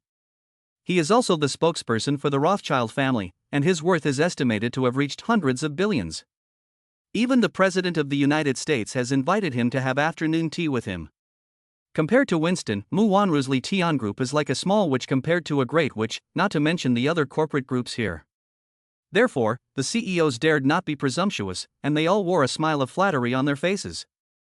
However, the old man's eyes flickered slightly, and he inadvertently glanced at a corner of the hall, as if he were looking at someone. Chapter 25 Tianyu Group. Soon, Mr. Wall was surrounded and seated at the table in the center of the hall. There was only one seat at the table, and it was reserved for Mr. Huar. Everyone sat around Mr. Huar, their eyes full of hope. Mr. Wall, is there any company interested in your project? A 40-something executive asked with a flattering smile. Whale turned his eyes and smiled in broken Chinese. I haven't yet found a good company, but I have found a good person. Who is it? The CEOs around him all had gleaming eyes. As long as the old man hadn't decided yet, everything was still negotiable. I think Miss Mu Wanru was very good. Just now, she was the only one who shook my hand and offered me a glass of water. Then, Mr. Hua smiled gently at Mu Wanru. Ha! There was a burst of boos. A cup of tea bought her over? The surrounding bosses were stunned. If this project is taken on, there will be a net profit of 20 billion yuan. It can't be decided by a cup of tea, can it? As you know, we foreigners don't beat around the bush when doing business. If you can come up with something that impresses me, I will consider you. If you don't, I will give priority to working with Miss Mu Wanru. One reason is that her group is very powerful, and another reason is that up to now, only Miss Mu has offered me a glass of water. After hearing what Wall said, there was a round of boos. Mu Wanru was obviously surprised to hear this, but she quickly regained her composure. After responding to Walter with a faint smile, she sat quietly on the side. Her peerless beauty and her pure and virtuous temperament made an invisible aura spread from her side. At this time, the president of the Hangmei Group, a middle-aged man in his 50s, smiled and said, "Mr. Wall, our Hangmei Group has a strong capital reserve and rich experience in real estate development. I think Mr. Wall can consider us. It seems that you all know about our Winston Group's project? Mr. Wall, your Winston Group is world famous, of course we know." When he heard this, Mr. Wall touched his chin and a gleam of light shot out of his eyes. "Since you all know about it, I would like to hear your opinions." "We have no opinion. With your vision, Mr. Wall, we believe this project will be a perfect success. We just don't know which company you plan to cooperate with." Winston must cooperate with a company that is among the top 50 companies in China and whose main business is real estate development and construction. "Mr. Wall, I think our Li Tian Group can meet all of your standards." At this moment, Mu Wanru, who was sitting on the side, smiled faintly, and the two dimples on her pretty face seemed to be able to make people intoxicated. Wall heard this without much surprise. He looked at Mu Wanru gently, and his eyes were full of admiration. The CEOs of the surrounding companies all looked unhappy. Of course, they wanted to get a piece of the pie, but their scale could not be compared to that of the Li Tian Group in any way. If it were someone else, they might be willing, but Mu Wanru was only in her early 20s, a young woman. How could they be willing to let such a piece of fat meat be snatched away by a young woman? But unfortunately, their company's scale is simply not comparable to Li Tian Group. At this moment, they were all pinched by Mu Wanru, and their faces became ugly. "Miss Mu, what your Li Tian Group can do, our Guangbo Group can do too." At this moment, the rugged-looking man stared at Mu Wanru and said in a rough voice. But Mu Wanru raised her eyebrows and said in a soft voice, "Yes, Mr. Li, Guangmo Group does have such capabilities. But your safety standards are far less than 1/10 of ours. It is said that Guangmo real estate has had more than one major accident this year, right?" This. Mr. Li of the Guangmo Group suddenly stuttered, accompanied by beads of sweat dripping from his face. "Safety is the first standard. I will never allow an accident to happen. If there is an accident, it can only mean that there are major problems with the management of this group." The old man sitting in the chair frowned slightly. The CEO of the Guangmo Group turned pale and glared at Mu Wanru before retreating into the crowd. At this moment, the previously noisy hall was suddenly silent. Among them, perhaps some are stronger than the Li Tian Group in some aspects, but when combined, there are very few companies that are better than the Li Tian Group. Compared to Mu Wanru's calmness, the rest of the people's faces were full of resentment and resentment. Even if they couldn't get a share of the pie, they didn't want to be taken by a woman who was dozens of years younger than them. At this moment, the man who had previously remained silent suddenly attracted people's attention. "Miss Mu, I'm afraid that not all of you here can meet the standards of the Winston Group," a disgruntled boss said in a sinister tone. "Don't forget, the young master of Tianyu Group is also here today, not a bit worse than your Li Tian Group." As soon as the words fell, Mu Wanru frowned slightly, and the crowd suddenly turned their attention to a man not far away. The man's face was calm, and there didn't seem to be a hint of emotion on his face, as if he was not affected by anything. Chu Nanfeng, who was standing in the corner, also raised his eyebrows slightly. He had sensed that this person was not simple, but he had never imagined that he was the young master of Tianyu Group. At this moment, when everyone looked at him, a gentle smile appeared on the man's face. The man stood up, bowed slightly, and smiled. "Hello, uncles and aunts. Tianyu is here to express my father's gratitude for your concern for the Tianyu group. There was a round of applause, and it was clear that the man's humility had won the favor of these people. The CEO of the Guangma group smiled and said, "Please also give my regards to your father. Old Jiang has now handed everything over to you, so you must carry the banner well." "I will, uncle." The man smiled and then glanced at Mu Wanru in emotion that no one else could detect. A faint sadness crossed his eyes. Jiang Tianyu's heart ached a little because his beloved woman had suddenly acquired a husband overnight. Mu Wanru's eyebrows slightly furrowed, but in a moment she still politely responded with a smile to Jiang Tianyu. If you were to ask who could compete with Li Tian Group in the past 2 years, the only 4 words that would come to everyone's mind would be Tianyu Group. Tianyu Group made its fortune in the early years by buying and selling land, and at one point became the leader of the enterprises in Donghai City. However, because of a mistake made by Jiang Tianyu's father, the then president, Tianyu Group was badly damaged and became a second-rate enterprise. Jiang Tianyu, who was studying abroad at the time, heard about this and immediately returned to China to help his father. In just a few years, he had pulled Tianyu Group from a second-rate enterprise to the top tier of enterprises, and since then, it had been on par with Li Tian Group. All of this was the result of the man's tactics, which showed the man's terror.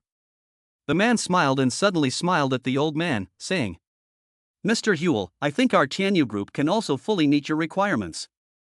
In addition, we have a close cooperative relationship with the government. If you cooperate with us, the Donghai City government will give us the greatest resource tilt." Jiang Tianyu looked at the old man, his eyes shining, his handsome and elegant face full of decisiveness and firmness, and his impassioned tone even more so, making everyone marvel at him. He was worthy of being the young master of Tianyu Group. Mr. Huar nodded slightly. He had learned about both the Li Tian Group and the Tianyu Group.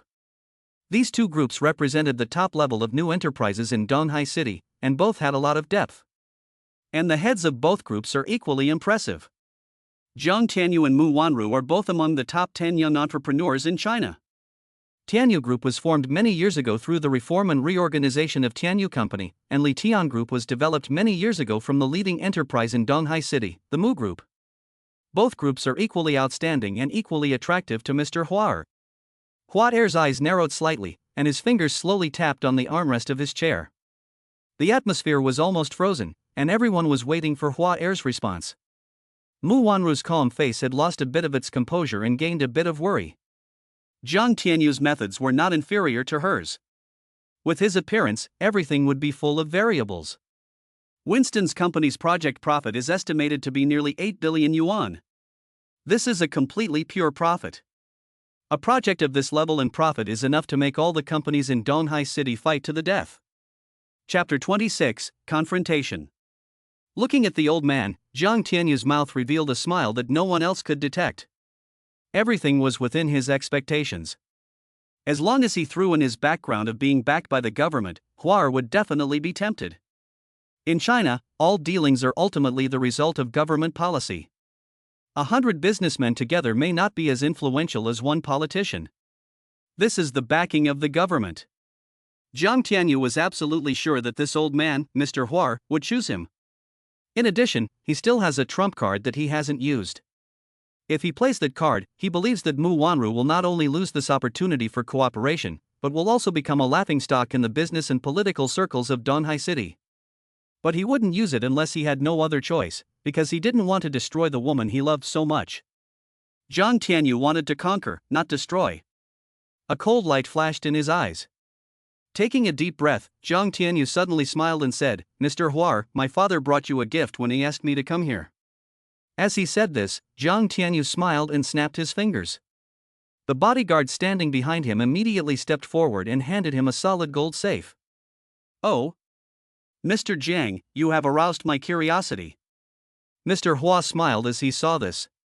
"When you see it, I think you will be more than curious." Jiang Tianyu smiled faintly and ordered the bodyguard next to him to open the box. Yes. The gilded safe slowly opened, and a slightly yellowed stamp caught everyone's eye. It lay quietly inside the blue and white velvet, as if a baby nestled in its mother's arms. Mr. Huar's previously squinted eyes suddenly opened wide. "This is..." "I've heard that Mr. Hua likes collecting stamps. This was purchased by my father through many connections at home and abroad. I think Mr. Hua must recognize it. A hint of pride flashed in Zhang Tianyu's eyes. This is the inverted Jenny. Mr. Hua stared at the contents of the safe, his legs wobbling as he came over, trembling. Oh my god. I can't believe it. Mr. Hua shook his head and muttered in a daze. This 70-something-year-old man is so out of control at this moment. The crowd also gathered around to see the small stamp in the safe. One of the executives, who also liked to collect stamps, suddenly exclaimed in a shocked voice. It's really upside down Jenny. One of the 10 most valuable stamps in the world. It's the most mysterious and rare printing error stamp in American history, and there are now no more than 10 in the world. The last one was sold at a Paris auction for $4,280,000 US. What, a small stamp costs more than $4 million? Some people didn't believe it. No, the price is now estimated to be double, nearly $10 million. My goodness. A single stamp is equivalent to our company's annual profit. It's terrifying. Someone exclaimed. Mr. Wall seemed to have not heard the screams of the people around him, and he continued to look at the stamp in the safe, even reaching into his pocket for a small magnifying glass to take a closer look. After a while, he finally exclaimed, Upside Down Jenny has appeared again. Mr. Jiang, how much did your father spend on it? Zhang Tianyu smiled and said, Mr. Walker, my father spent about $6 million to buy it for me. He said it was a gift for you, and he hoped you would accept it. Mr. Walker nodded slightly, and the wrinkles at the corners of his mouth slowly rose. Anyone could see the excitement in Mr. Walker's heart at this moment. Thank you for your father's kindness. I like it very much. Please thank him for me. Mr. Wall shook his hands and carefully took the safe. I understand, Mr. Walker. I will deliver your blessing. Zhang Tianyu smiled, and a hint of wisdom flashed in his eyes. As long as he accepted the gift, he was not afraid of what else Wall would do. At this moment, when Mr. War accepted the gift, the calmness on Mu Wanru's face finally disappeared. If there was no further action, the project would probably fly out of her hands. Taking a deep breath, Mu Wanru squeezed a smile on her beautiful face and said to Mr. War. Mr. War, stamps are precious, but please believe that the Li Tian Group will definitely give you a gift that is more precious than this stamp after the project is completed. In addition, I think Li Hai Group is more suitable for your project standards. Zhang Tianyu's eyebrows furrowed slightly. He didn't say anything, just quietly looking at Mu Wanru. Mr. Hua's white eyebrows moved slightly, looking at Mu Wanru with a hint of a smile. Oh? Miss Mu, can you tell me why? Tianyu Group has resources from the government, and I think that's very appealing to me. Yes, Tianyu Group has close ties with the government and has policy support, but their capital chain, execution, and engineering capabilities are not as good as Li Tian's. Our industry in Donghai City covers almost all types, and we even have our own production department. Once the project starts, all of our departments will start at the same time and be coordinated at the same time. Therefore, we can deliver the best quality and the best results in the shortest possible time. Time is money, and I can even say that our construction period is at least twice as fast as Tianyu Group's. Mr. Huar, you know how important the construction period is for real estate development. Mu Wanru's eyes were determined and her tone was sonorous and forceful.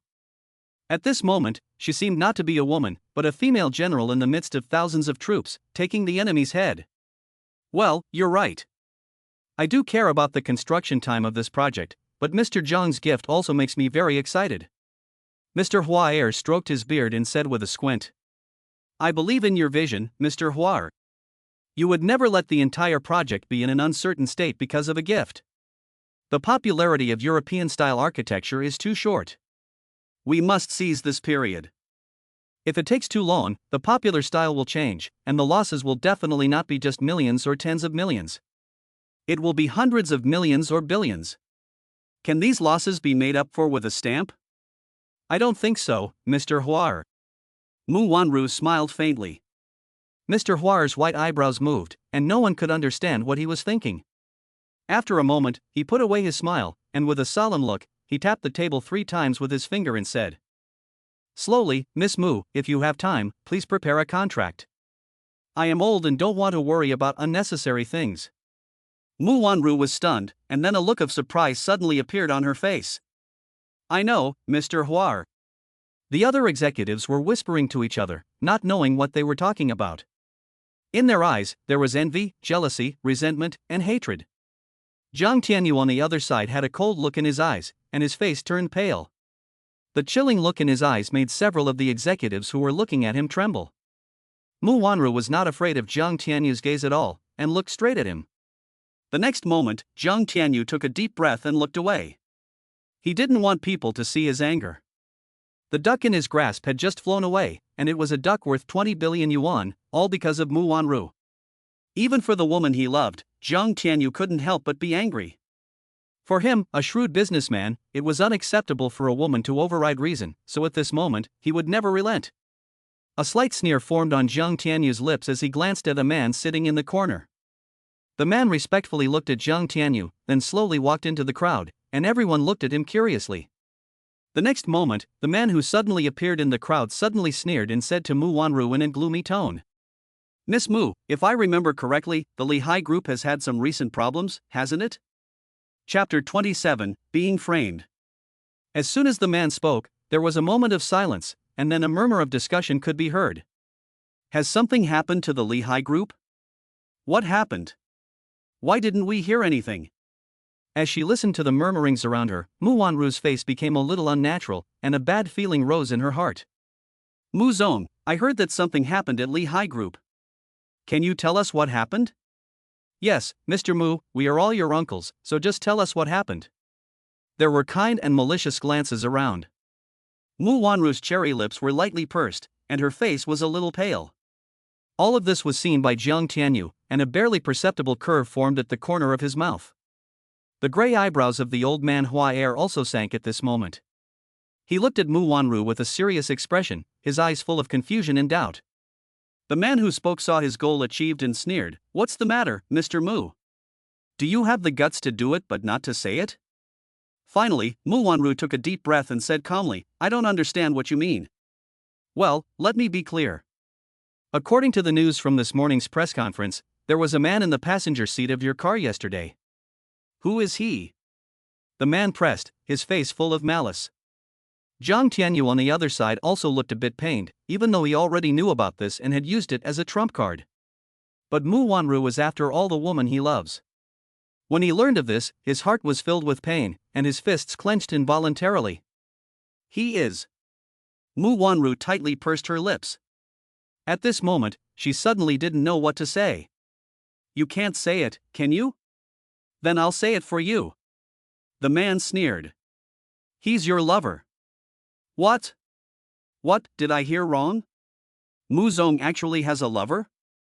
This is a complete shock to my three views. She's only in her 20s and already has a lover? The hall immediately became noisy and chaotic. The man's words were like a bomb exploding in the crowd. Mu Wanru obviously didn't expect the man to say that, and suddenly froze. The man looked at Mu Wanru and sneered, then said to the old man sitting next to him, "Mr. Wire, you must be able to see the situation of the other party when doing business, right? If I tell you now that the woman in front of you is extremely promiscuous, that she supports a man, and that her Lehigh Group will see a sharp drop in stock prices because of this, would you still dare to cooperate with her?" As soon as the man spoke, the old man's brows furrowed tightly. The kind and gentle face that had previously been full of smiles was now filled with disgust and resistance. Is he telling the truth? Miss Mu? Mu Wanru was biting her lips tightly. Her previously rosy lips had turned pale, and a sense of powerlessness washed over her like a tide. Her eyes slowly moistened with tears of grievance. At this moment, everyone was pointing at her, but she could not refute. What should she say? Should she say that she had lost her mind because she had a one-night stand with a man she didn't know after drinking all night? That would only make people laugh even more. The man's words were so ugly. She had received an elite education since childhood and had never heard such vulgar words. Slut, kept woman, lover, these words exploded in her mind like thunder, causing her to collapse in an instant. Miss Mu, I didn't frame you, did I? The man smiled and added. And after our investigation, that man is also a mechanic. You got drunk at the bar and had sex with a mechanic. Do you still have any face left? Ms. Mu, your image has already collapsed. Please stop pretending to be innocent and kind. You don't deserve it. What? Mu Wanru is actually such a woman? A one-night stand with a mechanic? So greedy? I really misjudged her. This woman is shameless. She is a disgrace to entrepreneurs. Shameless. As the crowd around her shouted, Mu Wanru stood in the middle of the crowd, her thin shoulders trembling slightly, her lips pale from biting her teeth so hard, and her charming eyes devoid of any luster, save for tears. After a moment of silence, Mr. Huar looked at Mu Wanru and said coldly, "Miss Mu, I never thought you were such a woman. You disappoint me. As a woman, you have such a depraved and indulgent behavior, which is really shameful. I refuse to cooperate with you." After a pause, Mr. Hua looked at Jiang Tianyu and said with a smile, "By the way, I'd still like to cooperate with Tianyu Group. I really like your stamps, Mr. Jiang. Mr. Huar, you are a smart man, you know who can cooperate and who cannot. It seems that my father's stamps have not been sent to the wrong person." As he said this, Jiang Tianyu took the initiative to extend his hand and clasped the palm of Mr. Huar. He looked at Mu Wanru calmly, and a complex flashed in his eyes. After tonight, Mu Wanru's reputation would be completely ruined, which would undoubtedly be a huge blow to her. Looking at the woman who was crying helplessly at the moment, Jiang Tianyu felt a little reluctant. However, the next moment his eyes flashed a cold light. If a man wants to make a big career, he must be unscrupulous. Although he felt pain, he would never regret it. After this incident, the shareholders of the Lehigh Group will definitely sell off their stocks in large quantities, and the stock market of the Lehigh Group is bound to experience major fluctuations, and it is even possible that it will never recover. At that time, he will find another opportunity to acquire the Lehigh Group, and Mu Wanru will also be successfully controlled by himself. He will get both, Lehigh Group, Mu Wanru, and Jiang Tianyu. Jiang Tianyu's face suddenly distorted at a certain moment, and a trace of greed flashed in his eyes. He didn't care if Mu Wanru had had sex with that man or not, as long as Mu Wanru's body belonged to him. Thinking of the picture of the cold and aloof Mu Wanru panting under him, Jiang Tianyu's breathing immediately became rapid, and his eyes became hot again. In the eyes of everyone, Mu Wanru finally dried her tears and said slowly, "Mr. Huar, I'm sorry, please listen to my explanation." Mr. Huar frowned and looked at Mu Wanru with some confusion. At this time, the insults of the bosses suddenly sounded. What explanation? Don't make excuses. You're just this kind of woman. Yes, you dare to do it but not to take responsibility. You are shameless. Don't make excuses for your indulgence. You're a woman who keeps a lover, and you're disgusting. You're despicable. Mu Wanru bit her lip and struggled for a while before choosing to remain silent. At this moment, no matter what she explained, no one would believe her. On the other side, several executives who were originally going to work with Mu Wanru had now stuck by Jiang Tianyu, fawning and saying, "Tianyu, if you need money, just ask your uncles. They'll invest in you. Yes, Tianyu, if you have any problems, just come to us, we'll work together." Looking at these people, Jiang Tianyu's face revealed a look of pride and self-satisfaction. He smiled and looked at everyone with his mouth slightly raised. "I am grateful to all of you for giving Tianyu face. Don't worry, Tianyu Group will definitely need everyone's support. I hope that everyone will support us and we will all do great things together." Good. Good. However, before the words had finished, a somewhat lazy voice came over. "What big business? You guys are not worthy of it." Suddenly, the large banquet hall fell silent. Chapter 28, Bulletproof Maybach. Everyone froze, looking in the direction of the voice. A man who looked somewhat unruly, with a lazy expression on his face, was holding a glass in one hand and a steak in the other.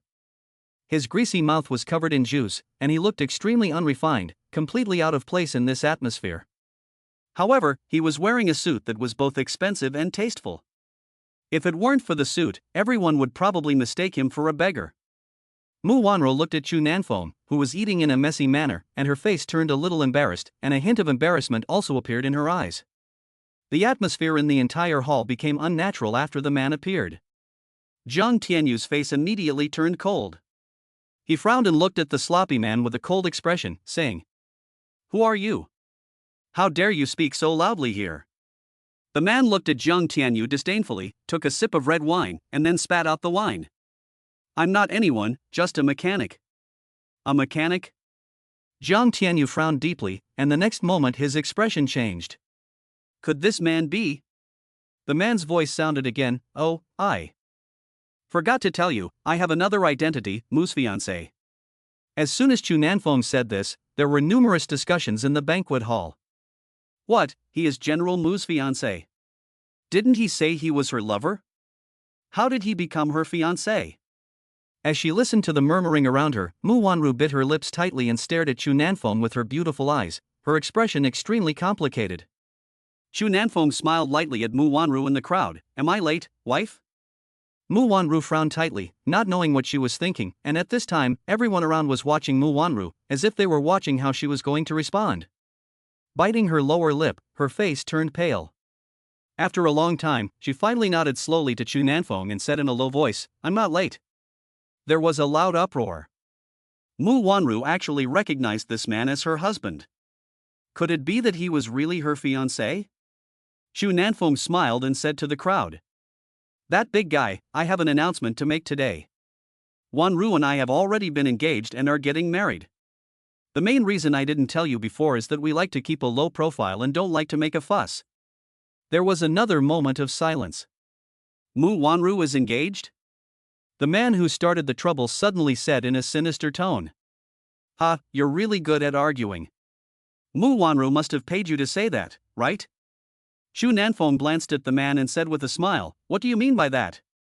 We have investigated and found that Miss Mu and you did not know each other before, and you only had a one-night stand when you were drunk. How could there be an engagement? Yes, we had a one-night stand and got engaged the next day. How can that not count? So there won't be a marriage contract, just a lover? What about your wife sleeping with her ex-boyfriend before she got engaged? Adulterers and adulteresses? You are being ridiculous. The man suddenly became red-faced after being humiliated by Chu Nanfeng. Chu Nanfeng gave the man a look, took out a piece of paper, and wiped his greasy mouth and said, I'm not being a nuisance. I'm just trying to be nice and remind you that your wife might still be in bed with another man.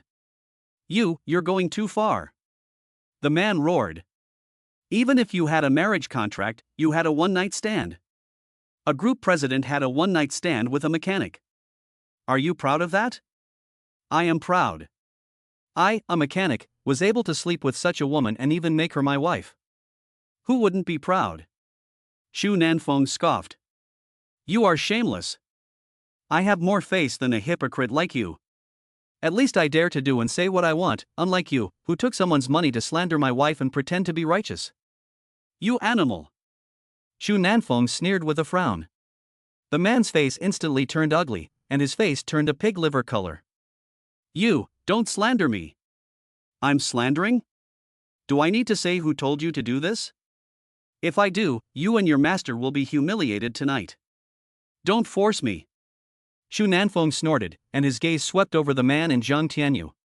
When Chu Nanfeng glared at them, the veins on Jiang Tianyu's and the man's faces twitched at the same time. Jiang Tianyu, in particular, had a face as gloomy as the sky after 3 days and 3 nights of rain. Seeing that the man was silent after being scolded, Chu Nanfeng looked at Mu Wanru with arrogance and said, Wife, who just scolded you? I'll scold them back one by one. These old fucks are really shameless. If it weren't for your face, I would have slapped them in the face long ago. You old fart, and that guy with the donkey face, just now I saw you old things unhappy, standing there like a human dog, not even taking a piss to look in the mirror, really fucking disgusting. Chu Nanfeng's mouth seemed to have opened like a machine gun, and his words flew out like bullets, hitting the hearts of several people. Shut up. You broken down mechanic, how dare you be so rude? The boss who had previously scolded Mu Wanru roared. I'm a mechanic, not a broken mechanic, you old fart. If you keep talking like that, I'll beat you so badly you'll be paralyzed. Chu Nanfeng looked at the boss coldly, and a flash of murderous intent suddenly flashed in his dark eyes, causing the boss to tremble. Who has an opinion about my wife? Chu Nanfeng looked around and saw no one standing up, and he sneered. No one is standing up, right? Then I'll warn you. If anyone is still talking behind my back, I'll rip out your tongue and beat you so badly that your mother won't recognize you. Jiang Tianyu looked at Chu Nanfeng at this moment, his lungs were about to explode. He couldn't figure out how a mechanic dared to be so arrogant. Stealing all the limelight from him. Thinking about this, Jiang Tianyu suddenly sneered. You're a mechanic, and you don't want to work anymore, right? Do you believe that I can make you lose your job with just one sentence? Sorry, I fired my boss. I quit a long time ago. What job do I have to lose? And who are you to talk to me like that? Xu Nanfeng said disdainfully. Jiang Tianyu snorted, you fired your boss? You're really a big joke. Xu Nanfeng glanced at Jiang Tianyu and shrugged. Sorry, I really didn't brag. I not only fired him, but also beat him up. I also kicked his Mercedes to pieces. Do you have any objections? You kicked the Mercedes to pieces? Ha, it's true that people with low quality like to brag. Boasting? Xu Nanfeng was stunned. It had been many years since he had heard someone use the word brag. If you don't believe me, let me try your car. Xu Nanfeng suddenly laughed. My car is a bulletproof Maybach. Don't say you blew it up. If you can move it today, you're amazing. If you're not capable, don't brag. It's fine if you embarrass yourself, but don't embarrass Wanru. Jiang Tianyu's words were calm, but they also carried endless hatred. The woman he had loved for so many years was about to become someone else's fiancée, and that someone was a mechanic. Jiang Tianyu only felt a wave of shame, deep shame. Wanru is not yours to shout at, you are not qualified, and I don't care if your car is bulletproof or not, just kick it to pieces. Where is your car? Xu Nanfeng sneered. It's right at the door. Today I'll give you a chance to see how good a mechanic you really are. Then, Jiang Tianyu turned his gaze back to Mu Wanru and shook his head sadly. Wanru, marriage is a lifelong event, you must choose the right person. The man you chose is full of nonsense, you can't entrust him. Wanru, you have to think twice. Mu Wanru looked at Jiang Tianyu and said lightly, my marriage is my own business. As long as he is good enough for me, no matter how bad he is. When Xu Nanfeng heard Mu Wanru's words, a smug smile suddenly appeared on his lips. He sneered at Jiang Tianyu. You're a brat, pretending to be a busybody. Do you think you're worthy of her? Where's your car? I'll show you what I'm capable of today. Don't worry if you break it. Jiang Tianyu took a deep breath, looked at Xu Nanfeng with clenched teeth, and said angrily. I want to see what kind of confidence you have to brag like this. Everyone, watch carefully, and see how the fiancé of the general's car mechanic brags. Xu Nanfeng revealed a playful smile and said, okay, let's see. After saying that, Xu Nanfeng walked out of the hall on his own, and the crowd followed him. Soon, they arrived at the parking lot in front of the hotel, where a Maybach was parked in front of the hotel entrance. Xu Nanfeng put his hands in his pockets, looked at the car casually, and turned to Jiang Tianyu and smiled. This is what you call a bulletproof Maybach. Yes, after modification, his 3-layer bulletproof glass can even withstand the shooting of an AK-47. The entire body is made of aerospace aluminum technology. This is something you will need to look up to for the rest of your life. Jiang Tianyu said proudly. Really? Then watch carefully. Xu Nanfeng smiled lightly, then took his hands out of his pockets. He let out a breath on his fists, then smashed the bulletproof glass of the Maybach, which was 3 centimeters thick, with all his might. Chapter 29 Bulletproof Maybach? Kick it to smithereens. Boom! A loud muffled sound came out, followed by the sound of glass breaking.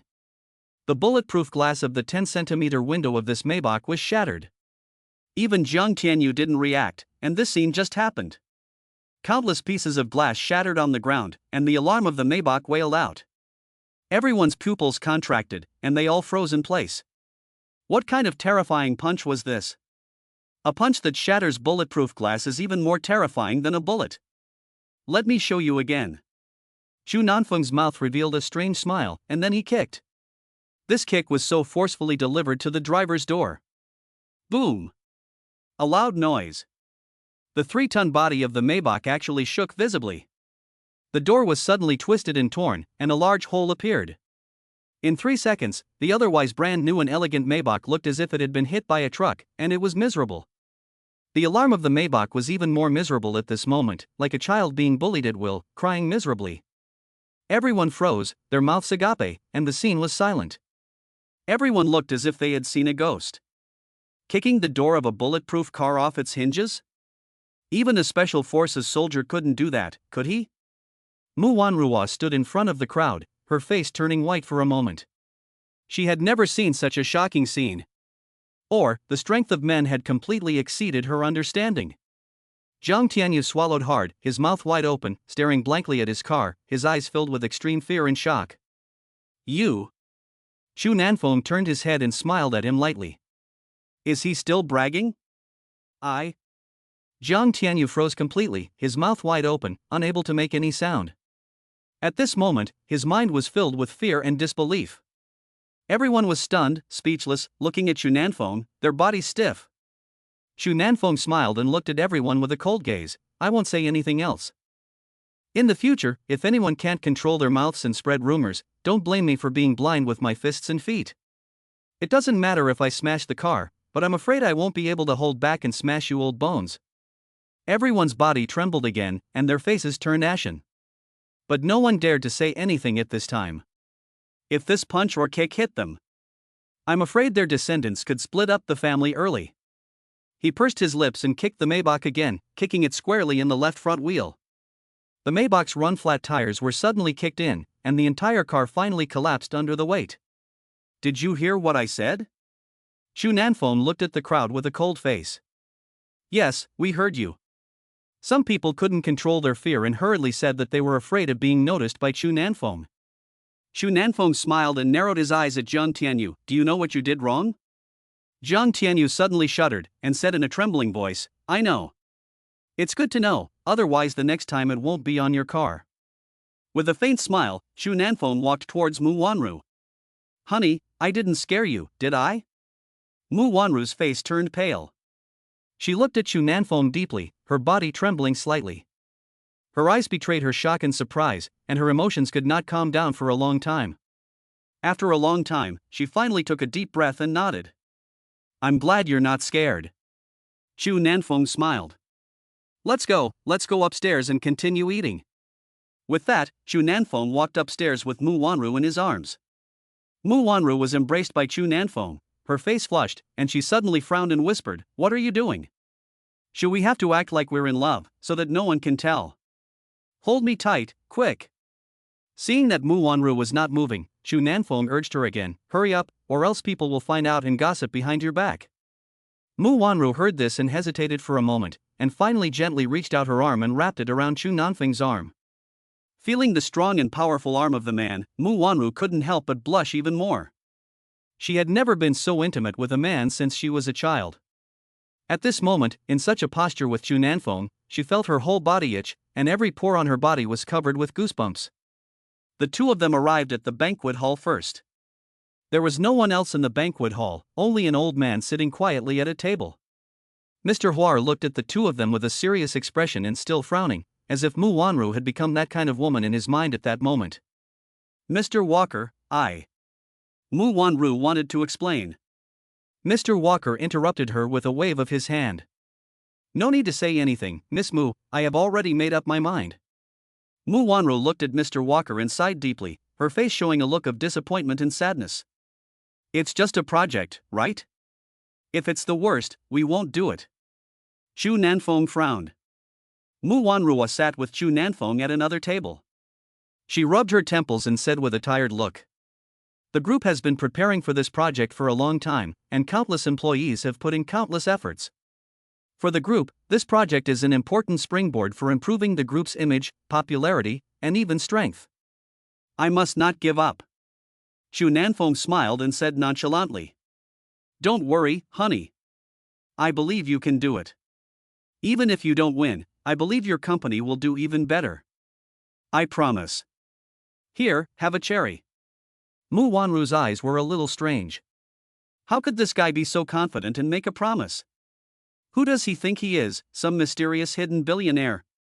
Xu Nanfeng smiled and handed 2 cherries to Mu Wanru. Come on, honey, open your mouth. Mu Wanru looked at Xu Nanfeng, frowned slightly, and shook her head after a moment of silence. Xu Nanfeng didn't give up, and handed the cherries to Mu Wanru, saying, Eat, honey. Just 2. Cherries are good for the skin. You look so haggard lately. Listening to this guy's endless chatter, Mu Wanru's heart flared up with anger.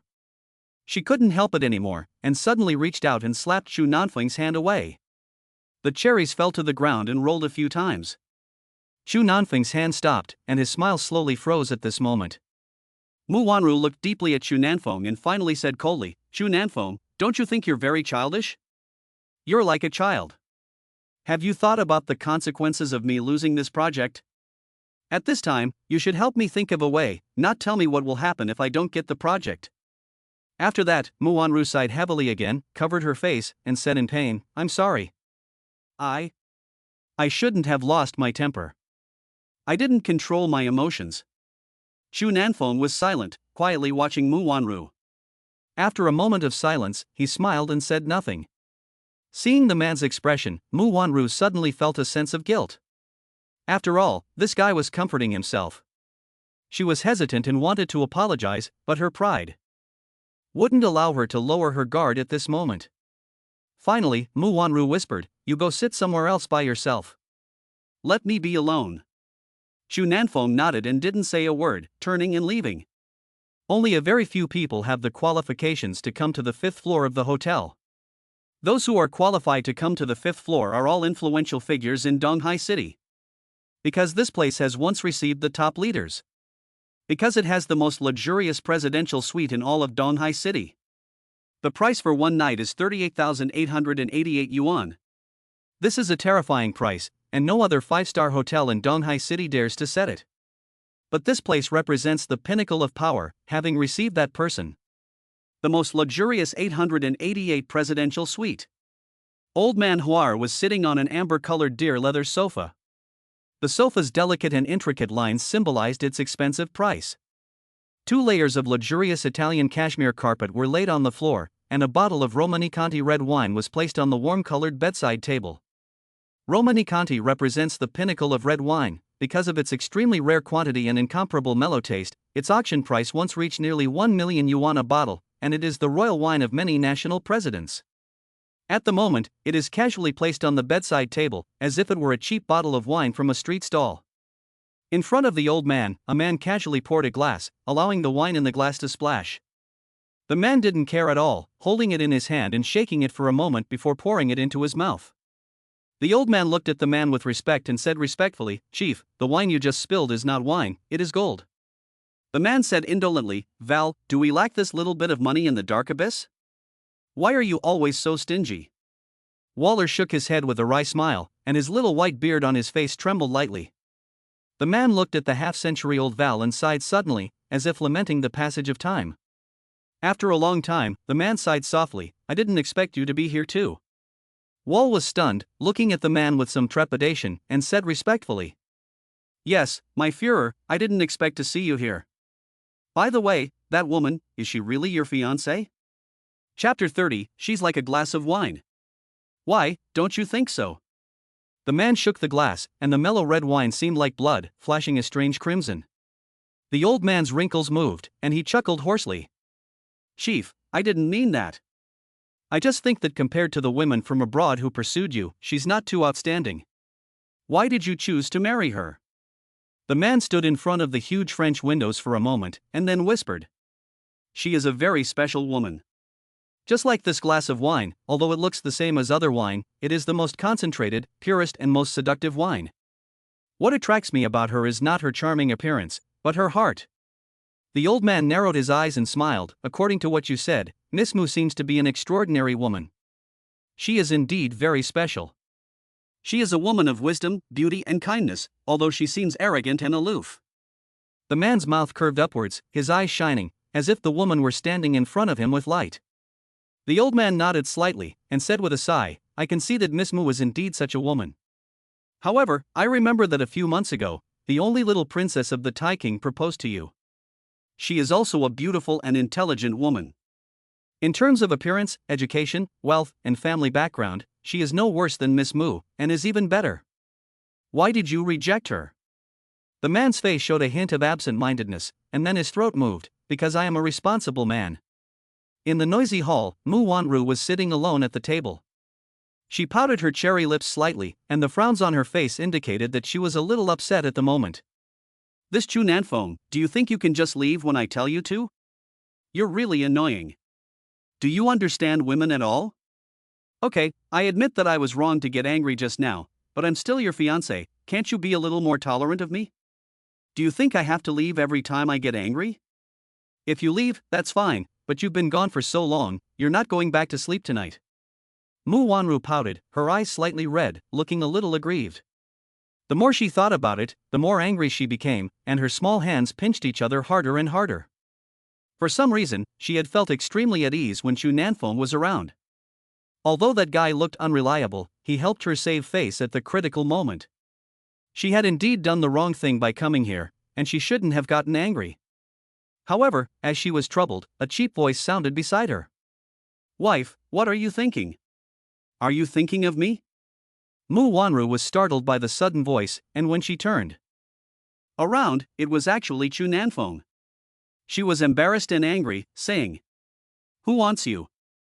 I wish you would never show up. Then why are you always looking in the direction I just left? Isn't it because you miss me? Chu Nanfeng snorted and casually picked up the beef on the table and started to eat. How did you see that? I wasn't looking at you. Mu Wanru's pretty face instantly turned red, as if a child had been caught with his hand in the cookie jar. Don't worry about how I know, wife. Next time you want me, just yell out my name and I promise I'll be there in 3 seconds. Chu Nanfeng laughed with a big grin. Mu Wanru said with a wide-eye to Chu Nanfeng, Get lost, I don't believe it. By the way, where did you go just now? Mu Wanru asked. I took a shower, I feel much better. Chu Nanfeng's face was full of a happy expression, which made Mu Wanru feel contemptuous. Seeing the embarrassing way he ate, Mu Wanru helplessly covered her face. She really regretted bringing Chu Nanfeng, but if she hadn't brought him today, she would have been humiliated today. How could she, alone, possibly argue with so many people of the level of a boss? Therefore, at this moment, Mu Wanru's attitude towards Chu Nanfeng was both angry and grateful. This kind of feeling of being caught in a delicate mood was racing through Mu Wanru's heart, and she was actually a little restless. However, when she turned her head and saw the group of people surrounding Jiang Tianyu in the distance, a complex look appeared on Mu Wanru's face.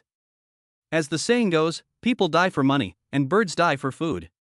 She doesn't blame these businessmen for flattering and surrounding Jiang Tianyu, because that's just how the business world works. Whoever has the resources and wealth is the boss. Since Jiang Tianyu has received the promise of the old man, the project will almost certainly be undertaken by Tianyu Group. Even if a small portion of this huge project is given out, it is enough for the rest of these people to eat their mouths full of oil, and it may even be possible to pull dozens of small and medium-sized enterprises back from the brink of death. How could they not flatter and please Jiang Tianyu at this moment?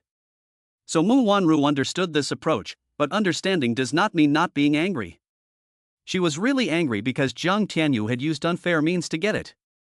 If it was a fair competition, the project would definitely be Mu Wanru's today. Chu Nanfeng naturally noticed the woman's expression, and he smacked his lips and said, Are you still worried about the project just now? Yes. Chu Nanfeng looked at Mu Wanru and frowned.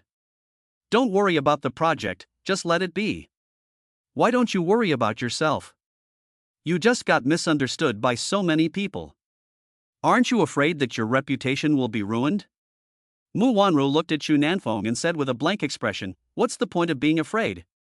You said it straight out, so what's the point of me being afraid? Well, forget it. I won't talk about it. Chu Nanfeng knew he was in the wrong, so he shrugged and asked, What are you going to do about this project? Mu Wanru said indifferently, Mr. Huaer has already decided to give the project to Tianyu Group. No matter how hard we try, it won't change anything. I just figured it out. I'm giving up. What, give up? Chu Nanfeng looked at Mu Wanru in surprise and suddenly persuaded her.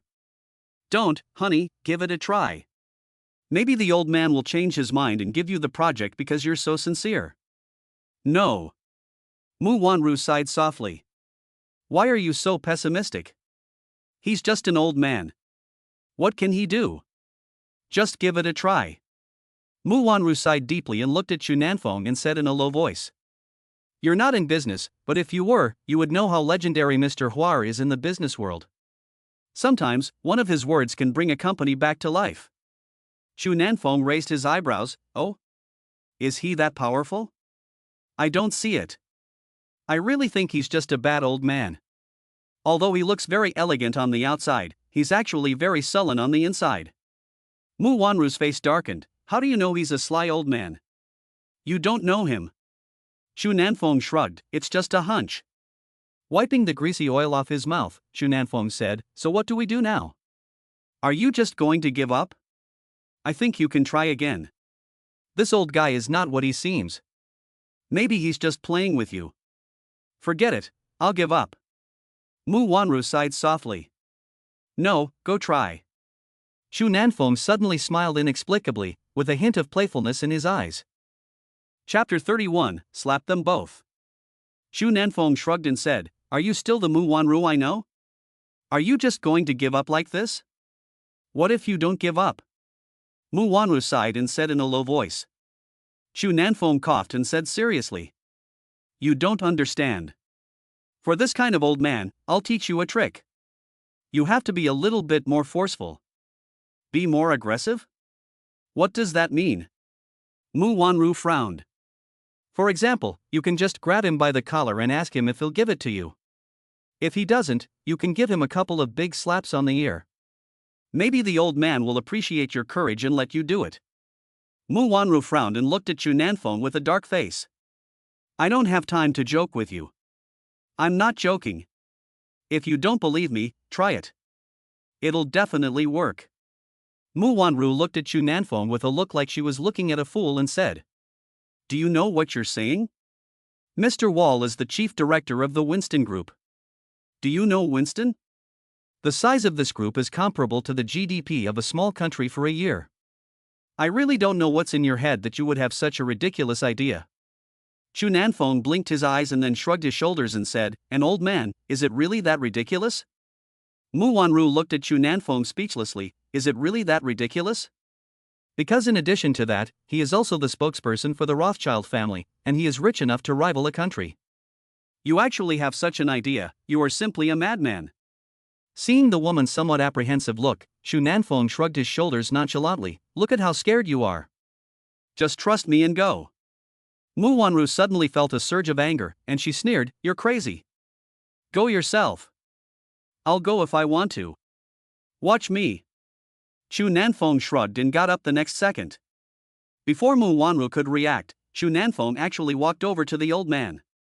Mu Wanru panicked, and when she tried to hold him back, it was already too late. She just watched as Chu Nanfeng walked over. Seeing Chu Nanfeng slowly walk over to the old man, her heart was in her throat. She prayed to the heavens that this man would not do anything inappropriate, otherwise everything would be over. Chu Nanfeng spoke, and just one sentence made Mu Wanru almost vomit blood. Old man, is the chair comfortable? As soon as the words fell, the banquet hall suddenly fell silent. Everyone's eyes looked at the same time. Who is this man talking to? Ignoring the stares of the crowd, Chu Nanfeng walked straight up to Hua Er and patted him on the shoulder. I'm talking to you, old man. Where are you looking? Everyone unconsciously opened their mouths wide, their eyes staring wide. Crazy. This guy is actually talking to old man Hua Er. Crazy. How dare he speak to the old man like that? I'm afraid even the head of Donghai City wouldn't dare to speak to him like that. This young man is so rude. At this moment, a business owner stood up and shouted. You little brat. That's Mr. Wall, what do you want? Chu Nanfeng said nonchalantly, None of your business. You. The man was ashamed and angry, pointing at Chu Nanfeng and about to start cursing again. However, seeing Chu Nanfeng's murderous eyes, he shuddered, remembering Chu Nanfeng kicking the Maybach away with one kick. He swallowed his saliva subconsciously and dared not speak. Jiang Tianyu's eyes turned cold, and he immediately stopped in front of Chu Nanfeng with several black-clad bodyguards. He said with a stern face, My friend, I admit that you are good at martial arts, but I think you'd better be a little self-aware and don't offend the wrong people. Chu Nanfeng glanced at Jiang Tianyu and sneered. Don't pretend to be a big-headed wolf with me. What do you mean by calling someone like me? Where are you fucking more noble than me? I'm going to see what kind of person I'm not qualified to contact today. Before Chu Nanfeng finished speaking, there was another unpleasant sound. Isn't this guy just a mechanic?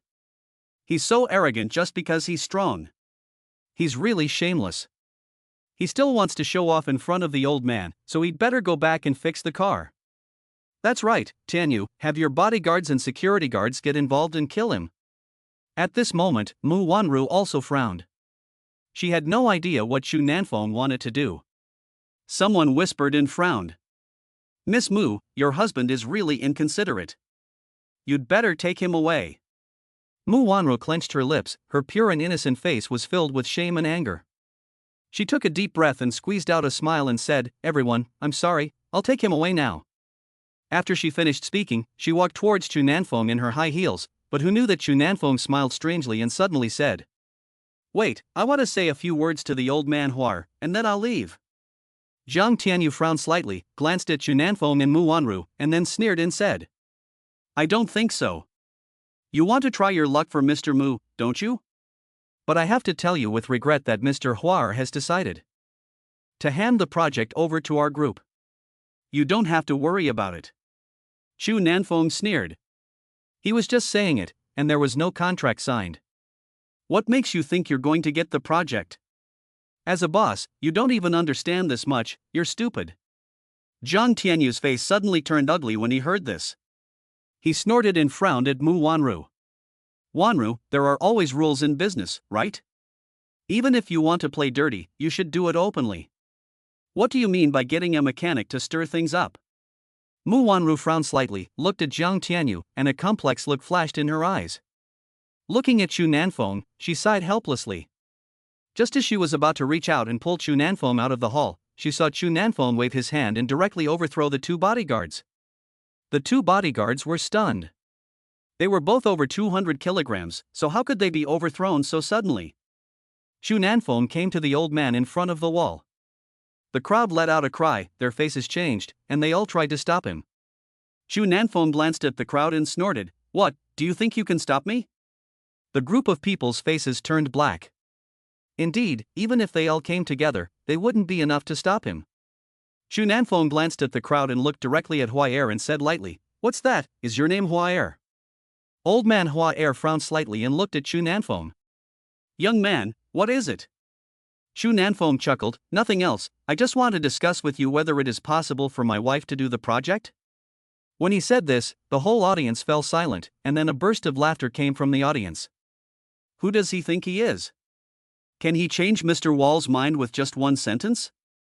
I suspect he thinks he's the President of the United States, and that he can change a project worth tens of billions of dollars at will. Ha ha ha ha. General Mu's husband is really extraordinary. The crowd laughed, and Mu Wanru's face grew even uglier. She wanted to find a crack in the ground and crawl into it. This Xu Nanfeng always makes her lose face at critical times. Mu Wanru tried her best to restrain her anger, wishing that Xu Nanfeng would just disappear. Sure enough, just like everyone else, old man Huar looked at Xu Nanfeng and raised the corner of his mouth in a smile that seemed to be a mocking smile. Impossible, young man. Ha ha ha ha. As the old man's words came out, everyone's laughter grew louder. However, the next moment, everyone's laughter suddenly stopped, and all that could be heard in the banquet hall was the sound of everyone's rapid breathing. Mu Wanru was also shocked, staring at Xu Nanfeng in disbelief. He grabbed Wall's collar and lifted him up.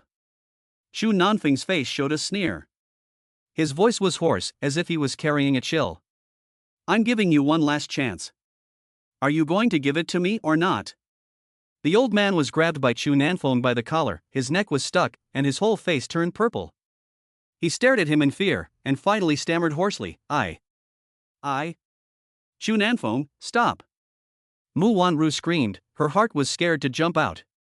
When she saw Xu Nanfeng take action, a sense of hopelessness immediately overwhelmed her. This behavior is tantamount to suicide, pushing the Lehigh Group into an endless abyss. In Donghai City, any enterprise that dares to offend Mr. Huar will have only one outcome, annihilation. But Xu Nanfeng didn't seem to realize any of this. Instead, he turned to Mu Wanru and smiled affectionately, Honey, don't worry. I'm just doing this for your own good. As soon as he finished speaking, he looked at Huaer with a cold smile and said with a raised eyebrow, Old man, I'll give you 3 more seconds. If you still don't answer to my satisfaction, you can go meet the god you Europeans believe in. Old man Huaer suddenly broke down in tears and shouted hoarsely, Give. I'll give. The air seemed to be sucked dry, everything froze. There was not a sound in the huge banquet hall. Everyone was stunned and watched this happen. Mu Wanru wanted to take Chu Nanfeng's hand, but it was suspended in the air, her face full of disbelief. Did I just hear wrong? Mr. Hua Air is going to hand over the project to Li Hai Group? Mr. Zhang, help me up, I feel a bit dizzy. Jiang Tianyu looked at all this and could no longer hold back. He said in a trembling voice, Mr. Huar, didn't you promise to give me the project? Mr. Huar shrugged his shoulders and smiled helplessly. Mr. Jiang, I've suddenly changed my mind.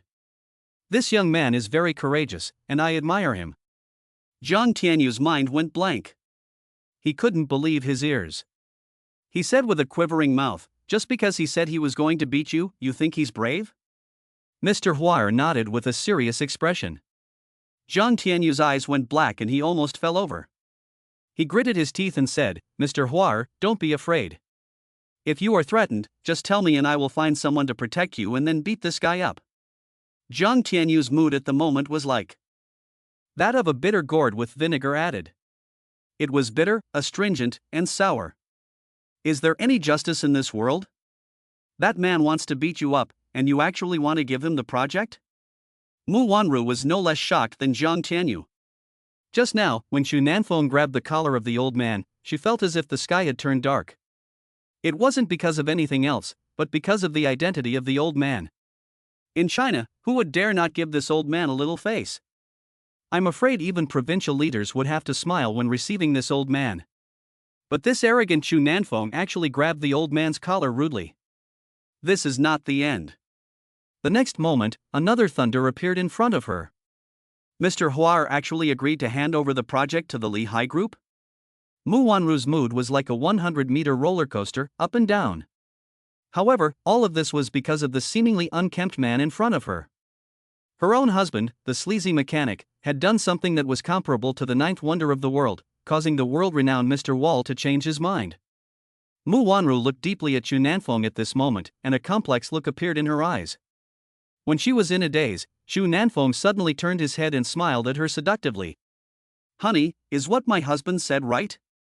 Mu Wanru's body froze for a moment, looking at Chu Nanfeng, and a trace of indescribable emotion appeared on her face. She suddenly took a deep breath and looked at Mr. Huar, unable to believe what she was hearing. Mr. Hauer, are you sure you want to give the project to our Li Hai Group? Chapter 32, Offend. Yes, you heard me right, Miss Mu. The old Chinese man smiled. When she heard the old man say this, Mu Wanru froze in place. It took a long time for her to come back to her senses. She slowly turned her head to look at Chu Nanfeng, and there was a trace of excitement in her eyes. Chu Nanfeng naturally saw the emotions in the woman's eyes, shrugged his shoulders, and smiled faintly. At this moment, Mr. Hua suddenly looked at Mu Wanru and said with emotion, Miss Mu, your husband is not an ordinary man, at least in terms of courage. You may not be happy with his identity as a mechanic, but I don't think so. I admire him very much. Perhaps one day soon, you will think the same way as me. Listen to me, cherish your husband, don't miss him, there is no man in this world who can compare to your husband, with him, you have the whole world.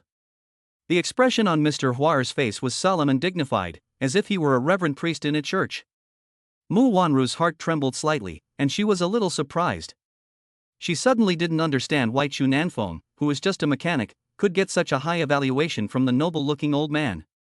Thinking about the strange behavior of the old man, Mu Wanru suddenly had a thought, could it be that these two people knew each other? No, it's impossible. This thought was immediately rejected by Mu Wanru. This man is just a mechanic, how could he possibly know the old man? The more Mu Wanru thought about it, the more confused she became. She looked at Chu Nanfeng, who still had that lazy smile on his face. A hint of a smile flashed in the eyes of the old man, and it was clear that the smile was saying, My Führer, how do you like my flattery? Mu Wanru's eyes suddenly widened. She suddenly saw that there seemed to be some kind of eye contact between the old man and Chu Nanfeng. However, the next moment when she looked again, everything had returned to normal. She had a look of doubt in her eyes. Had she just seen it wrong? After looking deeply at Chu Nanfeng, Mu Wanru finally said to Mr. Huaer seriously, No matter what, thank you, Mr. Hauer, for your trust in me. This project has been entrusted to me, Li Hai Group, and Li Hai Group will not disappoint you. Old man Huaer's eyes narrowed slightly and he nodded kindly. At this moment, in the crowded banquet hall, it seemed as if only these three people existed, because they couldn't say a word in response to the conversation between the three, and they were all petrified on the side. What the heck? A project worth 10 billion was changed by a scare from a mechanic? This sounds like a fairy tale, but it happened. One of the company executives gasped and said, "Mr. Huar, we need to remind you that you don't need to be afraid of this man at all. He's just a mechanic, he wouldn't dare do anything to you. If you're really afraid, we can provide you with security. Yes, Mr. Wall, if you have any concerns, we can send someone to protect your personal safety." After hearing all the concerned inquiries, Mr. Wall shook his head. "Do you think I, Wall, would not have security around me?" Everyone was stunned, and a look of embarrassment appeared on their faces. Yes, how could this man not have security around him? But why didn't he come out just now? Wall suddenly looked at Jiang Tianyu and smiled faintly. "Mr. Jiang, I'm sorry we couldn't work together this time, but I hope we'll have the chance to do so next time." Jiang Tianyu first revealed a smile that was even more unsightly than crying, then he smiled bitterly. "Yes, it will definitely be Mr. Wall." At this moment, even if Jiang Tianyu had a million reasons not to cooperate, he dared not show it. Who was Mr. Wall? He is rich enough to rival a country, with his business interests all over the world. Tianyu Group is like an ant compared to Winston, and this elephant can crush him in a minute. How dare Jiang Tianyu express his dissatisfaction to Mr. Wall? Has Jiang Tianyu ever been so frustrated? Since he was a child, who would not call in Jiang Gongzi? You have to know that Tianyu Group is a powerful figure in Donghai City, and the bigwigs in the government often come to visit him at home. It can be said that when Jiang Tianyu's face darkens, a dark cloud will rise in the business and political circles of Donghai City. But this man dares not even fart in front of the old man Huar. Well, since the project has been decided, I should leave now. I'll see you again next time, beautiful Miss Mu. Old man Huar got up and stretched, then slowly looked around at everyone. The eyes of this old man were clearly filled with a gleam, as if he could pierce through people's masks and reach their hearts. When everyone came into contact with the gaze of the old man, they all lowered their heads. The old man suddenly exuded an indescribable aura, the aura of a superior. There was only one man in the room who did not lower his head. Instead of lowering his head, he looked at the old man with a silent smile, but no one in the room saw this. At that moment, the old man slowly walked out of the banquet hall. The moment he stepped out of the banquet hall, a black helicopter suddenly appeared outside the hotel. The helicopter's propellers whirred as a whirlwind swept past, and it landed smoothly in front of the old man. As soon as the helicopter landed, two heavily armed black bodyguards appeared. They respectfully saluted the old man, who suddenly saluted in a certain direction in the hall at this moment, and then walked into the cabin. The helicopter's propeller accelerated again, the sound of the wind being cut by the blades whistled, and the surrounding leaves fell. Before anyone could react, the helicopter had already slowly taken off with the old man on board. At the moment of takeoff, Mu Wanru saw that the old man Huaer seemed to bow in the direction where she was standing.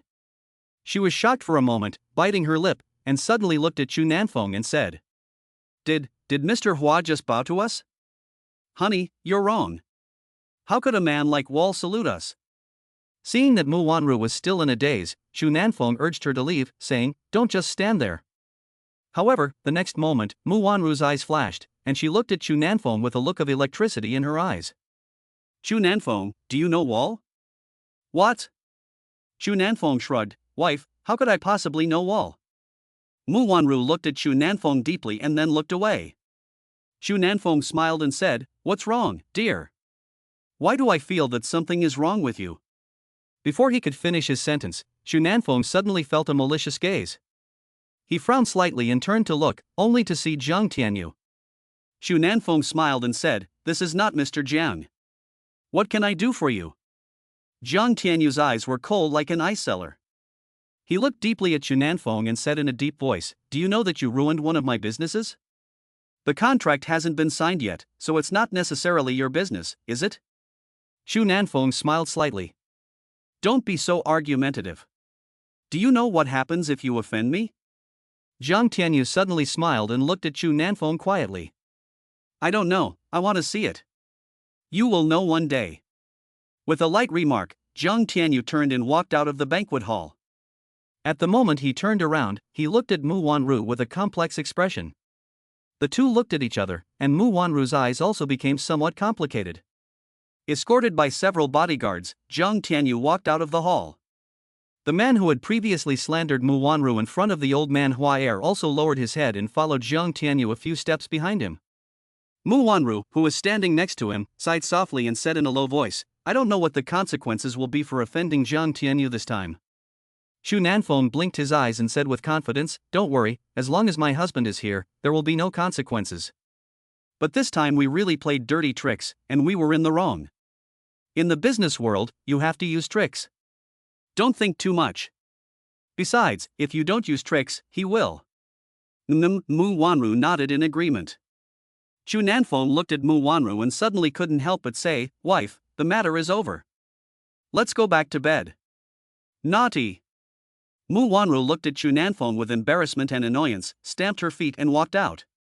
Behind her, Xu Nanfeng's cheap voice rang out, "Wait for me, wife."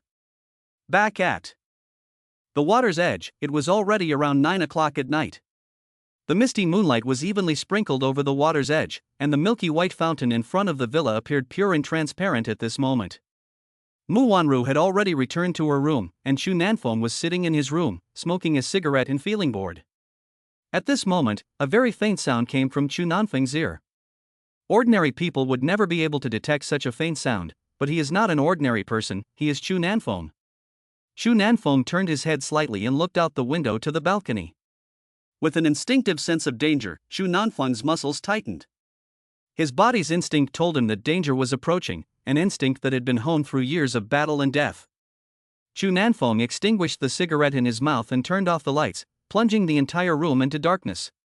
In this darkness, Xu Nanfeng's eyes flashed with a special light. He lay on the bed, slightly squinting his eyes, pretending to be asleep. The moonlight outside the window was exceptionally bright, contrasting with the pitch-black room. Xu Nanfeng heard the breathing of more than one person. A fierce smile appeared on his lips, and murderous intent appeared in his eyes. He could accept that others had designs on him, but he would never accept that others would dare to lay a hand on those close to him. "How dare you come here and look for death?" So at this moment, Xu Nanfeng moved. Chapter 33, Carrying a Corpse and Rushing Through the Checkpoint. Swift as lightning, moving like thunder is how Xu Nanfeng is described. Xu Nanfeng suddenly jumped up from the bed at an angle that was difficult for ordinary people to understand, and in the blink of an eye he was in front of the three black figures outside the window. The terrifying pressure immediately covered them, and the three of them looked at the man who had suddenly appeared in front of them in shock, almost suffocating from fear. Their faces turned pale, and beads of sweat suddenly dripped from their heads. Before they could react, they tried to take out the object in their trouser pockets, but Xu Nanfeng's fists had already smashed down with a gust of wind. Bang! It was as if a 10,000-ton hammer had been thrown at the chest of one of the shadows. The chest of the shadow immediately became visibly concave. The breastbone shattered in an instant, and the flesh was bloody. The blood mist exploded. With a muffled groan, the shadow died without even having the strength to fight back. The other two, seeing their companion in such a terrifying scene, gasped and did not bother to pull out the gun in their hands. They quickly retreated in a panic, trying to escape. However, how fast can they be compared to Xu Nanfeng? In the blink of an eye, Xu Nanfeng's figure disappeared from the spot and flashed next to the two men. The two men were shocked, and their faces under the masks turned pale in an instant. Before they could react, they felt a pair of large hands already gripping their throats. The two men tried to struggle, but the next moment their bodies rose involuntarily. Xu Nanfeng pinched their throats and lifted them up. At this moment, Xu Nanfeng's face no longer had the usual smile. This handsome face was now only filled with a deep mist. Through the mist, one could only see these two dark eyes, as if they were the demons of hell. You. Their throats were tightly pinched, and they could only make a weak, hoarse sound when they tried to speak. They struggled with all their might, but the giant hand was like a giant pair of pincers, and they couldn't move it at all.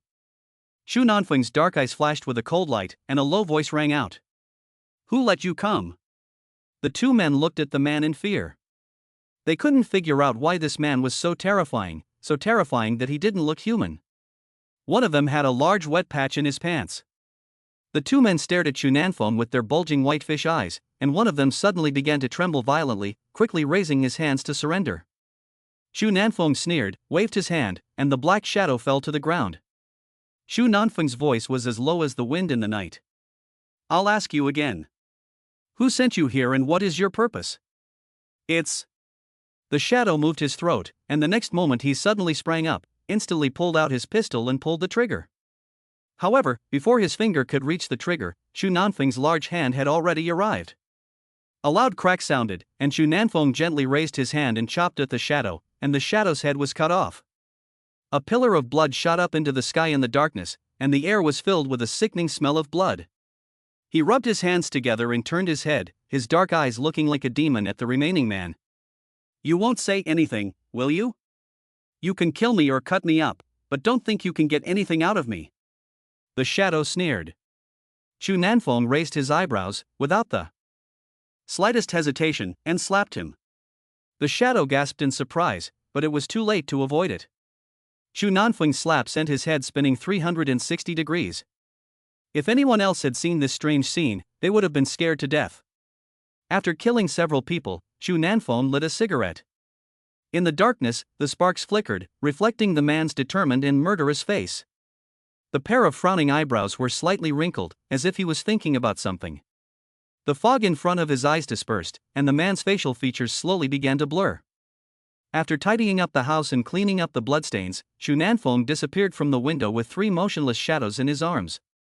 On a city street late at night, an Audi A8 without license plates was speeding down the road. Xu Nanfeng's hand was on the steering wheel, and the other hand was casually resting on the window, looking extremely comfortable. However, if you look back, you will see a scene that makes your hair stand on end. There is a person lying in the back seat of the A8, or rather, a dead person. He is lying in a strange and stiff position, and in the trunk of the A8, there are also 2 dead bodies. Xu Nanfeng had just killed 3 people in the villa, and he was looking for a place to dispose of the bodies. He thought he would bury them in the mountains. He lit a cigarette and opened the car window a crack, listening to the powerful authentic American rock and roll while smoking the black cigarette he couldn't name. His body swayed to the rhythm, and he looked like a complete playboy. However, before he could enjoy himself, a wry smile appeared on Xu Nanfeng's face. He saw a scene that made him very upset. Not far ahead, 3 police cars were parked and checking the area. What bad luck! Xu Nanfeng muttered, slowing down. Xu Nanfeng of course knew what would happen if the police found a corpse in the car, so he was very worried. He took out his cell phone and dialed a strange number. However, the phone rang for a long time, but no one answered. Xu Nanfeng angrily slammed the phone down on the seat and said angrily, "This son of a bitch," the lynx, dropped the chain at the critical moment. Needless to say, at this moment, the mountain cat must be in bed with some supermodel. Xu Nanfeng knew the nature of his subordinate. He would only be unable to answer the phone when he was in bed, otherwise even if he was drunk, he would immediately sober up when he received a call from the head of state. Xu Nanfeng's original plan was to have Mountain Cat get him a high-ranking official ID card immediately, so that he could have the right to refuse police inspection, but obviously, this method didn't work. As the police officer got closer, Xu Nanfeng twitched his mouth. He saw an old acquaintance, the beautiful police officer Yi Qing from that day. He smiled wryly. He knew what impression Yi Qing had of him. He stopped the car at this moment, and not only would it be checked, but it would probably be checked in detail. 100 meters. 50 meters. Xu Nanfeng's heart rate accelerated. At this distance, he could even see the curious look the police officer gave his car. Because Xu Nanfeng was driving very slowly, and there were no cars in front of him, at this moment, the 3 police cars all turned their attention to him. The A8 was very eye-catching on the road at night. Xu Nanfeng saw Yi Qing frowning at him. Maybe she recognized him? Thinking of this, Xu Nanfeng frowned slightly, quickly found a mask in the glove compartment and put it on, then casually scratched his hair. In this way, the A8 with 3 bodies in it slowly came to a stop. Several policemen came over, 1 went to the window of Xu Nanfeng, and 2 stood in front of the car. This was to prevent the car from crashing through the police barricade. "Hello, please get out of the car for inspection." A middle-aged policeman walked up to the driver's side of the A8. Xu Nanfeng lowered the window, put his body against the window, and handed the middle-aged policeman a cigarette and smiled. "Officer, are you checking for drunk driving or something?" The policeman politely pushed Xu Nanfeng's hand away. "No smoking, thank you.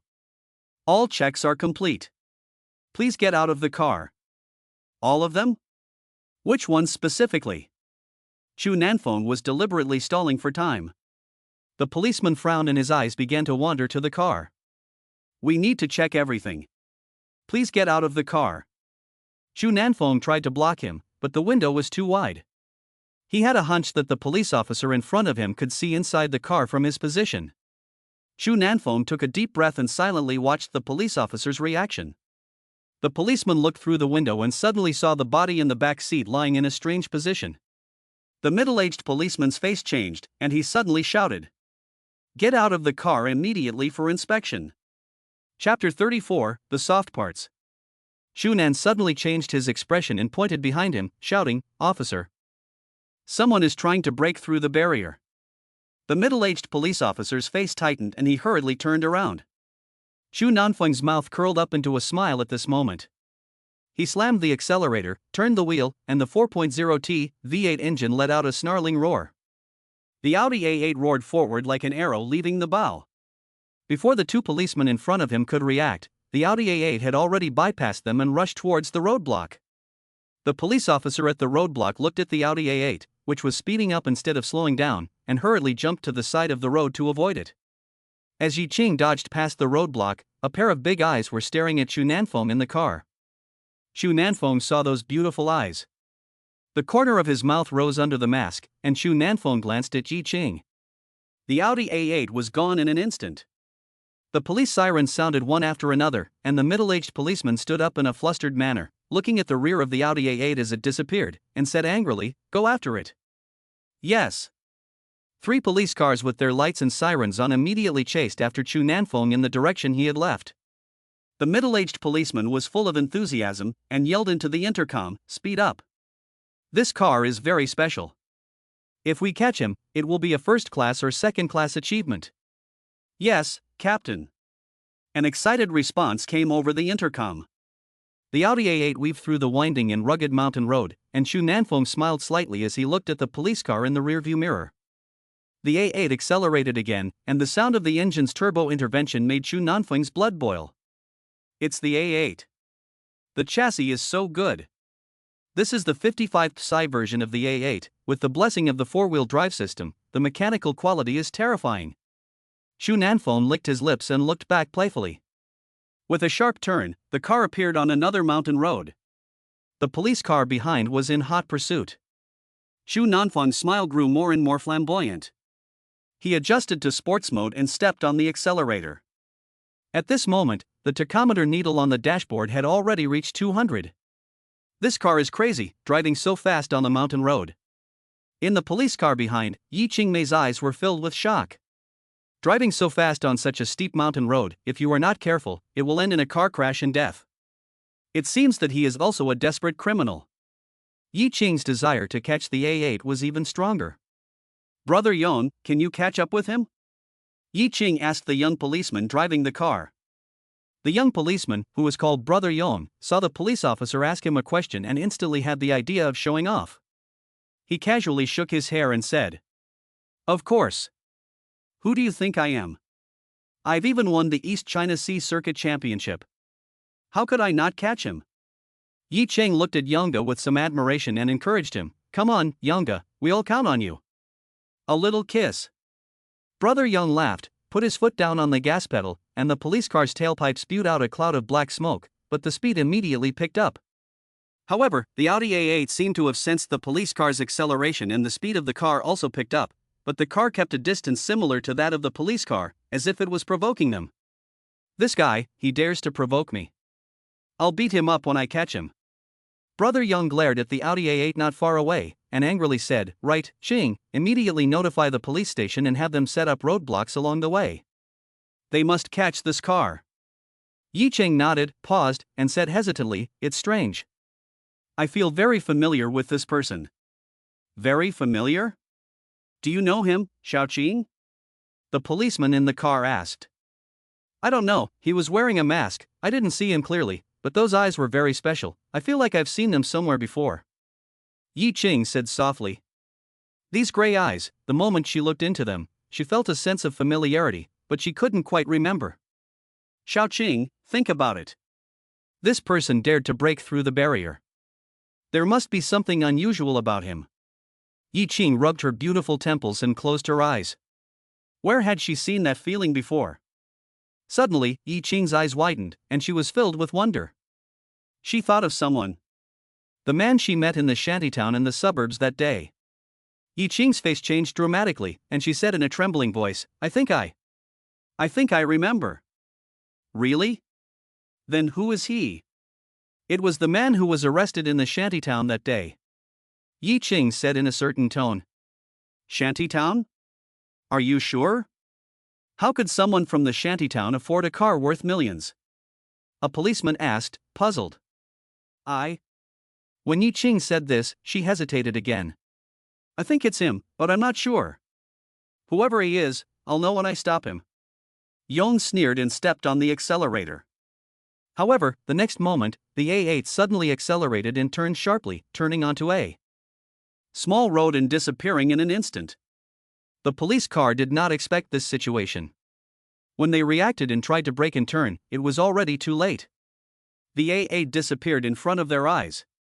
A hard brake, the wheels of the police car rose white smoke in the ground, and the police officer called Yonga slammed the steering wheel. Damn it! He got away. Is this guy for real? He dared to make a 150-yard turn. He's really not afraid of dying. On the other side, Xu Nanfeng hummed a tune and drove leisurely along the seaside under the night sky. This is the seaside in the suburbs, surrounded by a barren, uninhabited area, with only endless reeds. Xu Nanfeng stopped the car, took one corpse in each hand, and threw the bodies into the deep sea. After doing all this, he drove back, speeding along the road. The A8 once again drove into the mountains, and when it appeared in the city again, a brand new license plate was already hanging on it. After a few laps, Xu Nanfeng returned to the other side of the water. It was already 1 o'clock in the morning. The large manor was quiet and peaceful, and Xu Nanfeng finally relaxed and lay down on the bed. Just as he was about to fall asleep, there was another slight noise. What the hell, again? Xu Nanfeng felt a surge of resentment, and this time he didn't even get out of bed, but instead reached out with a large hand and grabbed the shadow. However, he soon sensed that something was wrong, because the part of his hand that touched it was very soft, and the softness made Xu Nanfeng a little intoxicated. Xu Nanfeng frowned slightly, his eyes wide with confusion as he tried to make out the figure in the dark. The shadow did not move, only a steady breathing sound. Xu Nanfeng's eyes slowly adjusted to the darkness and finally saw the outline of the shadow. A wry smile immediately appeared on his face, and the large hand retracted. How could it be you? Chapter 35, I'm your father. The shadow let out a soft moan, and it was a woman. With the moonlight, you can see the woman's appearance. The woman's long, golden hair flowed down her back, and her white, moonlight-reflecting skin glowed with a faint luster. Her face was perfect, with delicate facial features, and her long eyelashes framed her mesmerizing eyes, which captivated people with their charm. And the crystal-clear ice-colored lip gloss on her cherry lips looked like it was begging to be sinned against. And it has to be said that the woman's figure is so inviting that it makes men lose their minds. Underneath the snow-white skin is a slender waist that can be held in one hand, and her long legs are almost like a demon. Boss, long time no see. The woman's eyes flashed with charm, and she let out a seductive, soul-stirring sound. Xu Nanfeng smiled wryly. Avril, why are you here? What's wrong, Chief? Don't you want me? The woman threw herself into Xu Nanfeng's arms, as if she were a kitten, lying in Xu Nanfeng's arms and acting coquettishly. Xu Nanfeng smiled wryly, embraced the woman, and petted and smiled. What do you think your fans would say if they knew you were like this? Avril held the man's face close to her chest, and said gently, I don't care what they think, I just know that I'm yours. Feeling the softness of the woman's body, Xu Nanfeng's breathing quickened. If others saw the scene, they would be shocked. The pop star Avril, who has tens of millions of fans around the world, would actually be so attached to a man. Boss, you are as charming as always. Avril's eyes were misty, and she touched the man's broad back with both hands. This thick shoulder seemed to have a kind of magic, always making people feel extremely at ease. Xu Nanfeng touched his nose. Your mouth has become sweeter, Avril. The woman smiled charmingly. Chief, I will be in China for a while, preparing for my world tour. If you have time, remember to come to Kyoto to visit me. Sure, I'll come if I have time. Xu Nanfeng smiled lightly. Avril's hands were restless, her eyes were unfocused, and suddenly she said, "Chief, I miss you. I have perfectly completed the task you gave me during this time. Can you give me some rewards?" "What reward do you want?" "I want your body." Avril's mouth moved, and she lowered herself. Her soft, snake-like body twisted gently, with a deadly temptation. She looked at Chu Nanfeng with a sultry expression and said with great attachment, "Chief, please reward me." The room was filled with coquettishness, and a wave of blood rushed to his head. Chu Nanfeng could no longer hold back. He was a man, a perfectly normal man. He turned over, and the woman was firmly in his control. Avril's breathing became disordered. "Chief, I love you." That night, the room was filled with enchantment. That night, the moon hung high above the sea, its white light scattered, illuminating the sea surface with a shimmering light, as if there were billions of stars shining in it. Not far away, a small boat gently floated past the pier, and the wind gently blew, bringing the refreshing sea breeze to the other side of the water. The next day, Chu Nanfeng slept until noon before waking up. Obviously, he was exhausted from the previous night. As soon as he opened his eyes, the knock on the door began. It was his mother's voice. "Xiao Chu, are you awake? Auntie has made lunch." Chu Nanfeng opened his eyes in a daze and looked around. It seemed that the warmth of a woman was still lingering around him, but there was no longer any trace of Avril. Only the faint, enchanting fragrance remained. Rubbing his eyes, Chu Nanfeng came to his senses. He jumped out of bed, opened the door and said with a smile, "I'm just hungry." "Thank you, Auntie." Mumu stood outside the door, looking at Chu Nanfeng's bare upper body, and couldn't help but stare. The lines of his arm muscles were like sculptures, thick and giving a sense of security. His pectoral muscles were full, and his abdominal muscles were extremely strong. Chu Nanfeng's body is completely standard inverted triangle body shape. People who don't know him would think he's a fitness trainer. Mother Moo's face turned red, and she quickly looked away and smiled. "Auntie has made lunch. You should come down and eat it quickly, or it will get cold." "I know, Auntie." "Is Wanru coming back for lunch?" "I don't think so. The boy is too busy at work to come home easily." After saying that, Mumu sighed and turned to go downstairs.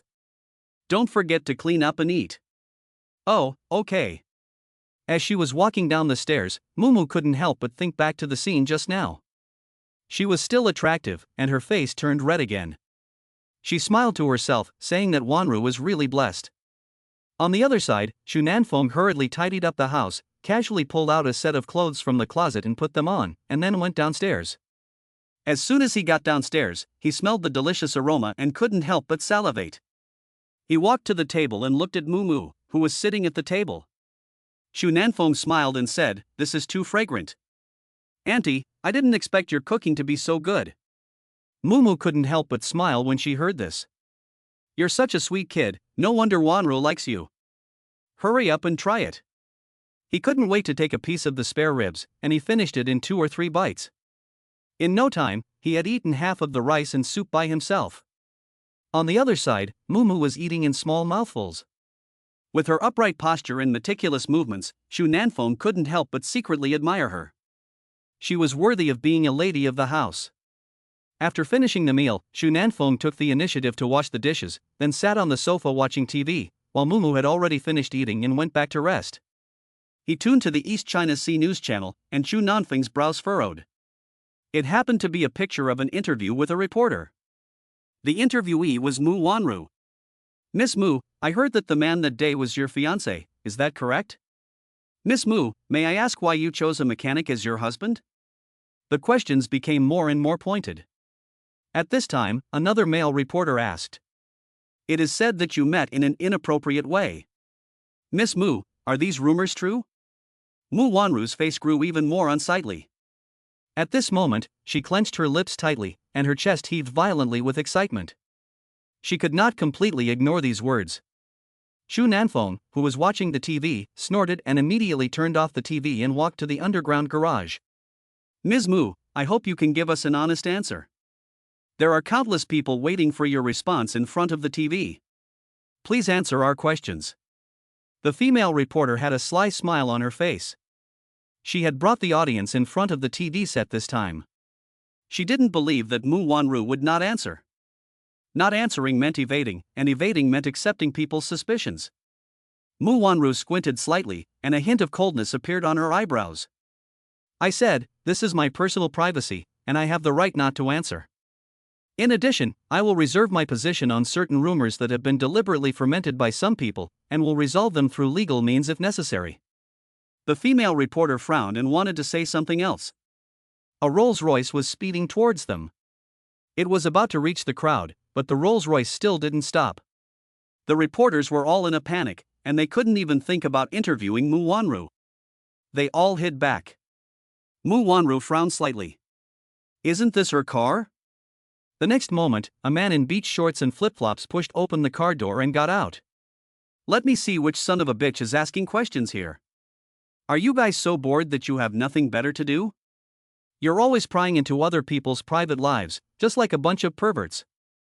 That's what I'm talking about, you bunch of reporters."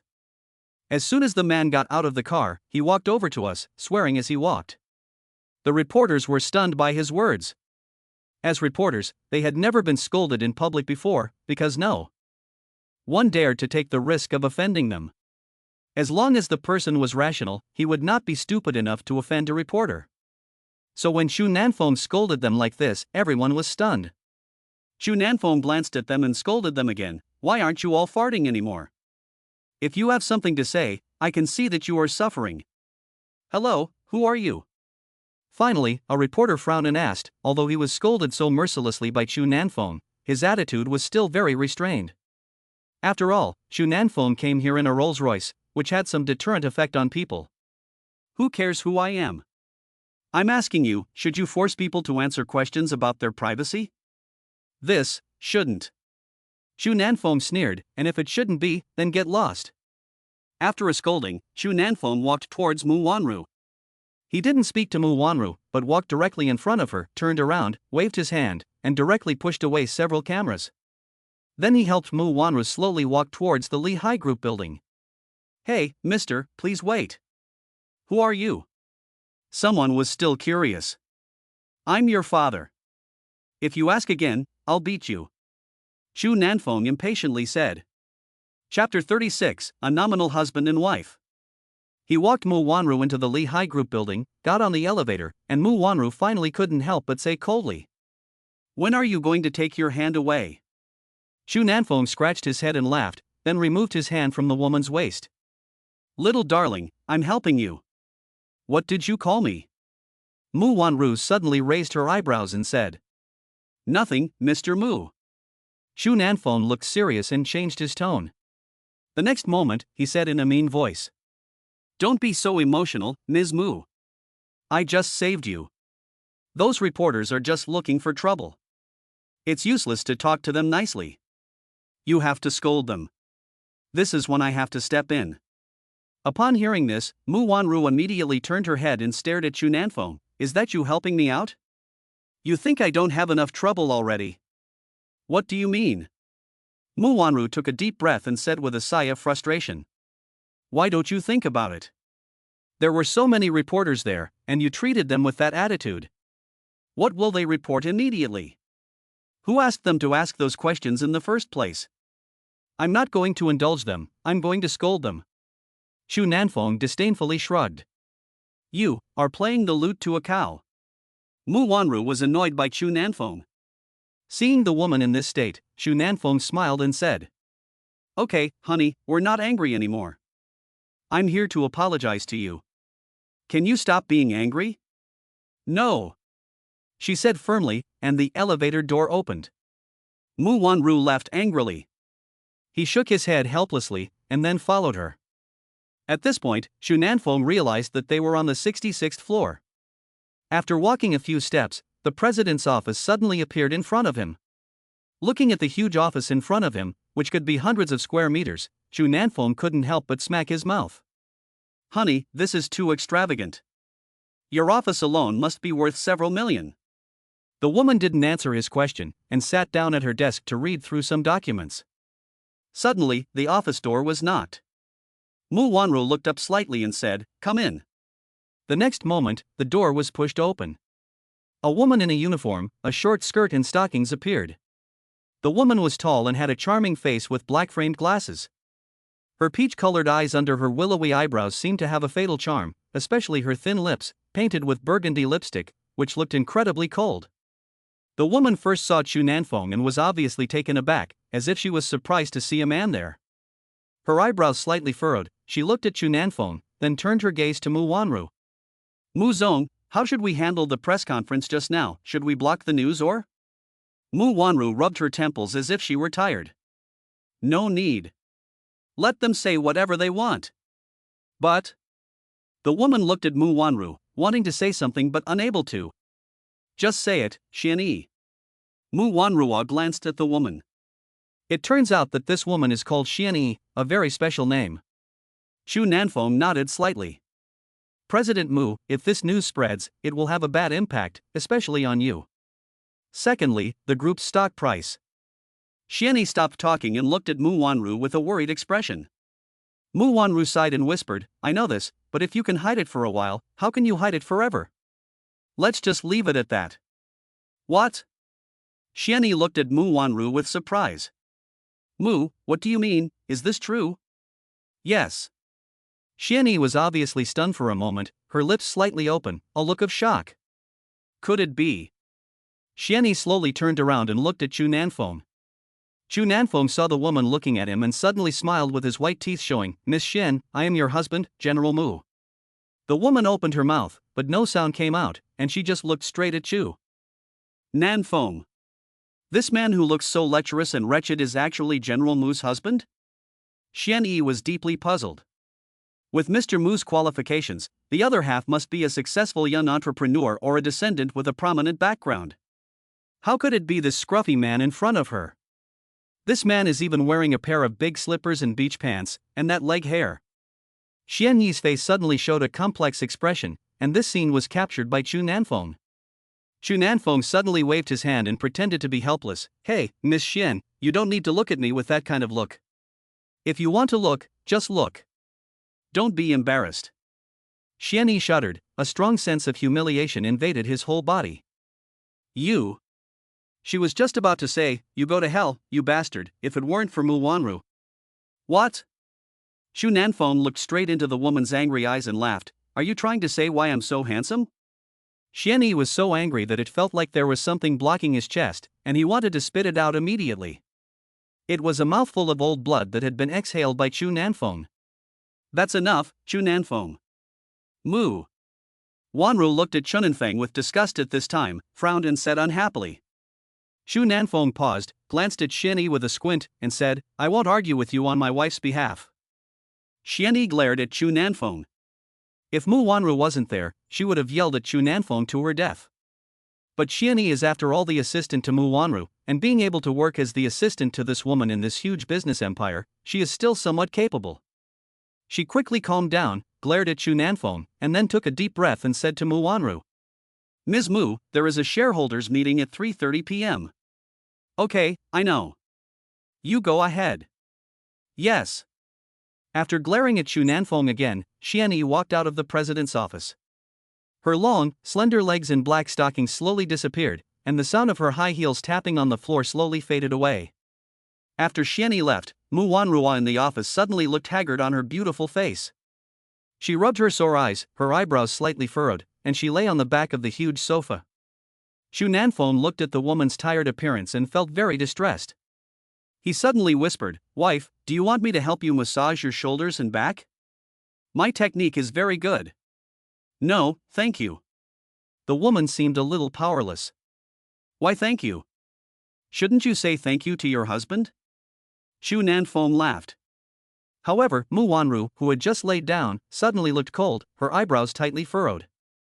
Chu Nanfong, can you stop being so narcissistic? Don't forget, we are pretending to be husband and wife, not real husband and wife. Chu Nanfong said cheekily, pretending to be a couple is also a couple, so can I care about you? No, I don't need your concern. Just don't bother me. You should know that our relationship is just a contractual one. Chu Nanfong narrowed his eyes slightly and suddenly sneered.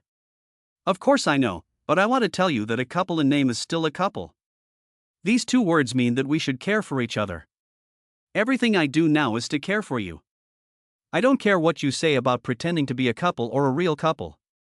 I just feel that you are suffering and I feel sorry for you. You don't need to remind me again and again. I know it in my heart. Looking at the suddenly irritable man, Mu Wanru suddenly froze, staring at Xu Nanfeng. Her eyes became blank and her face turned pale. A trace of guilt appeared in her eyes. Don't say anything about me. I don't want to hear you talk right now. Don't you want to keep your distance from me? Fine, I'm leaving now. Are you satisfied? Goodbye. Xu Nanfeng sneered and turned away without looking back. At this moment, Xu Nanfeng's heart was also a bit uncomfortable. He knew what this kind of talk meant to Mu Wanru, a woman who was cold and proud at heart. Mu Wanru bit her lip and stared blankly at the man's back as it disappeared mercilessly before her eyes. An indescribable feeling suddenly surged up in her heart, and this feeling made her heart suddenly tighten. The next moment, she felt dizzy, her body swayed, and her pretty face suddenly turned pale. She covered her chest tightly, closed her eyes, and let a tear roll down her cheek. Chapter 37, Mr. Mu, who is your fiancé? After a long time, Mu Wanru opened her eyes. Her beautiful eyes were now filled with tears. Responsibility. It seems a bit ridiculous that a mechanic, the most unreliable man, would say the word responsibility to her, the woman standing at the top of the business empire in Donghai City. The sound of knocking on the door came.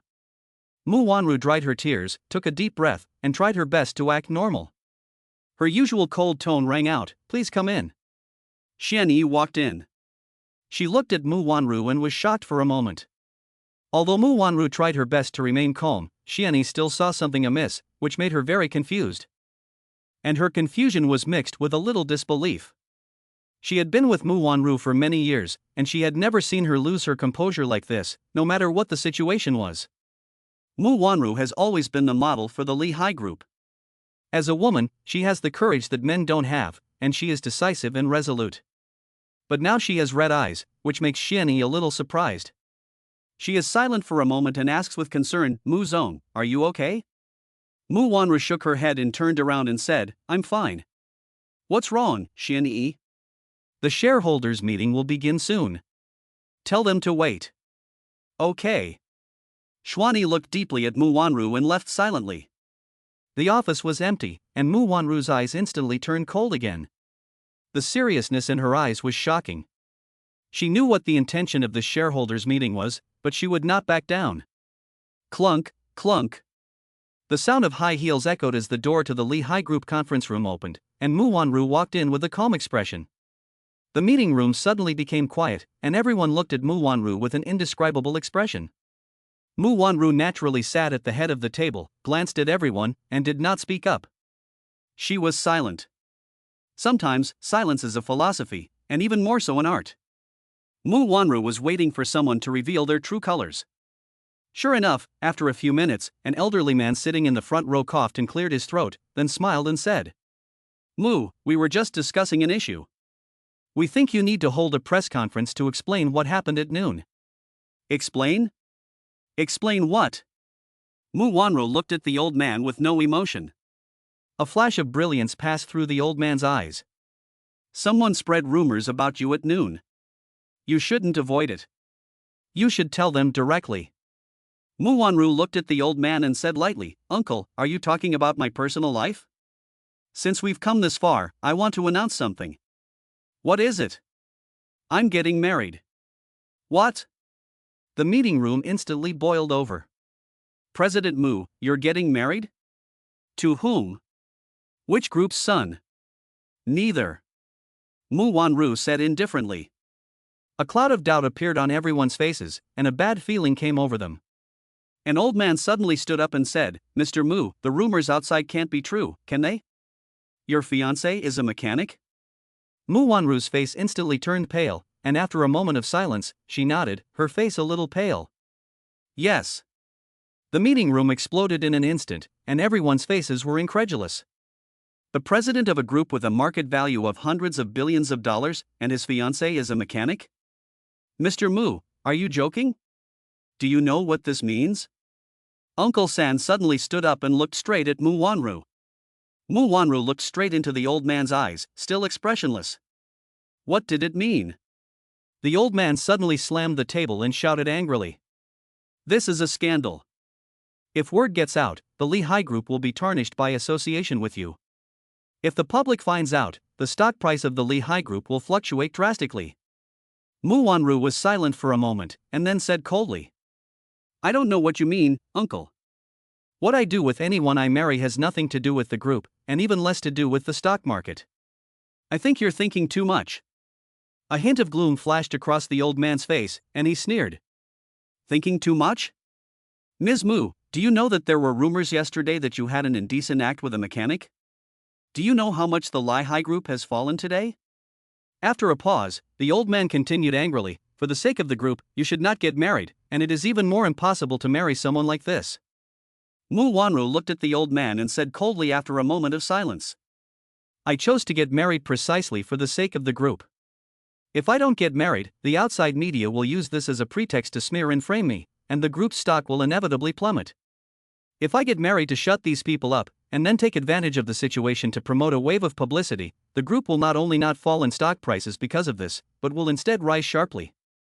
Now the group is facing a capital chain crisis, and we have no choice but to take a gamble. The old man's eyebrows flickered with a strange look, and he suddenly smiled. In that case, in order to temporarily ensure the interests of the group, I suggest that Mr. Mu first give up his equity. If the situation is good, we will naturally give it back to you. If it is not good, it will not affect the interests of the group. Everyone agrees, right? As he spoke, the old man looked at everyone with a smile on his face. For a moment, many people agreed with what the old man said. Mu Wanru's face suddenly became unsightly. She suddenly realized what the old man was up to. She didn't expect him to hide it so deeply and say so much, all for the sake of coveting the shares in her hands. The old man looked at the silent Mu Wanru, and a hint of ridicule flashed across his face. You're still a bit green when it comes to fighting me. What do you think, Mr. Mu? Mu Wanru looked at the old man with a faint smile and said in a soft voice, I refuse. You. Mu Wanru was silent for a moment, then sneered and said, Uncle, don't bother yourself. I promise that if I cause any harm to the group or to your interests due to my personal reasons, I will take full responsibility. Upon hearing this, everyone present once again looked at each other in surprise, and the sound of whispering could be heard again. In addition, Mu Wanru's voice rang out again. As the president of Lehigh Group, I would like to announce one more thing. From today on, Wu Hai will be relieved of his position as vice president of the company. As soon as the words came out, the old man suddenly turned pale, his white beard shaking with anger, and his large hands slapping the table. Mu Wanru, you're going too far. Mu Wanru glanced at the old man and said indifferently. Where have I been too harsh? You want to take away my shares and the position of president, but I'm only removing your position as vice president. Compared to you, I'm not being too harsh, am I? As soon as Mu Wanru spoke, everyone looked at each other. The old man's face turned ashen, as if he had been beaten. At this moment, Mu Wanru slowly stood up and slowly looked around at everyone. An indescribable aura spread from her body. I must remind you all that the Lehigh Group is named after my father, Mu Tianya, and I will not gamble with my father's life's work. Therefore, if you believe in me, we will work together to build a great business, leading the Lehigh Group from China to the world. All the results will be ours to share. If anyone does not believe in me, they can leave this door right now. I, Mu Wanru, will not stop them. After saying this, Mu Wanru turned and left the conference room. As soon as she reached the door, Xianyi hurriedly came over. Xianyi was angry and a little anxious. Mr. Mu, that guy won't leave your office. I was afraid he would mess with your things, so I tried to coax him away, but I didn't expect him to start a ruckus in the marketing department office again. You should go take a look. Chapter 38, a tip of 30 yuan for a Rolls-Royce. What? This guy. Mu Wanru stamped her foot and hurriedly followed Xianyi to the marketing department. As she walked into the elevator, Mu Wanru rubbed her forehead slightly, and her face looked even more haggard. Xianyi saw it in her eyes and felt pain in her heart. She only asked with concern. Mu, what did they say in the meeting just now? Mu Wanru sighed, it's nothing, just about the press conference this morning. Oh. Xianyi sensibly closed her mouth. Mu Wanru didn't scold her, but instead revealed that she already valued her. After all, Xianyi is not qualified to know these things. By the way, did that guy say anything? The elevator slowly descended, and Mu Wanru asked Xianyi. No, he just sat in your office for no reason, saying he wanted to see you. I asked him what he wanted to see you about, but he wouldn't say. This guy. Mu Wanru shook her head helplessly. She really didn't expect Chu Nanfeng to come back. For some reason, when she learned that Chu Nanfeng was coming, she felt a little relieved.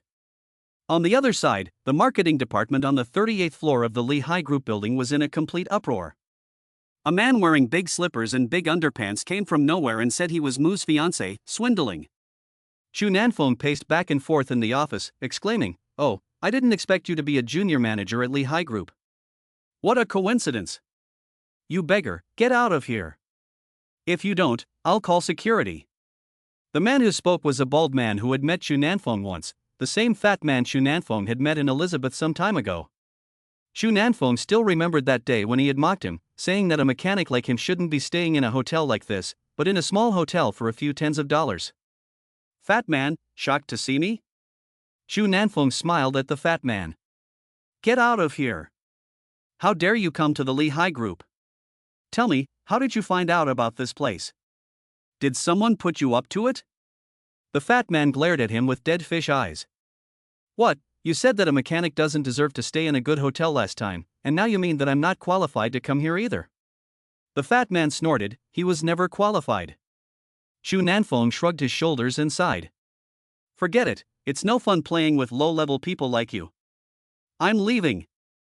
After saying that, Chu Nanfeng put his hands in his pockets and walked out of the office casually, then pressed the elevator. After waiting for a moment, the elevator came up and he stepped inside. However, the moment he stepped into the elevator door on the other side opened and Mu Wanru walked out with Xianyi. When she arrived at the office, Mu Wanru took a look around. When everyone saw that it was Mu Wanru, they all stood up and bowed, saying, "Hello, Ms. Mu. Don't be so polite, everyone work at ease." After a quick look around, Mu Wanru didn't see the guy's figure. At that moment, the fat man came over with a flattering smile. "Mr. Mu, how are you today?" Mu Wanru said lightly, "I'm here to inspect and see how you're doing." The bald man said in a panic, "I understand, Mr. Mu, you can inspect as much as you like. By the way, did someone come here just now?" The bald man heard Mu Wanru ask this question and his eyes twinkled. "Yes, Mr. Mu, that guy is a mechanic. I don't know how he snuck into our Lehigh Group. He also snuck into our marketing department. I suspect that he may have ulterior motives. Maybe he's harboring evil intentions. I suggest that we call the police to catch him." Call the police? Mu Wanru frowned slightly. That's right. The bald man said with conviction, but the next moment he suddenly saw Xianyi giving him a wink, and he couldn't help but be a little confused. The next moment, Mu Wanru said, "Forget it. You guys work hard. I'll handle this myself." The bald man was about to say something when he saw Xianyi quickly wink at her. He was slightly stunned. Could there be something fishy going on? Thinking of this, he honestly shut his mouth. After a moment, he suddenly remembered the rumors that had been circulating in private over the past 2 days. He suddenly turned pale, and a shocking thought came to his mind. Could it be that guy is Mu's husband? Let's go, Xianyi. Mr. Mu, I just saw that guy here. Xianyi said in a panic. Mu Wanru smiled lightly, "It's fine, it's good that he's not here." The two took the elevator up again. The outside of the elevator was made of transparent glass, so you could see the scenery outside the building from inside. Mu Wanru saw the shadow of the Rolls-Royce car under the building. The Rolls-Royce drove out of the Lehigh Group in a very dashing manner. Needless to say, we know who is driving. This guy, he really doesn't make things easy. Mu Wanru looked at this scene and a hint of displeasure appeared on her pretty face. She immediately took out her cell phone and sent a message to Chu Nanfeng. Where are you going? I'm going to play. What's wrong, honey? No, come back immediately. Is there anything wrong, honey? Nothing, I just don't want you to go out and play around. No, honey, be a good girl and listen to me. I'm going out for business. Be a good girl and wait for me at home. Looking at the message from Chunanfang, Mu Wanru couldn't help but laugh and cry. He's still using the excuse of business entertainment. What kind of entertainment could a mechanic possibly have? Mu Wanru stamped her feet and a hint of resentment appeared on her pretty face. Mr. Mu, that guy. Could it be that he is really your fiancé? Xianyi saw that Mu Wanru was not right and asked carefully. Mu Wanru was silent for a moment, and finally nodded. Yes. Ah. You. Xianyi covered her mouth. Mu Wanru sighed for me. What's wrong, Xianyi? Aren't you also curious about why I would know such a man? Yes, he doesn't seem to be from the same world as you. Perhaps this is fate. Mu Wanru sighed softly. It was already around 5 p.m. and the sun was shining its last rays in the sky. The same Sunset Boulevard, the same sparkling waves, a white Rolls-Royce gracefully driving on Sunset Boulevard. The driver's window was lowered, and the man driving the car looked around leisurely with a cigarette in his mouth. Not far away is Ho Hai. This time, Chunanfeng did not hold back and drove the Rolls-Royce directly to the entrance of the Ho Hai bar. The black-clad bodyguards were still there, and when they saw the luxury car, they immediately straightened up from their previous bent position. Stand straight! The leader of the black-clad men growled. Before he could finish his sentence, the car door slowly opened and a man with hairy legs appeared, wearing a pair of large slippers, a pair of brightly colored beach shorts, and a wrinkled shirt. The black-clad man at the door was dumbfounded. Isn't this the same beggar who drove a Bentley last time? Chunanfeng walked to the door and smiled, pretending to be cool and collected. He took out a few tens of dollars from his pocket and handed it to the black-clad leader. Here's a tip for you. Go park my car. The black-clad bodyguard was obviously stunned. A tip of a few tens of dollars? A man driving a Rolls-Royce giving a tip of a few tens of dollars? He glanced at Chunanfeng to make sure he wasn't joking. What's wrong? Why are you looking at me? Is it too much? Chunanfeng frowned and said. No, wait a moment, I'll park your car for you right now. The black-clad bodyguard didn't dare say much, so he took the money and parked the car for Chunanfeng with a sad face. However, Chunanfeng just glanced at it and walked into the bar. The black-clad bodyguard couldn't help but scold him. He's so stingy, just giving a few tens of dollars. Boss, I think he's testing us. A younger bodyguard said seriously. A test? Which cadre can't stand such a test? The black-clad bodyguard became more and more angry, and looked at the bodyguard who was talking and became unhappy, kicking him in the butt. This is my test for you. In the bar, Chunanfeng still found a relatively quiet corner and ordered a few bottles of inexpensive German dark beer. Is it fun to drink alone? I don't know when, a sweet and sexy voice rang out. It was that beautiful woman who looked like an illusion, Xiaoyao. Chunanfeng blinked his eyes and raised his eyebrows. It was very interesting because this was your bar. Really? There's something even more exciting, if you want to try it. Of course I do, but it's not time yet. The man smiled. After a moment, he finished the last drop of the bottle and said in a deep voice, I need a guide for tonight's underground arms market. Who do you want? You. What makes you think I'll go? I can do something for you in exchange. What is it? Anything. The man smiled. The woman was silent for a long time, and then her eyes twinkled. Deal. Chapter 39. Do you know what that feeling is like? At dinner time, Chunanfeng returned to the villa on the water. The villa was brightly lit, whether it was the forest path outside or the living room on the first floor of the villa. Chunanfeng suddenly had some doubts, but then he realized. He had returned several times late at night, and it had always been dark at the water's edge. But this time, he returned just as Mu Wanru finished work. After parking the car, Chunanfeng hummed a tune as he walked into the living room. As soon as he entered the door, he saw Mu's mother and Mu Wanru sitting at the dining table eating.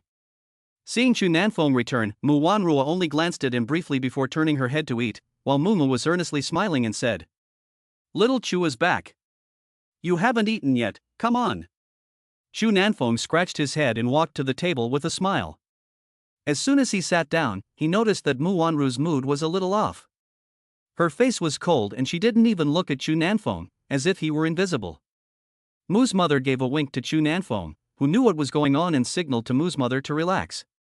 Shu Nanfeng had just picked up his chopsticks to eat when Mu Wanru suddenly put down her chopsticks and said to her mother, "Mom, I'm done eating. I'm going upstairs first." She ignored Shu Nanfeng and went upstairs. In the living room on the first floor, a wry smile appeared on Shu Nanfeng's face. Mu's mother smiled and sighed. "I don't understand young people's affairs, and I don't want to get involved, but little Chu, I have to say something to you. Wanru is a very strong-willed girl, but she also needs care and love. You know what I mean, don't you?" Shu Nanfeng was stunned, and then nodded and said, "I understand, Auntie. I'm glad you understand. I won't disturb you anymore. I'm going to go to bed." After that, Mumu also walked out of the living room and returned to her own room. There are 2 villas in the Water's Edge Manor, and Mu's mother lives in the other one not far from here. At this moment, only Mu Wanru and Shu Nanfeng were left in this villa. Shu Nanfeng sighed, tidied up the dishes, and finished washing the dishes. While washing the dishes, he discovered that there was still a small pot of red date and white fungus porridge in the ceramic pot. He thought it was made by Mu's mother, and Mu Wanru was too busy to have time to make it. Thinking about this, Shu Nanfeng took a bowl of porridge and went upstairs. When he reached the 3rd floor, Mu Wanru's room was still lit, the door was open, and she was sitting down, seemingly removing her makeup. The black silk uniform she had been wearing had been replaced by a dark red silk nightgown with black lace trim. Her full figure was now on full display. Her long, black hair was casually draped behind her, and her A4-like waist and long legs were enough to make anyone lose their mind. Shu Nanfeng smacked his tongue and then tiptoed into the room. Quietly walking behind Mu Wanru, Shu Nanfeng suddenly coughed and whispered, "Wife, it's time for porridge." The voice suddenly sounded very abrupt, and Mu Wanru was so scared that she trembled all over, and then let out a cry of joy. Seeing this scene, Shu Nanfeng almost couldn't help but smile. It seemed that such a cold and decisive woman could be scared into this state. "How did you get into my room?" Mu Wanru turned her head and her pretty face was full of anger. Shu Nanfeng shrugged, "Your door was open, so it's not abnormal for me to come in." "You think it's normal to enter a woman's room in the middle of the night? That's not true. We're husband and wife. I came to see what's wrong with you." Nodding, Shu Nanfeng handed over the red date and silver ear soup in his hand. "I don't want it. Take it away." "No, you must drink it," Shu Nanfeng said firmly. "I said I'm not drinking it, so I'm not drinking it. Don't you understand what people say?" Shu Nanfeng put the porridge on Mu Wanru's desk and then sat on the floor, saying, "I'm not leaving tonight if you don't drink it." Do you have any sense of shame?" Mu Wanru pointed at Shu Nanfeng, her silver teeth clattering. "I said, I won't leave until you drink. Don't talk to me about anything else." The woman glared at Shu Nanfeng, then sighed helplessly. "Drink, I'll drink it, okay? Just go." "No, I won't leave until you've finished," Shu Nanfeng said, and then he lay down on the ground again. Feeling the comfort of the pure cashmere carpet on the ground, Shu Nanfeng stretched and sighed. "You don't say, this ground is quite comfortable, otherwise I will just sleep here tonight. Don't worry, I will definitely not touch you." Mu Wanru's body trembled and she broke out in goosebumps. If there was a man sleeping in the same room with her, she would rather die. Thinking of that unbearable scene, Mu Wanru was ashamed and angry. "You're dreaming. I would rather die than let you sleep here." Shu Nanfeng pursed his lips and suddenly smiled wickedly. "I said, dear wife, we have been husband and wife for a while now, isn't it time we consummated our marriage? If you're embarrassed, let me do it for you, I promise to make you feel comfortable." Shu Nanfeng's words were not finished, and he closed his mouth in annoyance. He saw the woman's eyes that wanted to kill him. He coughed, avoiding the woman's gaze, and his eyes swept over a certain place. In an instant, he suddenly blushed and sat up abruptly. This sudden fright made Mu Wanru confused. She frowned and said unhappily, "What do you want to do when you are so scared?" "Nothing, just drink," Shu Nanfeng said nonchalantly with a red face. He didn't dare say that just now he saw something he shouldn't have seen. Mu Wanru was wearing a nightgown, and it was very short. From that angle, in addition to seeing these smooth, slender legs, Shu Nanfeng vaguely saw something he shouldn't have. Mu Wanru didn't think about it too much, and just sat at her desk and drank the porridge in small sips. Seeing the woman suddenly behave so well, Shu Nanfeng laughed. "Good, this is my wife." Mu Wanru rolled her eyes. Who is your wife? Please don't be so narcissistic. Honey, don't say that this nightgown looks good on you. I feel that it looks better than the female celebrity who endorses this nightgown. Chu Nanfeng looked at the woman's figure inside. He wasn't lying. Mu Wanru was wearing this nightgown, and a mysterious aura exuded from her that was completely different from her daytime temperament. It was as if she were a rose, charming in every way. Mu Wanru was so praised by Chu Nanfeng that a blush flew across her face, and she actually felt a little sweetness in her heart. She was also a woman, and being praised by a man would naturally make her happy. However, although she was a little sweet in her heart, she still said harshly, "Humph, you are quite good at sweet talk. Do you think I will believe your nonsense?" Chu Nanfeng frowned in annoyance and said unhappily, "I swear to God that if there is even one word that is false, let thunder strike me dead." "Okay, I was just joking with you." Seeing Chu Nanfeng swear, Mu Wanru stopped him angrily. "I knew my wife still cared about me." Chu Nanfeng laughed. "By the way, wife, what are your plans for tomorrow?" Upon hearing this, Mu Wanru frowned slightly and turned to look at Chu Nanfeng and said, "What, do you have something to do tomorrow?" "No, I was just asking if you had any plans." "Yes, come with me tomorrow to pick out a wedding dress." "What? Choose a wedding dress? Are you kidding?" Chu Nanfeng's mouth grew wide. "What? Is that so strange?" Mu Wanru said unhappily. "You said you were just a nominal husband and wife. Why do you still need to choose a wedding dress?" As soon as the words came out, Chu Nanfeng immediately felt the atmosphere suddenly freeze. Mu Wanru looked at him with a faint smile and said, "You're right, we are a nominal couple, and everything we do is to make this nominal relationship seem more real. Picking out a wedding dress, a wedding, a honeymoon. I don't want to do any of these things, but there are so many pairs of eyes watching, and I don't want to show any signs of weakness." Chu Nanfeng smiled after a moment of silence. "It's easy. It's just a show. So just pick a wedding dress and have a wedding. We'll get it done today and tomorrow." The atmosphere suddenly became dull. Mu Wanru did not say anything, looking at Chu Nanfeng with an indescribable look. After a long time, Mu Wanru whispered, "I am a woman, and every woman from a young age will dream of their lover, their wedding dress, their wedding. I am no exception. I have imagined countless times what my future husband will be like, and I have imagined my wedding countless times. My wedding will definitely be the most spectacular, and it will definitely be held in the most sacred church. I will wear the most beautiful wedding dress and give my hand to the man I love most, and walk into the hall of marriage with him. But after I met you, everything changed. Watching the things I had dreamed of countless times shatter before my eyes, my wedding will never be perfect." Again. "Chu Nanfeng, do you know what that feels like?" Mu Wanru's eyes were a little red, and there was a deep sense of grievance in her eyes. Chu Nanfeng was silent. At this time, he didn't know what to say. If he wanted to, he could give this woman a wedding that would make the whole world talk. The wedding would be held in the most sacred and magnificent Roman church in the world, with countless European royals, socialites, top superstars, and even heads of state from various countries. The wedding of the leader of the Abyss of Darkness will probably be the most sensational event of this century. Mu Wanru never imagined that at that moment. Looking at the woman in grief, Chu Nanfeng remained silent. Mu Wanru sat by the French windows and looked out. The faint moonlight shone on her beautiful profile. It was undeniable that her appearance would make even heaven jealous, but at the moment there was a touch of sadness on her face. Chu Nanfeng suddenly felt a stirring in his heart, and slowly walked to the floor-to-ceiling window. Looking out at the night scene, he said lightly, "Who said your wedding would not be perfect?" Chapter 40, The Arms Market. Mu Wanru frowned slightly, and then Chu Nanfeng said lightly, "All of the things you have envisioned have not disappeared. You will not be absent from a perfect wedding.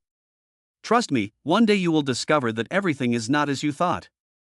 You will have the most spectacular and grand wedding that countless people in the world will envy."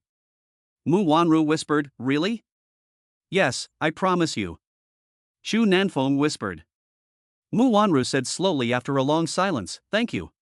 Chu Nanfeng smiled faintly, stood up straight, straightened his back and walked out the door. Hearing Mu Wanru's words, he slowly turned his head and gave her a smile. "Good night, go to bed early." "Good night." It was very quiet at the water's edge late at night, and there were no lights on in the villa. Xu Nanfeng's room was also pitch black. He was lying in bed, and it seemed that he had already fallen asleep. However, when the clock hand pointed to 2:30, Xu Nanfeng opened his eyes. He got out of bed, put on his clothes, walked to the balcony, and the next moment, jumped out so nimbly that he landed safely. This is a ledge nearly 10 meters high. He lit a cigarette and, while smoking, went to the underground garage and looked around. He picked an inconspicuous BMW M5 as his ride. The engine roared, and countless lights in the basement lit up at the same time. Driving this ordinary-looking, yet extremely powerful sports car, Xu Nanfeng rushed out of the underground parking lot. On the streets of the city, the streetlights were lit alone, like warriors guarding the night, lonely and ignored. A BMW was speeding down the middle of the road, with a beautiful woman sitting in the passenger seat. Although the car was already going at 180 km per hour, Xu Nanfeng was still controlling the steering wheel with one hand. However, the woman was not the least bit scared, but rather looked a little excited. Xu Nanfeng couldn't help but be curious. "Aren't you afraid?" "Yes, but it's exciting. I love it." Xiao Yao smiled. Xu Nanfeng pulled his mouth corners. "You really are a madman. You're not crazy, you're the one driving." "I'm not afraid of driving so fast because I'm in control of the steering wheel and I feel safe." "If you're not afraid, I think you're really crazy." "I'm not crazy. You can say that I'm different from other women. I'm very special." "I think that's a bit ambiguous." Xu Nanfeng smiled. "I don't mind." Soon, an abandoned train station appeared in the two's line of sight. Looking at the dark train station, Xu Feng was a little puzzled. "Why is there no one here?" Xiao Yao rolled her eyes and said in a somewhat speechless tone, "Are you really stupid or just pretending to be? Are you going to move around on the ground in broad daylight?" Xu Nanfeng pulled his mouth corners. "Is it in an underground tunnel? What do you think?" After parking the car, Xiao Yao and Xu Feng followed each other to an abandoned iron gate. Xu Feng was even more confused. However, the next moment, Xiao Yao knocked on the door 5 times, and Xu Nanfeng heard 3 long and 2 short sounds. As soon as the sound stopped, the door creaked open. The light inside the door suddenly came out, illuminating the two of them. Xu Nanfeng looked at the situation in front of him and his mouth grew wide in surprise. It was like a market. The wide underground tunnel had been renovated, and the length and width of the tunnel had doubled. Although the tunnel was abandoned, there were many oil lamps hanging on both sides, as well as some military supplies. Dozens of stalls of all sizes were crowded in the underground tunnel. In addition to the sellers, there were also some buyers, all of whom were wearing masks and had fierce expressions. Xiao Yao's eyes glowed with cold light. She whispered, "Try not to get into conflict with these people. These are all real outlaws. You're just as bad." Xu Nanfeng smiled lightly. Xiao Yao's mouth twitched slightly, but she was unable to refute Xu Nanfeng. The two of them were not wearing masks, and walking in the tunnel caused a lot of curiosity. Xu Nanfeng felt a little uncomfortable looking at the people's eyes. These people are all wanted criminals, right? No, they have a lot of influence in this city and are well-known figures in the underworld. They have channels to get these weapons and then sell them at high prices to various gangs in Donghai City. The gangs buy these? Xu Nanfeng laughed. "Are you all starting a fight now?" Xiao Yao shook her head. "No, that's only a last resort. The vast majority of weapons are still cold weapons. Once guns are used, it may be beyond control." "Do you have people on the top?" "Of course, if there were no one in our line of work, we would have been wiped out long ago." Xiao Yao smiled lightly. Xu Nanfeng touched his nose and walked forward without saying a word. Dense crowds of people sat on both sides of the tunnel, and in front of them were some guns and ammunition casually placed. Xu Nanfeng looked at the scene in front of him in surprise. He really couldn't imagine that such a strict inspection could happen in China. Looking at the somewhat surprised Xu Nanfeng, Xiao Yao suddenly smiled and said, "Are you here to buy something or to recognize things?" "Recognizing things." Xu Nanfeng laughed. "Recognize things?" Xiao Yao was a little surprised, and after a moment, she suddenly said, "If you recognize things, I know someone who might be able to help you." "Oh?" Xu Nanfeng was a little surprised. "I'll have to trouble Miss Xiao to take me to see it. I'm grateful for the great kindness." Xu Nanfeng smiled. "There is no need to thank me. We are all friends, helping each other." She waved her hand nonchalantly and led Chu Nanfeng deeper into the tunnel. As they walked through the tunnel, Chu Feng looked around. He saw all kinds of guns and weapons, including the popular AK-47 and M16 on the market. After walking a few more steps, Chu Feng looked at the things on the stall and couldn't help but frown. This is a fucking grenade. Xiaoyao noticed Chu Nanfeng's expression and smiled. There's nothing you can't think of here, and nothing you can't buy, except for those heavy weapons, of course. Seeing Chu Nanfeng looking at his stall, the stall owner, a man in his 50s with a scarred face, smiled a little bit creepily at the corner of his mouth. Little brother, do you want to see the goods? I have a lot of good stuff here. Chu Nanfeng smacked his mouth. The goods here are good, but I can't use them if I buy them. I can't possibly throw a grenade, can I? The stall owner laughed. It depends on where you throw it. If you're unhappy with a certain gang, it's not impossible to throw one directly. But you might become a big celebrity on the police's most wanted list. Chu Nanfeng shrugged. Forget it, I don't want to die yet. Xiaoyao smiled and said, why buy these things? To rob a bank? It's not impossible. By the way, who are you going to take me to see? Chu Nanfeng asked Xiaoyao. A very mysterious person. He is keeping track of the source of all the guns and ammunition in the market. Chu Nanfeng's heart stirred. That's good, I'm just looking for someone in this area. Actually, I'm curious about what you want to ask here. Xiaoyao seemed to be a little careless. Chu Feng smiled and took out 2 trackers from his pocket. This stuff can't be bought on the market, right? It can only be bought here. Xiaoyao's eyes narrowed slightly, and she looked deeply at the man. She didn't say anything else.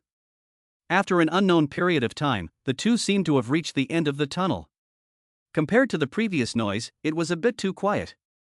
The light here was a bit dim, and the kerosene lamp flickered. Chu Nanfeng glanced around and looked forward. His pupils contracted slightly. The old man was wearing a black hat and was dressed in shabby black clothes. He looked sloppy but also somewhat mysterious. He was sitting at a dilapidated desk, with piles of notebooks in front of him. When Xiaoyao arrived, the old man suddenly turned his head and his eyes flashed. How did Miss Xiao have time to come here recently? Xiaoyao looked at the old man respectfully and smiled as she bowed. Uncle Tian, I have a friend who wants to ask you something.